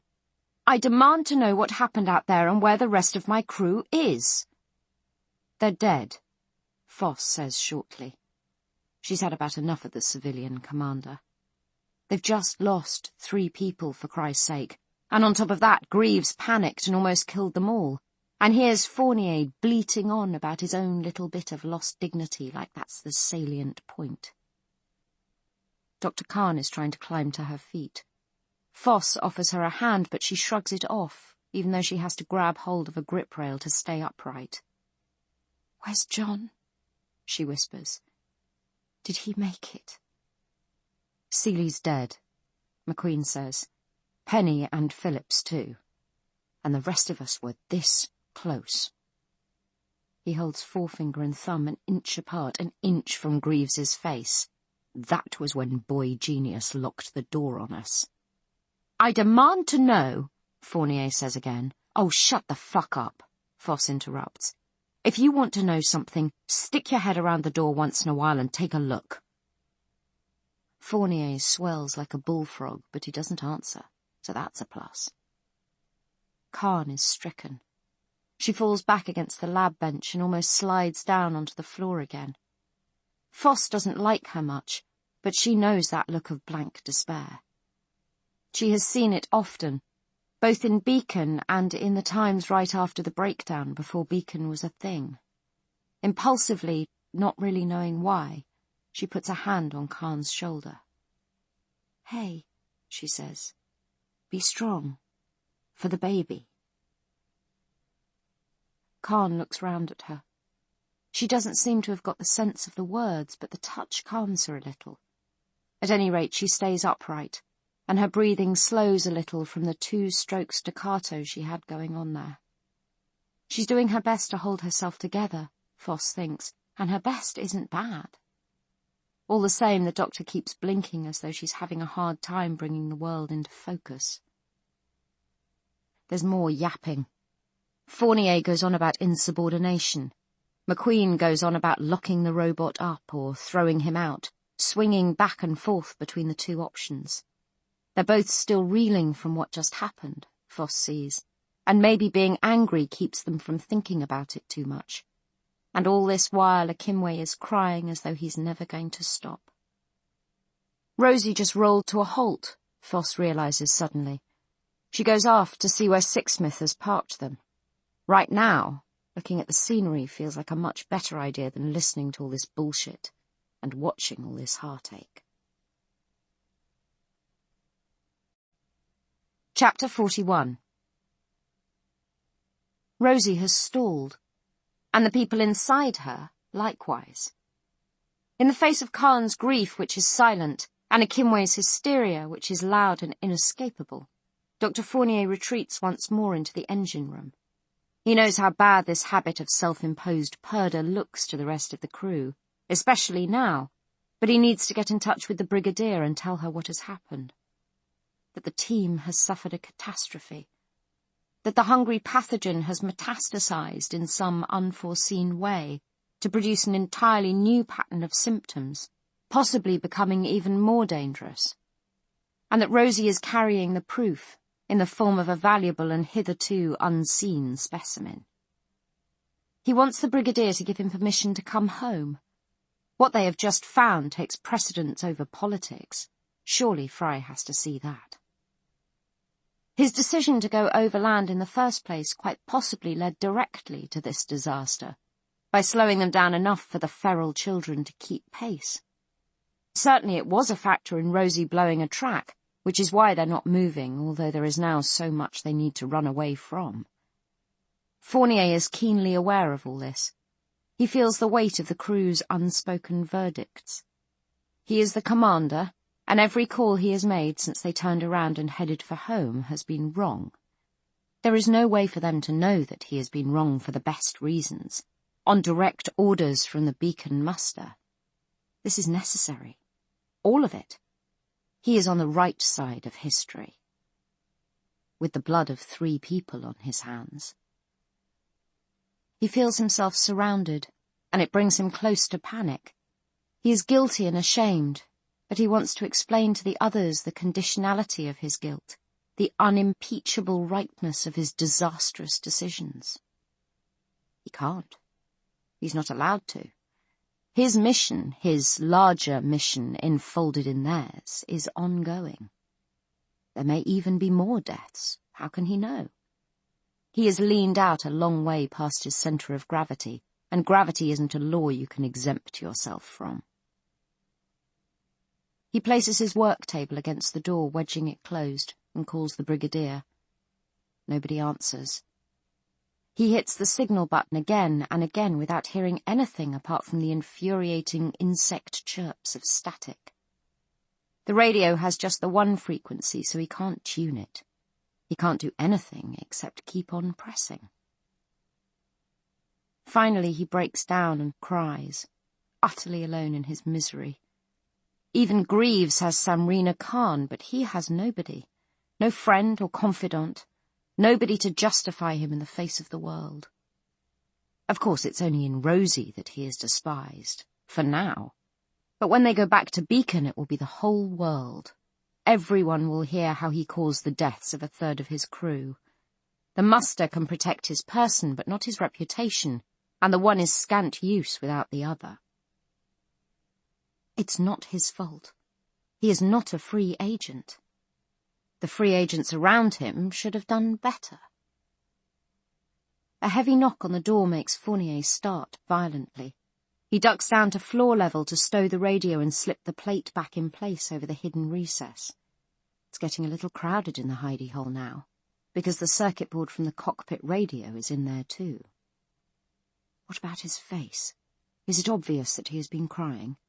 With the heels of his hands he wipes his cheeks. He straightens, smoothing down his shirt. Yes? Dr. Fournier? It's Carlyle's voice, infuriatingly calm and even. May I come in? Fournier considers the various negative responses. He doubts that any of them will do. He pulls the desk away from the door and opens it. Carlyle steps inside and immediately pushes it closed again. Have we repaired the tread? Fournier asks. Repairing the tread will take hours, and anyone who goes outside to do it will be hard put to protect themselves while they're working. It's broken ground out there with plenty of cover. Still, if we're to get moving again, I'm very much aware of the urgency of the situation, Doctor. That's why I'm here. Fournier steels himself for some accusation or else for a question he can't answer. Decisions need to be made in the wake of what just happened, Carlyle says. The crew are badly shaken up, close to falling apart in some cases, and they need us to show some leadership now. You can't stay in here. No, Fournier agrees. I won't. I just needed to compose myself. But it's important that we agree on a course of action before we go out and speak to them, wouldn't you say? Given where disagreement has got us. Yes, Fournier says. Of course, Colonel. That makes very good sense. Would you like to sit down? He indicates the only chair. He would very much like to claim it for himself because his legs feel weak. But from the perspective of non-verbal signals, body language, that has troubling implications. He doesn't want to look up at Carlyle, who already has the advantage of having been proved right. The Colonel shakes his head. There is a suggestion, he tells Fournier, that we should go back and recover the bodies. It came from Dr. Akimwe, but I suspect Khan and Sixsmith may feel the same way. I said I would consult you before deciding on anything. He winces and shifts his weight. Your leg, Fournier essays, pushing the chair forward a little. Carlyle affects not to see it. My own thinking, he says, is that we need to focus on our own survival. That means fixing the broken tread and then heading straight back to Beacon without any stops along the way. Do you agree? The straight question lands with a thudding impact. Of course Fournier agrees, with every nerve in his body, but his remit from Brigadier Fry runs in exactly the opposite direction. We mustn't act in haste, Colonel, he says. This situation... Yes, we're in a very bad spot, I accept that. We've suffered losses and we're still directly threatened. At risk. Very much at risk. But we've made a hugely important find. Surely it's incumbent on us to assemble as much data as we can before leaving the site. Carlyle's brows dip a little. We've already left the site, he points out, his tone flat. And we have an intact specimen. Yes, Fournier admits. Yes, of course. But I mean in the wider sense. We need to see how far this new phenomenon has spread. Take measurements and observations. That merits a short delay, I think. A day, perhaps 2, no more than that. Abruptly, Carlyle changes his mind and sits, with a half-stifled sigh. He stares hard at Fournier. Fournier opens his mouth to speak again, but the Colonel makes an impatient gesture that silences him. This is why I decided to speak to you alone, Carlyle says, still fixing him with that searching gaze. Doctor, the failure of the ship's intercom wasn't due to any accident or mechanical fault. Private Sixsmith informs me that a component is missing from the cockpit radio, which controls the intercom system as well as maintaining our only link to Beacon. Do you know anything about that? Fournier free-falls for a second before shaking his head vigorously. No, nothing. But how could that happen? Missing in what sense? In the sense of it having been removed. It took Sixsmith a long time to discover what was wrong. She had to go back to the schematics. The missing part is an intermediate frequency transformer, small enough that its absence is hard to spot, but as it turns out, absolutely crucial. Why would anyone disable the radio? Fournier asks. It sounds like an appropriate question for an innocent man to offer. I have no idea, the Colonel admits. Possibly the aim was to make sure the radio wasn't used to talk to the outside world, and the failure of the intercom was an unlooked-for side effect, but that's just speculation. The reason I ask you, Doctor, is because of the timing of all this. The intercom failed shortly after we crashed that barricade back on the road. And I remember that when we were examining Rosie in the aftermath of that incident, you came out to join us via the cockpit door. It's the only time I've ever known you to use it. It was the quickest way, Fournier exclaims indignantly. Indignation feels highly plausible. Good God, I'm under suspicion for choosing the wrong door. My suspicion is spread fairly evenly at this point. But surely after today Greaves has to be the most likely culprit. He clearly can't be trusted. Whether it's some mental aberration or a malicious act intended to... Fournier stops in mid-sentence. The only intention he can think of is the real one, the Brigadier's as actioned by him, to prevent you from finding out that there has been a coup d'etat in Beacon, in case you feel called on to interfere. Carlyle shrugs. I'm making no accusations. I asked you purely because I know you had the opportunity. As to the motive, well, I presume we can agree that it falls under the broad heading of sabotage. Reluctantly, Fournier nods. He doesn't like the Colonel's choice of words. People get shot for sabotage. He thinks he has been discreet, but being a double agent in an enclosed space is an insanely demanding discipline. He can't be sure he has left no clues behind him. And if it was sabotage, Carlyle continues, whoever carried it out wanted us to be unable to talk to Beacon. I can imagine some circumstances in which that would be an issue. All of them are extreme and unlikely, but then so is the prospect of a saboteur in this crew. He is still examining Fournier's face as he says this, with minute and clinical interest. Fournier does his best to look concerned, affronted, and honest. How does this bear on our current situation? He asks at last. Carlyle shifts his weight in the chair, wincing again. I should have thought that was obvious, he says. If someone wants us to stay incommunicado, then we have to return to Beacon as quickly and directly as we can. Your suggestion that we explore further makes no sense to me, especially in our weakened condition. We're short-handed. Some of the crew are traumatized, and for all we know, the feral children are still pursuing us. They seem to be outside the normal human range for both strength and speed, just as the Hungries are. It seems very likely that they are Hungries, of a new and unidentified kind. It's imperative that we stay ahead of them, and it's imperative that we return to Beacon in one piece to deliver what we've discovered. You understand me? You make a strong case, Fournier allows. But still, in the interests of— Doctor, Carlyle cuts in, the question was not, do you agree, but do you understand? I'm not negotiating with you. I'm explaining to you what we are going to do. I expect you to go out there now and tell the crew that this is a decision we've reached together. If you feel unable to do so, I'm going to shoot you in the head and tell them myself. Fournier laughs at the absurdity of this image, but it stops being funny as he takes in the Colonel's sombre tone and the solemn, unhappy set of his face. He means it. Are you mad? Fournier gasps.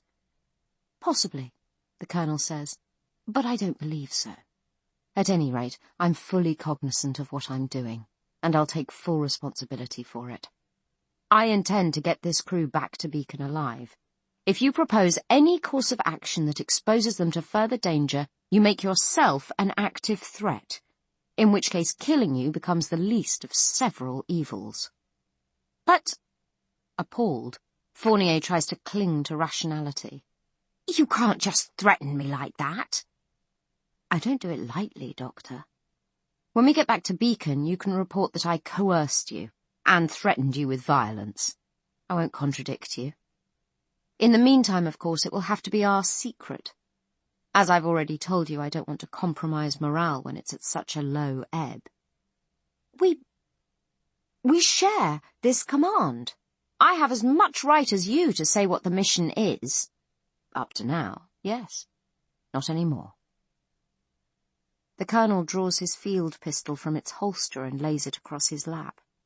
He waits in silence, presumably for Fournier to decide between death and surrender. There is a middle ground, though, whatever the Colonel thinks. Fournier can say whatever he needs to say to get out of this room, and then go back on it. Carlyle won't dare to kill him in front of the crew. Which means, of course, that he won't dare to do it here in the engine room either. The closed door hides nothing. If he shoots Fournier, everyone will hear the shot. Everyone will know it was murder. I'm sorry, Colonel, the doctor says. I won't be threatened or dictated to. I have the right to express my own opinions, and the right to enforce them as civilian commander. Very well, then, Carlyle says. He runs his left hand across the side of the handgun. There is a single click, soft and discreet, but full of sinister import. He stands without a word. Wait! Fournier blurts. Carlyle presses the barrel of the handgun against the side of the doctor's head. Fournier's eyes close involuntarily against the flash and ruin that's about to come. His knees give and he sinks to the floor. He raises his hands to wrest the gun from the Colonel's hands, but he leaves them up in a gesture of abject submission. Don't, he pleads. I don't want to, the Colonel says again, but the gun doesn't move from Fournier's temple. I want us to come out of this intact, with no further loss of life. Work with me, Doctor, until we get home at least. After that, you can do as you like.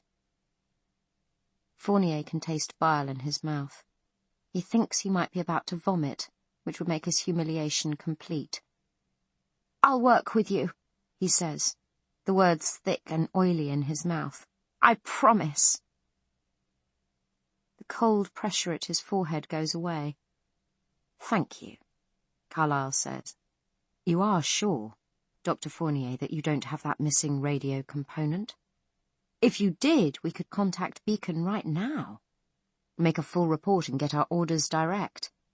The report would, of course, include the conversation we've just had. I won't try to stop you from laying a formal complaint against me. Fournier climbs weakly to his feet.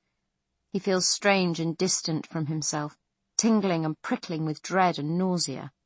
That makes it easier to lie. Nobody could read his body language now when it's slack and sick and strange even to him. I don't know what happened to the radio, he says. Very well. But we're agreed about the mission? Yes, Colonel. We're agreed. And I'll make my report in my own way, in my own time. Then that's all that matters for the present. Thank you. I'll give you some time to compose yourself, Doctor. 10 minutes? Then I'll convene the crew. Chapter 42. There is a meeting in the crew quarters to which everyone except Stephen Greaves is summoned. He is the spectre at the feast, Khan thinks, only a few feet away but invisible, sitting on his bunk with the curtains drawn, present and absent at the same time. He has changed into his blue cotton pyjamas, as though this is his bedtime, and withdrawn into himself in the way he often does. The rest of the crew have pulled up their drawbridges too, in ways that are only marginally less obvious. Greaves might as well be in another country. Foss has been patched in from the turret via the short-range walkie-talkies since the ship's intracom is still shot. Khan is present too, for some value of that word. Mostly she is aware of the tides of her own blood and her own emotions, while the conversation rolls around and over her. She is still human. The moment when she was bitten plays on a continuous loop in her brain, vivid and terrifying. But it must be an illusion, a trauma artifact. She must have been stabbed or scratched or sliced, or else something scraped against her open wound and caused that sharp spike of pain. She has managed to evade the literally once-in-a-lifetime opportunity to study the hungry pathogen very briefly from the inside. All the same, something is very wrong. Under the bandage, her skin is alive, crawling, as though it wants to migrate to some other part of her. Her head is heavy and hot. Her stomach, too, an oven baking her dry. When she cried for John, which she did long and hard, no tears came from her eyes. Everybody by this time has made the pilgrimage to the lab's freezers and inspected the tiny corpse in Cabinet 10. Everybody has accepted that it is what Greaves says it is, one of the hungry children they just encountered, the children who all but slaughtered them from a standing start, despite the adults' massive superiority in weapons and training. If they had only known, John might be alive. And Penny. And Phillips. Khan has always been able up to now to make allowances for how Stephen thinks, how he behaves, and she knows he tried his best to tell them his secret. But for now, and for the first time ever, she finds it hard to look at him, or to think kindly of him. Words wash around her. Meanings follow at their own pace, or some of them do. She is not always at home to take delivery. Akimwe argues for going back. His lover, Private First Class Gary Phillips, is among the dead. He asserts over and over again that they can't just leave him there. Leave them all there, like rubbish dumped along the road. John is there too, Khan thinks. I should feel the same way Akimwe feels. But she doesn't. When she thinks of John Seeley, she thinks of their bodies pressed together between the upper and middle bunks, the narrow space that they defended against the world. That's important. The scientist in her insists on it. Her memories are John's mortal remains, and that roadside carrion is nothing. But the living owe a duty to the dead. Even the feral children know that. That's why they ran and ran in Rosie's wake all the way from Invercray. They want their brother, their friend, their own, to be returned to them, which is exactly what Akimwe wants. She sees it all in that moment. everything that's happening and has to happen. But it slips away again. Her mind won't make a fist to hold it in. So it is left to Dr. Fournier to explain how important the specimen in freezer 10 is, how unique it is. McQueen scoffs at that word.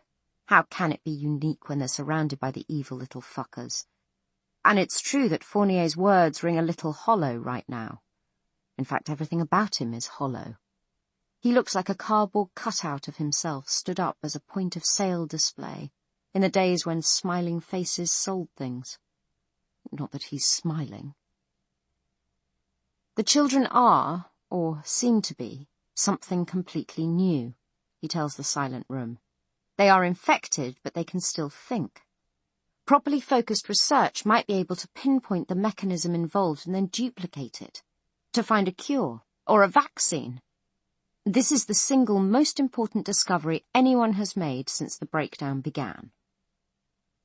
Fournier speculates, briefly, on what the children might be. The offspring of women who were already pregnant when they were infected,